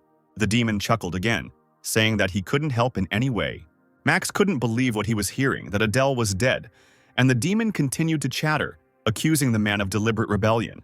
Adele slowly approached the hunter, asking if he wanted to hear something funny. Finding himself next to the guy, the demon mockingly said that the person died precisely because of him. That before her death she talked for a long time about some incomprehensible nonsense. The demon conveyed Adele's words that back then, in the tent, he saw her true essence. That even powerful demonic energy could not prevent this. In fact, Adele was the daughter of Chairman Morgan's mistress, and reporters exposed the man in a scathing article. Entire crowds surrounded the chairman and did not allow the man who had hidden his daughter for so long to pass. The little innocent girl smiled happily, looking at her mother. When this article came out, I think the child was only 8 years old. It was not by Adele's will that her photos ended up on the internet, and the girl became the object of numerous ridicule and bullying. Her classmates called her a mudblood, an illegitimate daughter, avoided her, and whispered behind her back. After the girl's mother fell into depression, her father decided to take Adele in and raise her. The demon bent over and laughed hysterically. Straightening up, the demon, as if playing a role in a play, spread his arms, telling about Adele's past. She became a gambler, and her father forced his daughter to work without rest. He did not care whether she was alive or not. She did it over and over again, cheating, killing, achieving success, and all for just one reason. Just so that the father would be proud of his girl, he would publicly acknowledge her. But even after that, Adele was still subjected to accrued attacks from ill-wishers, both online and in real life. She could not please them. Darren listened silently as the girl's demonic essence, like an enraged lynx, growled and thrashed about, threatening to avenge his mother's death. The succubus, walking in circles around the hunter, mockingly commented on the death of the real Adele, twisting her painted lips. The demon chuckled, laughing at people and their naivety. Max soon got fed up with this and loudly ordered this version of Adele to shut up. She took a step back, falling silent, but her lips still stretched into a grin. Now it was the aristocrat's turn to drive the succubus into a mental trap. His aura immediately threateningly stirred the air. How dare the demon spawn speak to him in such an arrogant tone? Adele felt an overwhelming fear. Her whole body trembled with horror and weakness under the player's gaze. The adventurer's red pupils glowed brightly in the darkness that had fallen on the room, and he commanded the demon to leave, as he had no intention of continuing the conversation with the victim. Max looked at the two figures opposite him in surprise, carefully moving a little further. He looked back again, not understanding why the exorcism ritual had worked without an offering. Suddenly, a childish, boyish figure ran past him, and the situation changed dramatically. The boy saw a child with platinum hair showing something to a crowd of smartly and old-fashionedly dressed people. After all, it was the aristocrat Darren, whose life he himself invented. Something stabbed in his chest. Max clutched the collar of his shirt, trying to stop the pain. Was he really in Darren's mind? My heart was breaking from incomprehensible pain and longing, and my palm squeezed my chest even harder. It felt like someone was squeezing everything from the inside. Max turned around and saw the stately figure of Darren, whose long platinum hair was scattered over the young man's broad shoulders. He stood at the edge of the second-floor balcony, his head bowed low. It was unclear whether he was looking at something or simply lost in thought. Max approached him closer, carefully so as not to disturb him, looked down, and immediately realized everything. On the floor of the large hall lay bloody bodies, piled up in a heap. It was not a story he made up for Darren, but his own memories. These were the feelings that the aristocrat had experienced in the past. And now that Max had synchronized with him, the feelings began to belong to both guys. These are the feelings that made Max decide to spend the rest of his life destroying demons. Adele cowered, shaking, sweating as the hunter loomed over her. In Darren's soul, the anger of that time grew, and now brightly blossomed. How dare some lowly demon insult human pride? Darren scooped up the murderous magic in his palm, accusing the succubus of dirty tricks and mocking Adele. Because the girl acted nobly, risked her life to repay the trust shown to her. The demoness rose slowly, staggering as if drunk, and burst into a strangled laugh. The demon hunter's energy swords flew towards her. Like an executioner, Darren straightened up and extended his hand, sticking out 2 fingers. The succubus fell to her knees. Her head bowed low. She begged for death, not looking at her judge. Too late, the entity realized that it shouldn't have messed with this hunter. The red flames in the player's eyes died out as the magic did its job. After a few minutes, while the mana was slowly settling, he crouched down next to Adele, who was still kneeling. Darren gently informed the girl that he could see her pride. She trembled slightly, not daring to raise her head. But hearing such important words, Adele dared to look at the hunter, tears streaming from her eyes. The aristocrat pointed his finger at the door, saying that it was already late, so let the girl go cry at home. But she slowly closed her eyes and fell somewhere to the side, right with her head on the wooden floor. She staggered, and now the girl's head was on the hunter's outstretched hand. He grabbed her by the shoulders, remembering how the demon had said that the owner of the body had stabbed herself with a knife, but there were no visible wounds, and yet she still fainted. Just as he decided to put the girl somewhere so that she could get some sleep, the door swung open with a loud bang, and the entire Lionheart squad appeared on the threshold. Tristana, bursting into the room, shouted loudly that all the knights had noticed the appearance of the demon, and so they went on patrol. She opened her mouth wide and screamed as she saw Darren leaning over the girl's figure lying on the bed.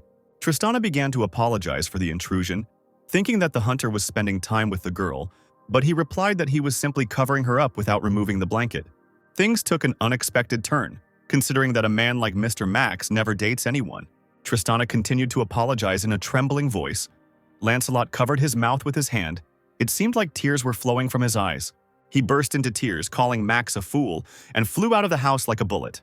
Tristana screamed after him, and the ghostly Max raised his eyebrows at the spectacle. Finally, when it was all over, Darren left the door between the rooms ajar. The hunter sat down tiredly on the sofa, placing his hands on his knees. Today was truly a never-ending day. The shadows on Darren's face deepened, and steam came out of Max's mouth. A blue sign appeared in front of the boy, notifying him that a class assignment had been created. Her appearance surprised Darren, but he reached out and touched the screen with his finger. Meanwhile, in the tall headquarters building, despite the night hour, the windows of the offices were brightly lit. The workers were talking loudly. 2 men were sitting in front of a large screen. One of them had large dark circles under his eyes from lack of sleep. Everyone was waiting for the upcoming update of Arcana. They received a notification about the addition of a new region, Northern Snow City. The man stood and jumped with excitement. If this was the same city, then they were talking about the metropolis of Arcana, the very one where there would be shops and a forge. Bloggers didn't waste any time either. Percival was busy broadcasting live, telling listeners about the new region. The Arcana representatives conducted emergency broadcasts, causing players to become impatient and crash the forum servers. Users were eagerly awaiting the release of the update, demanding that it be released as soon as possible. Max went cold as he looked at the text that appeared on the screen. He couldn't believe that there was a demon in the Ice City. The quest stated that there was a demon king in the city, the devil. The king of all demons, his darkness had begun to manifest, and the last demon hunter had to destroy his throne after exploring the northern city. Max was in a panic, scrolling through the news, screaming about what he needed to tell people, at least leave a comment on Arcana's page, while Darren remembered that talk of the Demon King reminded him of Talus.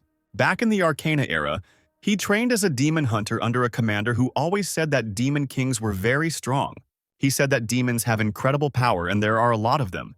They even assign ranks to themselves, and few hunters survived encounters with demons. Young Darren was handed a huge book covered in colorful bookmarks, containing the names and characteristics of all known demon kings. Darren was ordered to remember them all without fail. The time for the exam was approaching. The hunter must accumulate knowledge to defeat the Demon King. Later, the aristocrat learned that this was an optional quest, but it was the most memorable time of gaining valuable knowledge. Just when Max thought that this knowledge would certainly come in handy, he saw a new comment under Darren's high-flown post where he warned about demons in the vicinity of Snowtown. Someone cursed. And below, there was the usual spam. Max cursed and threw away the phone with a stupid smile on his face. While Darren continued drinking tea, the boy lay down on the bed, convincing himself that there would be no problems, and even the Demon King would not be able to act so openly. He was looking forward to the update and was already dreaming about visiting the restaurant in Snow City. But first, it was worth going to the Magic Tower, which charges a lot for creating items. Thoughts flowed in such a chaotic order that Max gradually fell asleep. Darren continued to sip his drink calmly. Max screamed piercingly. He couldn't sleep because of what Darren posted on the internet. What a stupid manner of speech. At that moment, a messenger bird with bright green plumage slowly flew up to the hunter. She spoke loudly in a human voice, announcing that it was a delivery from the Magic Tower, and asked if this was Mr. Max, who had requested the creation of items. Throwing a green bundle into Darren's hands, she flew away, and Max was glad that he didn't have to visit the tower himself. Darren was skeptical, but he still slowly untied the bundle. The first thing he saw was a unique rank ring with a pure emerald. It restored life force when taking damage. Max trembled as he began to check the information on the internet, because he had heard that such items were incredibly expensive, especially those created by the magicians themselves. Next, Darren took out a real masterpiece, a koi scale scarf, which increased affinity with the fire attribute, allowed one to avoid any damage with a certain probability, and opened the aesthetics characteristic. The object emitted such a glow that Max suddenly closed his eyes. Adele tossed and turned in bed, feeling the light through her sleep. Max turned around carefully. He definitely saw the word masterpiece. What if he read it wrong? According to the article found, masterpieces in Arcana are created extremely rarely and are incredibly expensive, and Darren himself asked Eric to achieve the best results regardless of the cost. Max grabbed the letter, the invoice, and clutched it with trembling hands. He was terrified, imagining that he would not be able to pay for the work of the Magic Tower. At this time, a sign appeared about a new characteristic called aesthetics. Max exhaled loudly. Apparently, the aristocrat liked the handkerchief. He easily placed it in his breast pocket, clapping it on top with his palm. The hunter has some free stat points left over from killing the succubus that had taken over Adele's body. Max decided to add points to the luck characteristic, a total of 5 points. Now all that's left is to pray that at least something will change. Max even knelt down, calling on Lady Luck. Darren pulled out the vest that Eric had sent him as a gift from the package. It matched the color of the scarf perfectly. The new sign disturbed the boy's peace, and another class was created. Darren looked up from his new clothes and stared at the sign in amazement. It said that the task related to the demon was postponed, and a mandatory task needed to be completed. Meanwhile, in Japan, the Inazuma Guild headquarters was in turmoil. Papers flew at the standing leader of the group, Leo, cutting his cheek. Someone's angry voice shouted that the guild's rating would fall behind Gaon. Hearing him accused of betrayal, the man guiltily closed his eyes, whispering that this time he would definitely make up for lost time in the Ice City. The boss blamed only him, ignoring the rest of the guild members, pointing a plump finger at Leo, threatening him with seppuku if the player lost again next time. When the director finally dismissed the guild, the trio walked silently down the corridor. The blonde man wanted to ask the leader if everything was okay, but the leader, burying his hand in his thick hair, said that a city had appeared in the waters near Hokkaido, but it was a secret, and no one could be told about it except Inazuma. When the blonde heard that the leader was planning to consolidate his position and influence in the area, the glasses on his nose shook. The man shouted that they couldn't interfere with other players finding the city, and they didn't even know if the Ice City was safe. This stream of speech was interrupted by a fist hitting the wall, damaging its surface right in front of the guild member's face. The veins on Leo's handsome face bulged as he reminded him that Ice City was a former barbarian city, and Adrian from Gaon was the #1 barbarian. In a tone that didn't require arguing, Leo said that just like in Asura, his guild had been pushed aside in Yusra, and there wouldn't be a next time. He reached out to the dumbfounded blonde, gently adjusting his glasses. The man turned around abruptly and demanded that the order be conveyed to all guild members to gather in Hokkaido. Leo pointed his finger at the analyst, warning him to be more careful in his actions if he didn't want to commit seppuku in place of the leader. Beads of sweat were running down the blonde's forehead. He secretly took out his phone, laughing nervously, saying that he would be careful. then quickly typed a message to someone asking them to contact him as soon as possible. The man ran headlong down the ship's gangway, shouting to his partner that a request had come from the Inazuma to tell everyone that the ship was leaving right now. They had to go to Hokkaido as soon as possible, because the message was probably sent to someone else. The game forums were filled with the news of the ice city appearing near Hokkaido. The Shining Guild didn't want to miss the chance. Louis ordered the people to get ready for the road. Lara, in her red coat, paced the room nervously as the berserkers excitedly began to discuss the trip to the new region. Even Percival was aware of the location of the Ice City, dreaming of an incredible amount of future content for his blog, Northern Ice City, former city of barbarians. It was one of the main player bases when Arcana was still a game. Despite the permafrost, it was crowded and always loud. The city had various shops, many NPCs, even its own kitchen. Ice lived up to its title of a metropolis. The reason the entire gaming community was worried was simple. The city was the beginning of humanity's counterattack. If the content is preserved, Ice City will become a useful point for leveling up players' skills. But in these difficult times, even the emergence of such a valuable resource could not go smoothly. Near the portal to the Ice City was the border of Hokkaido, and it was unsettled there. Angry as 1,000 devils, holding a hammer behind his back, the red-haired handsome man of the Gaon Guild cursed his interlocutor with all his might, believing that he had gone crazy. Hearing the swearing, Greg approached him, wondering what was going on. He waved his hand towards a large group of people in uniform and with weapons in their hands, who demanded a foreign passport from the player. The analyst stepped forward, holding his hands out in front of him, palms up, and addressed one of the border guards, intending to explain the situation. But the man interrupted him, saying that he could not let anyone through without a passport. This news stunned Greg. He was completely confused and mumbled something in response. Once again, derogatory speeches were directed at the border control officers, who stood quietly and paid no attention to their surroundings. Even through the snowy wind and the swarm of snowflakes, these cries could be heard. The squad, sparing no effort, ran along the icy slope, their heavy boots deftly skirting large snags. The head of the Inazuma Guild was urging his people to arrive before everyone else. The closer they got to the gates of the Ice City, the wider the smile blossomed on Leo's lips. But, having run very close, he suddenly lost all anticipation. A lone branch, flying off from the remains of a tree, crunched underfoot. The guild members stopped in shock as they caught up with their commander. The joyful anticipation of meeting the Ice City was replaced by horror at the sight. Near the gates, on all sorts of torture instruments, there were dead, tortured people tied tightly to them. A large drop of sweat ran down Leo's temple, and one of the guild members suddenly felt sick from the smell of coagulated blood and decomposition. A confused, short-haired blonde man with an earring in his ear asked the chief what they should do now. The man was so shocked that he didn't notice something approaching him from behind. He only had time to hear a desperate cry telling him to turn around when a sharp blade pierced the blonde's chest, turning the snow bright red. The blade turned out to be the claw of a huge demon who simply impaled a small man on the nail. Such was the terrifying size of the monster. Some of the guild members froze in horror upon seeing the hellish giants, but some managed to react and ran away screaming. A huge shadow loomed right above Leo, his eyes full of panic, unable to take his eyes off his living nightmare. Spraying saliva, the huge demon, with flashing red eyes, extended his paw towards the man. He counted the seconds of his death because he had not expected such an outcome at all. His worst problem was not seppuku. A few hours ago, Max's mansion on the Usura Islands was still quiet. Adele, freed from the insidious succubus, continued to regain her strength in her sleep. Even in this state, the girl's inflamed mind was throwing up images from her recent exile. Adele flinched and opened her eyes abruptly. She jumped up in bed, shocked, not understanding how she had survived at all, and how long she had been unconscious. She burned with shame before the hunter for her tears and behavior, while causing such inconvenience to the man to whom she owed her life. Meanwhile, Darren was thinking about something, standing in front of the blue sign, scratching his chin. It seemed that the Demon King had taken action. The tablet demanded the liberation of the Ice City that had been devoured by the demons, warning that failure could result if the criteria were not met.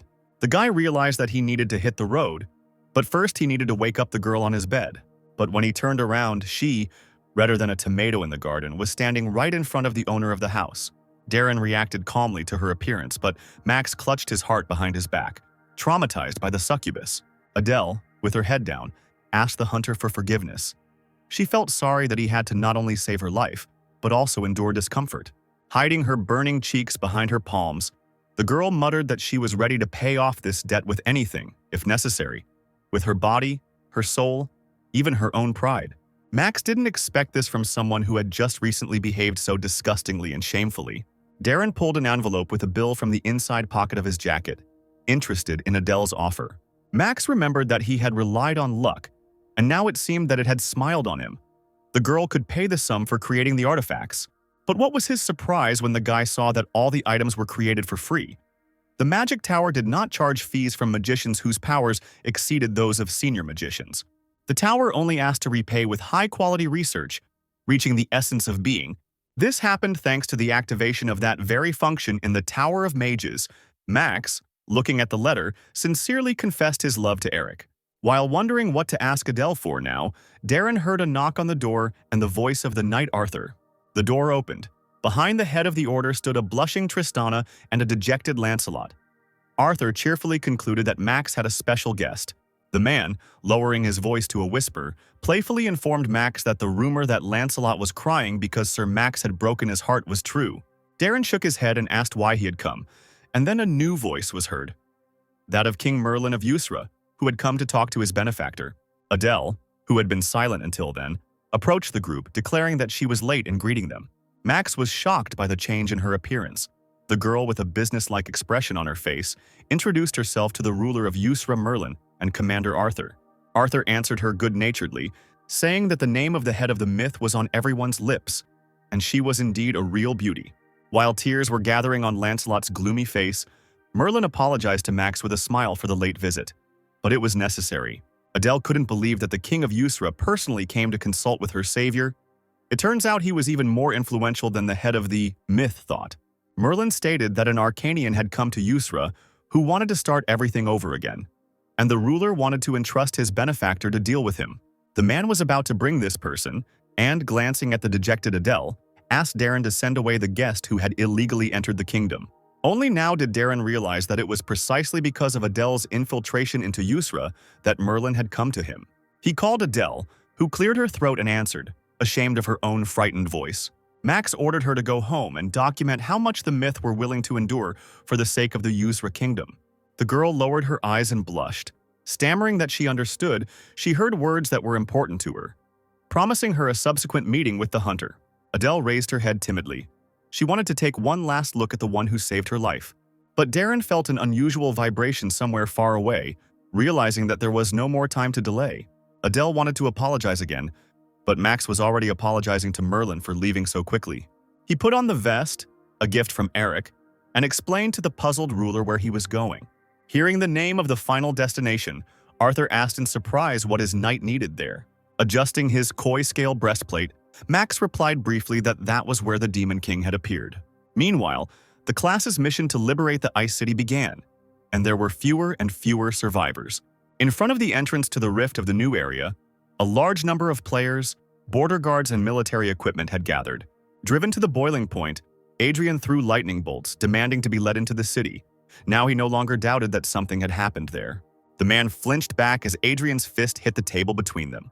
The man in uniform persistently asked the player to move away, threatening further trouble. But the head of Gaon could not calm down, blaming Leo for everything. He furiously held the phone with the guild rankings to the employee's mask, but there was not the slightest change on it. The head of the Shining approached the disputants, scratched the back of his head, and admitted that he also felt something was wrong. The second-placed Luis suddenly approached a border control officer, saying that they were violating the agreement and their actions could become an international problem. Adrian's mouth dropped open at what he heard, not believing that the American could say something like that so easily. Suddenly, the situation changed. The employees scattered, commands were heard to move away from the fault, get into formation, and redeploy. The leader of Gaon initially thought that they were leaving due to Lewis's reaction, but at that moment, a member of the Shining Guild reported a video from a drone in Ice City. Lewis looked at the tablet screen and was stunned. He saw a bloodbath there, how demons that appeared out of nowhere instantly dealt with some people from the Inazuma Guild. Leo's partner ran up to him, shouting that the government was planning to send a bomber to the battlefield, to which the leader cursed, not approving of the idea at all. He bared his teeth as he realized how the director had failed his guild by choosing to do nothing at all. He didn't have time to turn away before something suddenly ran past and grabbed his partner, who screamed shrilly, disappearing from Leo's field of vision. Coming to his senses, he screamed out someone else's name in horror as the monster carried him away. The first seconds he didn't know what to do. Kane screamed so terribly, choking on his own blood, and called the chief for help. Leo understood that the last minutes of Kane's life were slipping through his fingers, and he alone was powerless to change anything. The demon's huge mouth appeared before him, overwhelming him with its size and power. It seemed like the guild was completely broken. At first there was blackness, through which a blindingly bright blue beam broke through. With an outstretched palm in which incredibly powerful mana was splashing, Max shouted the name of the head of the Gaon. The man was pierced by this light, as if it passed through his entire body, and he opened his eyes in amazement. The demon standing in front of him was cut in half by some kind of red energy mixed with blue mana. Then, flying straight through the bloody space that had formed, Adrian appeared in front of the devilish body, flying forward. His eyes glowed red, burning away all evil, and his hammer swept away all demons in its path. The red-haired man grabbed the weakened Leo by the collar, preventing him from falling, while the head of Inazuma babbled the name of his savior, not expecting such an appearance. Adrian smiled and called the player a bastard who was being punished for his beastly behavior, and if it weren't for Mr. Max, he would have left everything as it was. The head of the Gaon turned his gaze somewhere.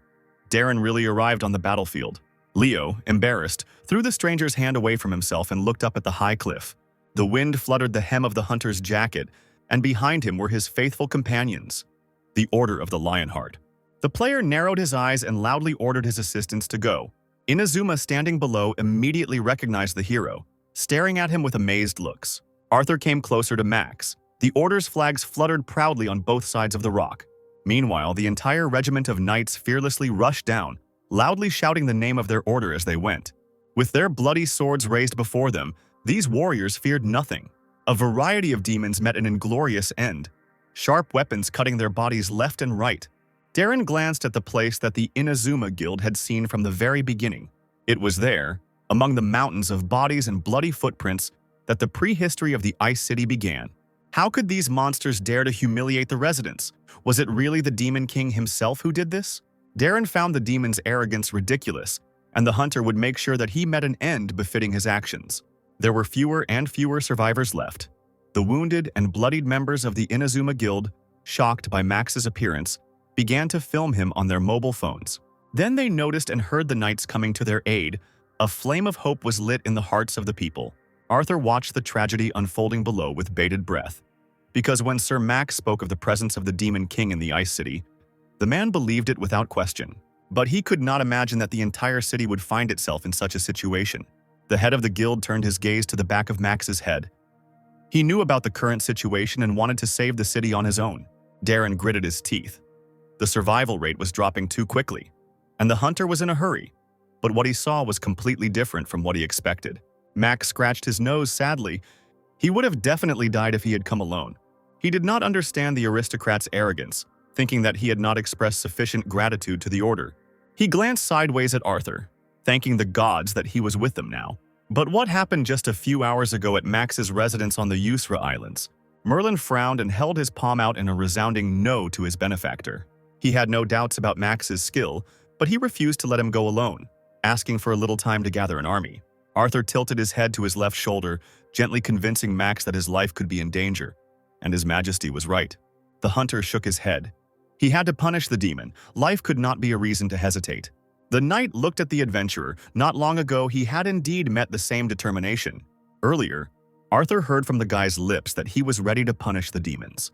And I saw with my own eyes that there were no other options for the hunter.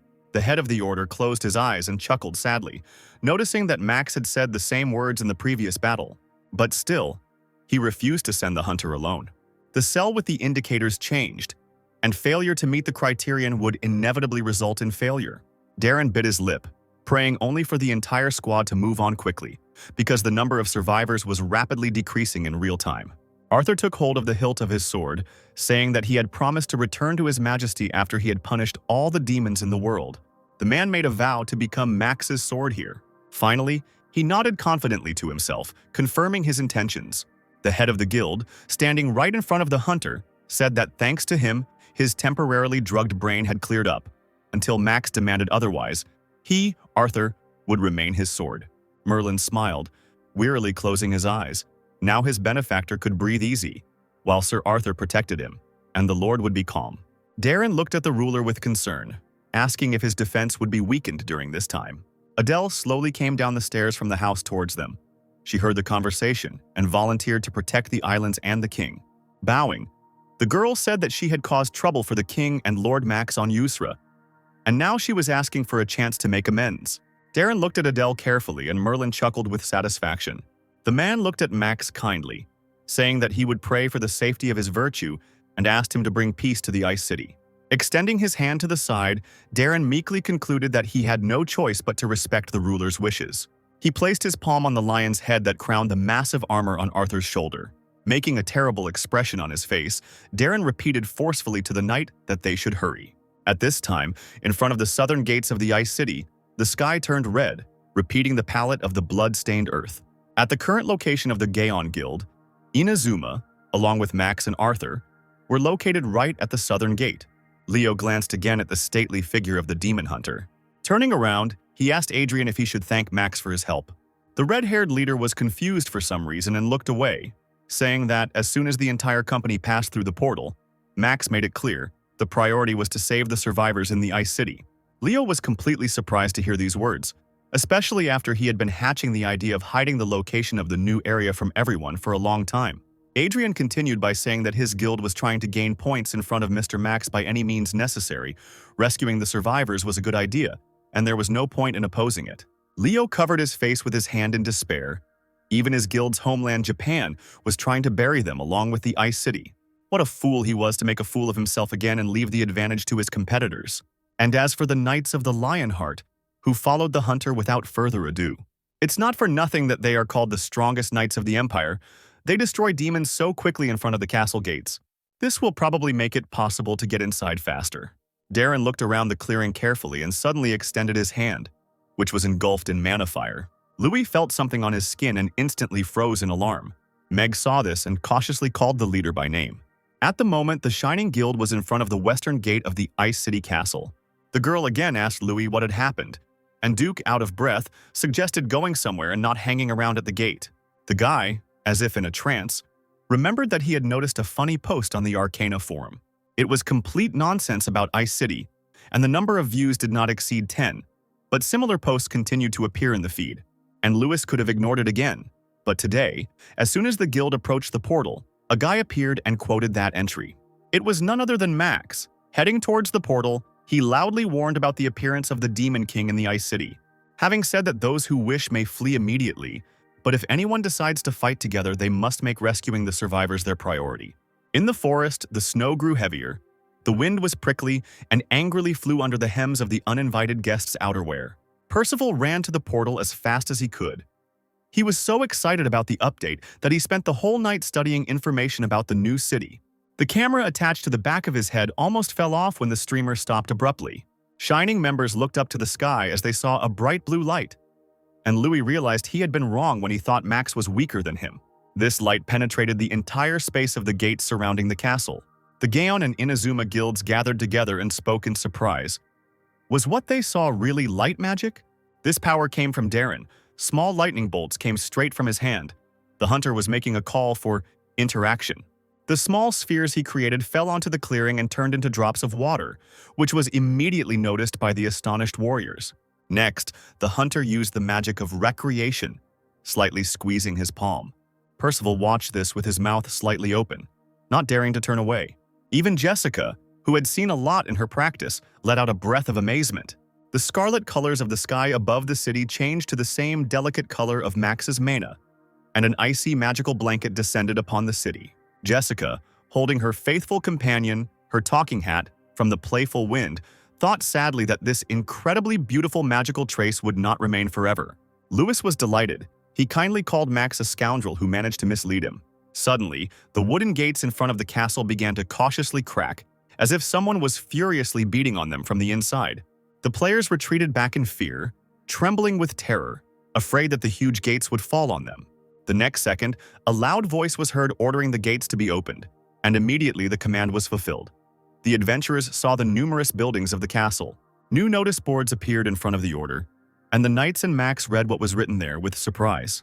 The same signs appeared in front of the other participants of Arcana. The task, Liberation of the Ice City, for which a reward was due. Lewis excitedly exclaimed that this was the exact task the post was talking about. Duke hesitantly asked if they should just go to the city gates. The Shining were still at the western gate, and since Max was at the southern gate, the guild had nothing to rely on there. The warriors decided that they should remain in the same place in order to quickly capture the western gate. The cold wind grew stronger, playing with the fluffy branches of the tall spruce trees in the forest. Arthur looked in amazement at the fallen gates. The stones lay in a heap in front of the equally surprised players. The man again admired his companion because he had never seen such a siege in his life. The knight claimed that if the order was given to attack, he would be in the front ranks, but Darren did not hear him. After he broke the gate, the evil energy became even stronger. "There is something inside," Adrian, clutching his hammer, shouted to Max in a dashing voice, offering to give the order, and then the Gaon would break in first. He added that the guild would refuse the contribution in favor of the adventurer in any case, so he shouldn't worry. Max held out his hand, ordering the red-haired leader to stop. Adrian shouldn't have gotten in there. The player did not know that behind the gates there were many small, disgusting, and very evil demons hiding. The guy just turned away at the sound of Max's voice, distracted from what was waiting for him ahead. Numerous long and tenacious paws of demons grabbed hold of the confused man, wrapping themselves around his neck and face. They immediately began to pull him by the gate. Greg desperately screamed his brother's name, going crazy with worry. Tristana immediately rushed to help, while Darren leaned forward, giving the knights the order to fight. The girl fearlessly jumped off the cliff, deftly covering the distance down. She was focused only on winning. The long sword immediately cut several disgusting, devilish faces in half. Adrian, for whom several events had happened too quickly, was completely amazed when he found himself freed. Tristana dealt with this batch of demons in no time, then quickly sheathed her sword and called the shocked head of the Gaon to come in. He watched the girl go, noticing her unusual sword skills. The man had seen something like this before. This technique looked very barbaric. However, Darren did not become less worried because he saw a new threat to the players. He instantly recreated a magic spell in his palm and loudly warned Tristan of the danger. A horde of new demons flew down on her and Adrian from above, their powerful claws extended forward. Max barely had time to catch his breath when he noticed an unexpected alien presence. A stranger came to the aid of the adventurers, at first glance, dealing with the monsters with her bare hands. A long black thread was wrapped around her fingers, and the woman threw an order over her shoulder to one of her men to open a portal next to her. Volat, a short man in a long cloak and hood right next to Max, quickly fulfilled the stranger's request.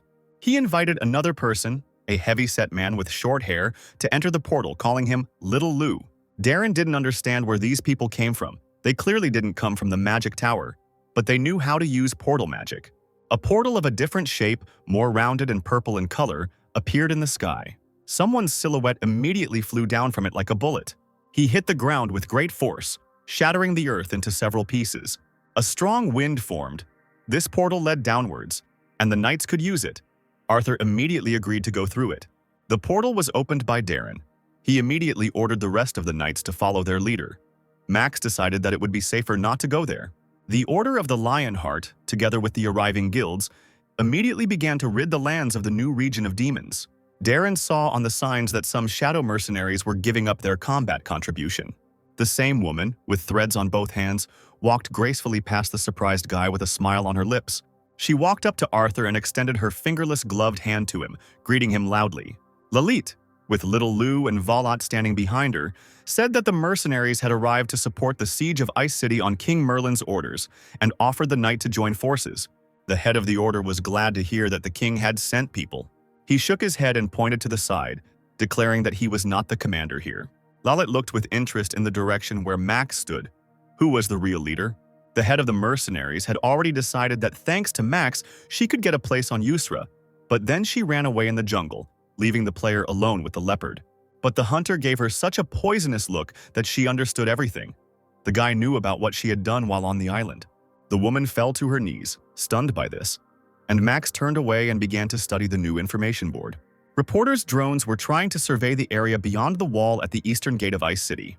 The operators of Arcana today were broadcasting from the eastern gate, where the Union Guild was located, the second in the guild rankings. The guilds will complete the region's task, which begins from the moment of entering the Ice City. The castle walls have 4 entrances with locked gates. Radiance occupied the western ones, Berserker, the northern ones, Union, the eastern ones. Lawrence, the head of the guild, a stately man in national dress and with a long scar near his right eye, was giving another order. Volleys of fire gradually destroyed the demons. They roared with rage, falling like stones from the castle fortifications. The reporter was full of praise for the leader of the Union, who continued to accumulate contribution points. Among the players, the contribution that is already known at this point, he is an unrivaled leader. And this siege can change the rating of the entire guild. Lawrence was waiting for the moment of the siege. Maybe in individual battles, the radiance is superior to them. But in sieges, it is the Union that is the king. The man threw his head back and laughed evilly, spreading his arms to the sides. Today, he would become the ruler of the Ice City. What Lawrence didn't know yet was how much Max's contribution exceeded his own, and only continued to grow. Gradually, the players managed to clear the areas at the entrance to the southern gate of the Ice City. Darren carefully examined the area. At first, he doubted whether to enter or not, but learned about the help of shadow mercenaries who conducted reconnaissance through the portal. Arthur looked at Lallet in bewilderment, who had not yet heard from Max himself whether he recognized her, but continued to tremble with tension. Darren recalled what he knew about the shadow mercenaries. It was a small group of elite mercenaries who would stop at nothing to complete the task at hand, and did not care about the ethics of the request. The dark side of the Arcana. These are probably the same arcanes that Merlin spoke of. Lallet watched the hunter's expression carefully for every slight change, wondering if he was mocking her. One of the mercenaries, the same one who had created the portal earlier, approached Max. The wrinkled old man looked through the portal again, concluding that there was no longer an ambush nearby. He raised his hooked fingers into the air, warning them not to enter through the castle gates. They were full of traps that could instantly kill even a dragon.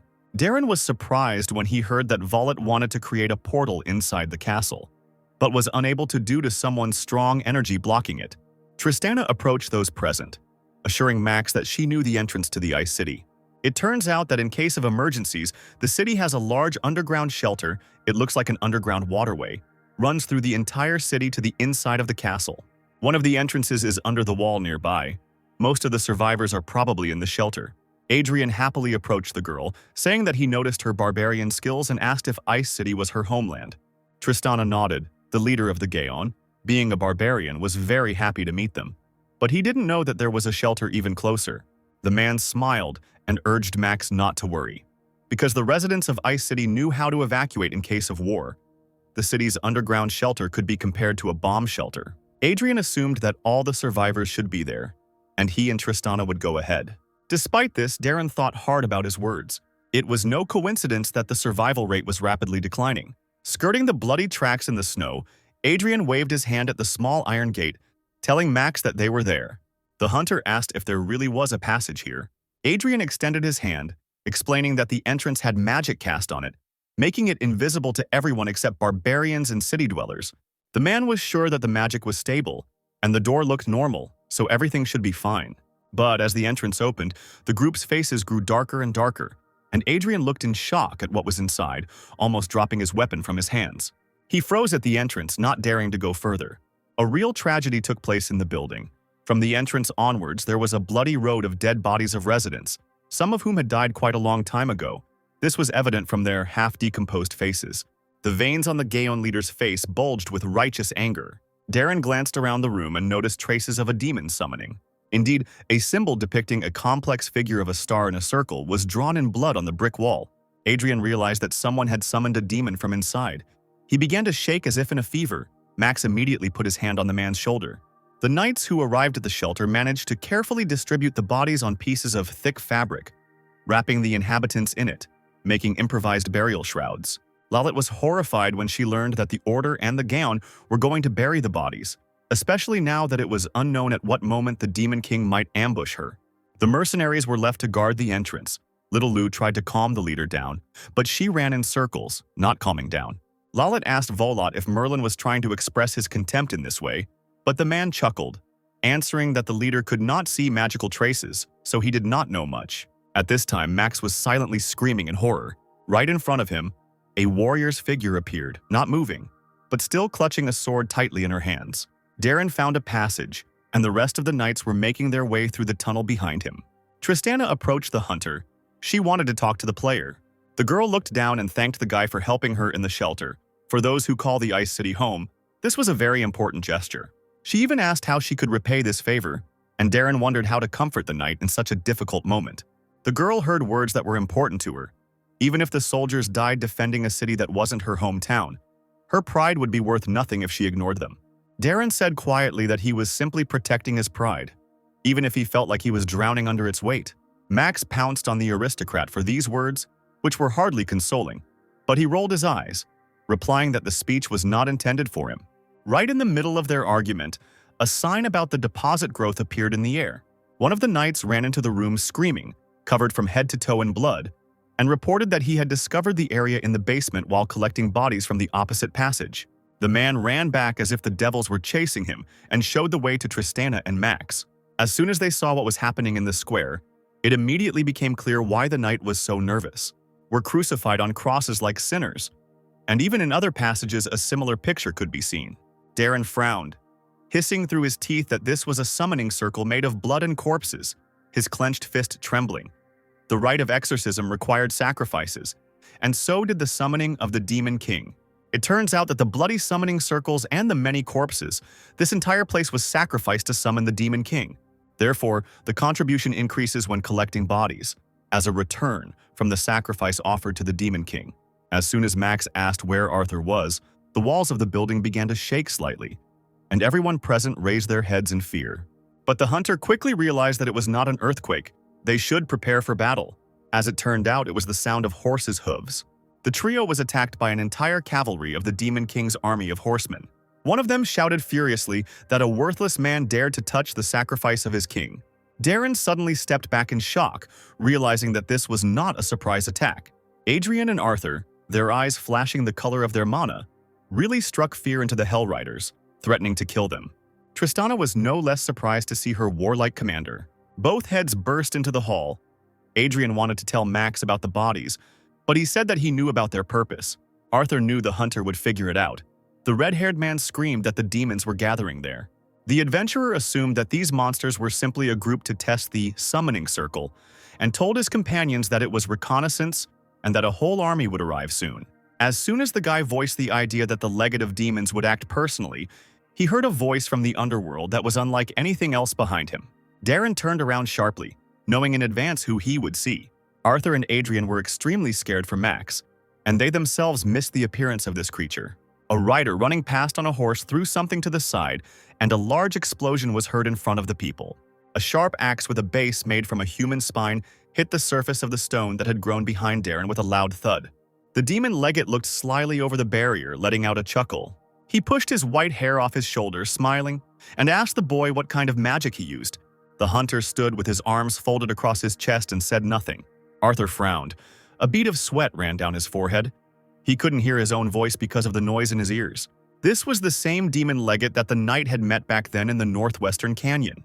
Blind to the ground in rage, the man charged at the demon, who was twice his height. He realized too late that he had somehow miraculously ended up on the other side, and his opponent was laughing behind him, also remembering the warrior. It was the same young commander he had met several decades ago. The head of the guild could not understand how he did not notice the other's movements, and the demon was puzzled why the knight had not changed. Only his skills had become worse. Arthur replied angrily that it was only a few years ago. The demon rose into the air and spread his arms out to the sides. They say that 4 days in the Arcana are equal to 1 day here. He grinned, guessing that this would be a strange battle.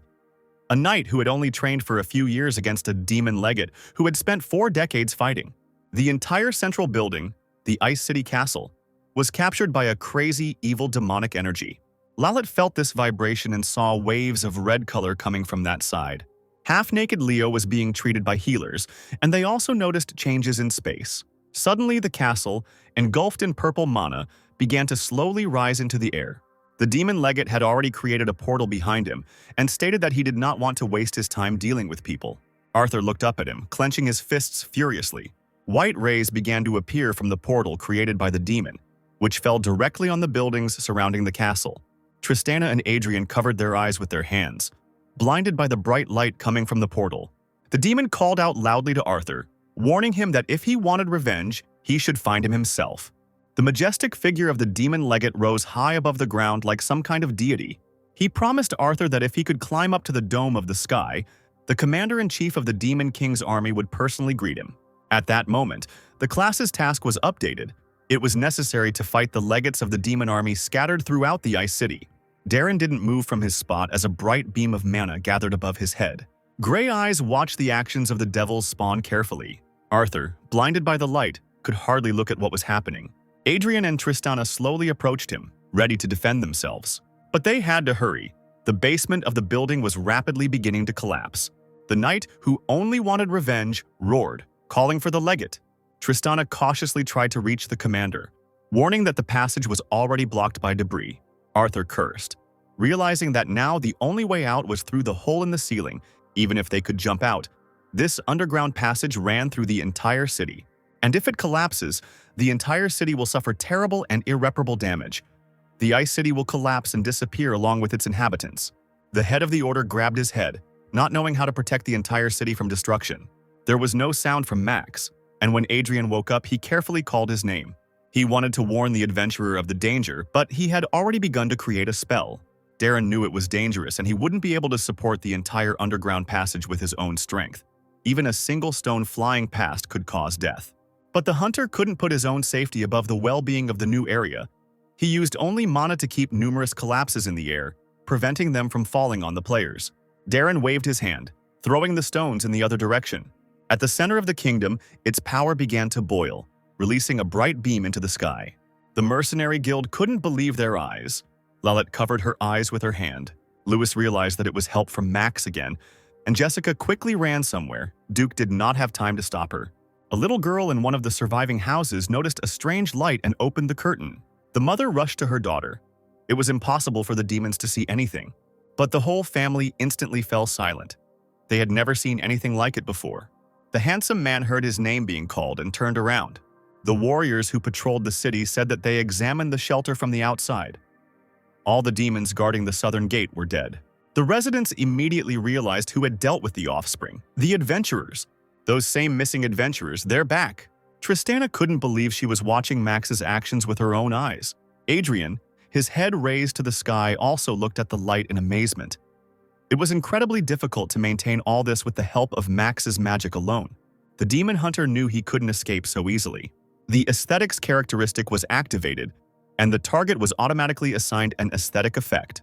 The pride of those who wanted to protect their hometown, coupled with Darren's incredible mana, caused the special ones to awaken. The warriors of the Ice City, stone giants, rose from their knees like Atlanteans under the gaze of many amazed people.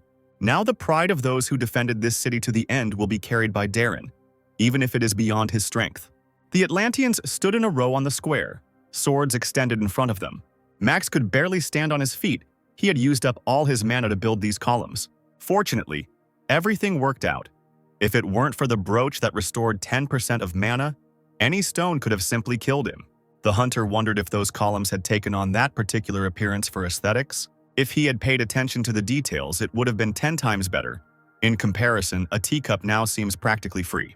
It looked like it might be possible to wear unique gear. More research is needed on this. Arthur was still pondering what the demon had said. One day in this world was equal to 4 days in the Arcana. He became serious and felt an incredible weight of guilt, because if the knights had properly finished off the legate a few years ago, the city would not have suffered so much. Even now, having met him again, Arthur again missed the opportunity to take revenge. How shameful before his majesty. Adrian saw the approaching shadow and, looking up at the sky, screamed. From somewhere through the ruins of the walls, a huge flock of bats was flying towards the city. Darren realized that these were no ordinary bats that had flown to the light, and the teams should prepare for battle. Someone shouted that the mice looked weak and could be easily destroyed, but the hunter realized that this was not true at all. His natural enemy skill was activated, meaning that something much bigger and stronger was approaching, as his combat capabilities were enhanced by the presence of a demon. A new class quest has appeared. Fight the legates of the demon army scattered throughout the Ice City. Darren's eyes widened, staring at the approaching threat.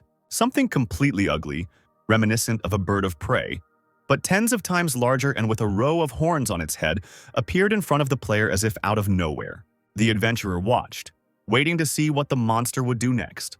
Two yellow eyes, rotating in different directions, tried to look at the guy the monster asked if he was a man. It was the demon legate's hellbird, Kufakan, level 500. Darren rolled his eyes as he looked at it. With her eyes blazing madly, Kufakan opened her huge mouth with several tongues and rows of sharp teeth. Darren was sure that he had no more mana, but he still tried to do something. Max behind him had already given up the ghost from weakness. A few meters away from the guys, women's boots landed softly on the ground. Mage Jessica, holding her hat, sighed sadly. She tried her best, but still had not learned to leave a beautiful magical trace, like Mr. Max. Smiling sweetly, she asked how the hunter would rate her magic. He looked at her seriously, folded his arms across his chest, and remained silent. Words of gratitude flashed through my head, but once again a negative reaction burst out of my mouth. He began to lecture the girl, pointing out her mistakes, and the magician immediately began to lament that she didn't have time to write everything down.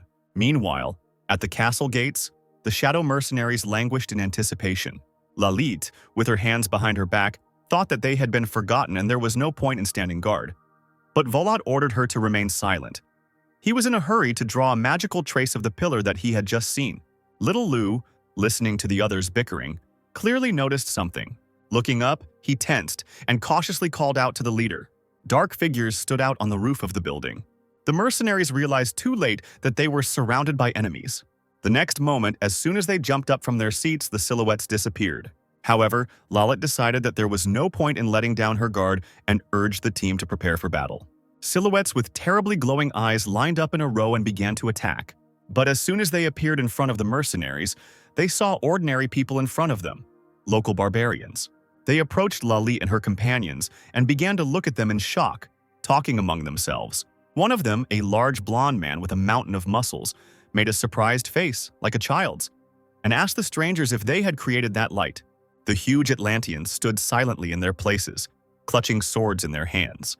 Darren and Jessica continued to talk while the rest of the knights looked at the remains of the demon in surprise. One of the 10 legates of the demon army was destroyed, as the tablet stated. Darren saw this, thinking that the legate that Jessica killed had been counted, which meant that it was not necessary to deal with them on his own. Adrian approached the hunter, reporting that the guilds had carried out almost all the bodies. The man did not think that all the survivors Max had spoken of were here. Gaon analysts had checked everything with drones, but it had not helped because they were underground. Darren nodded, noticing that the system window was still showing survivors. Suddenly, a portal appeared right between him and Adrian, from which a shadow mercenary mage appeared, grumbling. Volat wanted to say something, but someone's hand suddenly pushed him away, and the surprised face of a barbarian appeared in the portal nearby, the man asking who the leader was here. He continued to ask who made the bright light. The barbarian's gaze stopped on Adrian, who was staring at him. From the portal, looking at the Atlanteans with bewilderment, a little later, a man appeared. He immediately recognized Adrian. The head of Gaon happily greeted Mitch, who was no less happy. He remembered Adrian when he was still very small, in his opinion, although he was already an adult and tall. Several barbarians approached Darren and began to sniff him, whispering that he was a real adventurer. Finally, Mitch laughed loudly and ruffled Adrian's hair, declaring that Vanitas would be pleased to see what a cutie the man had become. Darren, who was still allowing himself to be smelled, also heard this name when the head of the Gaon was surprised that Vanitas was still alive. Mitch turned to Max, asking again if he was the chief and if he had created the beam of light. Adrian trembled at such unceremonious treatment and tried to explain to Darren that barbarians were not rude at all. But the hunter only smiled. He was familiar with the foreign culture, especially since he was called a leader. Mitch laughed again, saying that the chief was different from the other adventurers. Meanwhile, Arthur calmly looked at the barbarian sniffing him, and Jessica herself wanted to understand how the sense of smell helps in identifying a player, scaring a random barbarian. Mitch approached Darren, explaining that they too had a leader who had been secretly exploring the city for decades and evacuating survivors. The father of all barbarians, Vanitas. The barbarians lived in the forest adjacent to the large ice city. But one day a fire broke out from the city. The wind carried a foul smell. An ominous aura was sent in the air. Led by Mitch, the warriors immediately headed to the ice city. But on the way to the gates, the barbarians did not expect that everything would be so bad. The sight was extremely horrific and incredibly sinister. In the sky, as if mocking the soldiers of the ice city, demon legates in the form of birds circled. On the ground, boasting of their spoils, demons in the form of animals crucified the local inhabitants. Hearing this, Arthur let out a dejected groan. Mitch said that he and his brothers fought back and evacuated the survivors, but the demons were too numerous and strong. Even Venatus was wounded. Most of the brothers died. He then searched for and protected the survivors of Ice City for several decades, but things only got worse. Demons react to light. The survivors could not light even a fire, so they died of hunger and cold. When everyone was already exhausted, ready to give up hope, a path of bright light appeared from behind the tightly closed curtains. The barbarians also could not help but notice this miracle. In a city where everything had long been plunged into darkness, a ray of light suddenly appeared. Mitch was silent for a few moments, then sincerely thanked the adventurer. He added that he also expressed great gratitude to the other players who fought side by side with the chieftain. The man came to Max to say this on behalf of all the barbarians and residents of the Ice City. Moreover, if the adventurer leader plans to destroy the Demon King, Mitch and his brothers are ready to fight alongside him. The Demon King residing in Ice City is named Rames, one of the 72 demons who use birds as their familiars. Barbarians fight on the ground. It is difficult for them to reach the enemy in the air, but they will be able to give the chieftain the opportunity to reach the enemy, even if it means creating a ladder from their corpses. Adrian's mouth dropped open when he heard this, and the others also fell silent. Darren looked around at those present and declared that he had to refuse. Mitch began to wail in fear, asking why he had said that. Did he really think that barbarians were completely useless? The hunter answered seriously that he didn't have a hobby of collecting corpses, so he would destroy the demon anyway and was glad of the help. Mitch didn't know what to say. He had never met anyone like this, Chief. Darren said that it was necessary to set priorities correctly and called Volat, who immediately approached, leaning on his cane. The adventurer ordered the old man to send all the survivors of the Ice City to the kingdom of Usra and asked King Merlin to provide them with warm shelter and food. This would be easy to do with the help of portals. The man replied that they would try. Then Darren turned to Adrian. He responded, and the hunter gave the order to the head of the Gaon to go to Usra along with the others. Max will be calm if during the evacuation, Gaon will be on guard for the settlers. If the barbarians are worried, the leader can take command. When the dark mercenaries gathered at the portal, Volat asked Max if he would go with them. As soon as the boy answered, the flapping of a bird's wing was heard from above. The army of demons slowly flew towards the people. Darren smiled. He had some work to do. The hellbird with the terrifying naked skull asked who was responsible for the loss of contact with Kufikon. Recreating a new batch of magic in his hand, Darren ordered everyone present to leave immediately and not to look back. The surviving inhabitants, hungry and frozen, stared in shock at the portal and the people emerging from it. Mitch was familiar to them, but the crowd did not expect to see him. The man waved his hand, announcing the evacuation. Hearing that they were going to be moved to Usra, the residents were overjoyed. Adrian looked with a smile at those who had just found hope.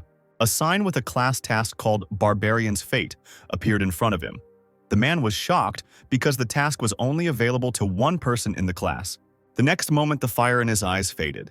He asked Mitch in a low, quiet voice where Venatus was now. He replied, puzzled, that the barbarian, as usual, was on reconnaissance. But Adrian, without asking anything, rushed out of the open door of the house. Mitch immediately ran after him, shouting that it was too dangerous to go alone. The red-haired leader ran through the empty streets. Venatus's always smiling, stubbled face came to mind. In one of their last conversations, the man asked Adrian if he wanted to have the fate of a barbarian. Venatus laughed, teasing the boy as he pounced on him, asking for it.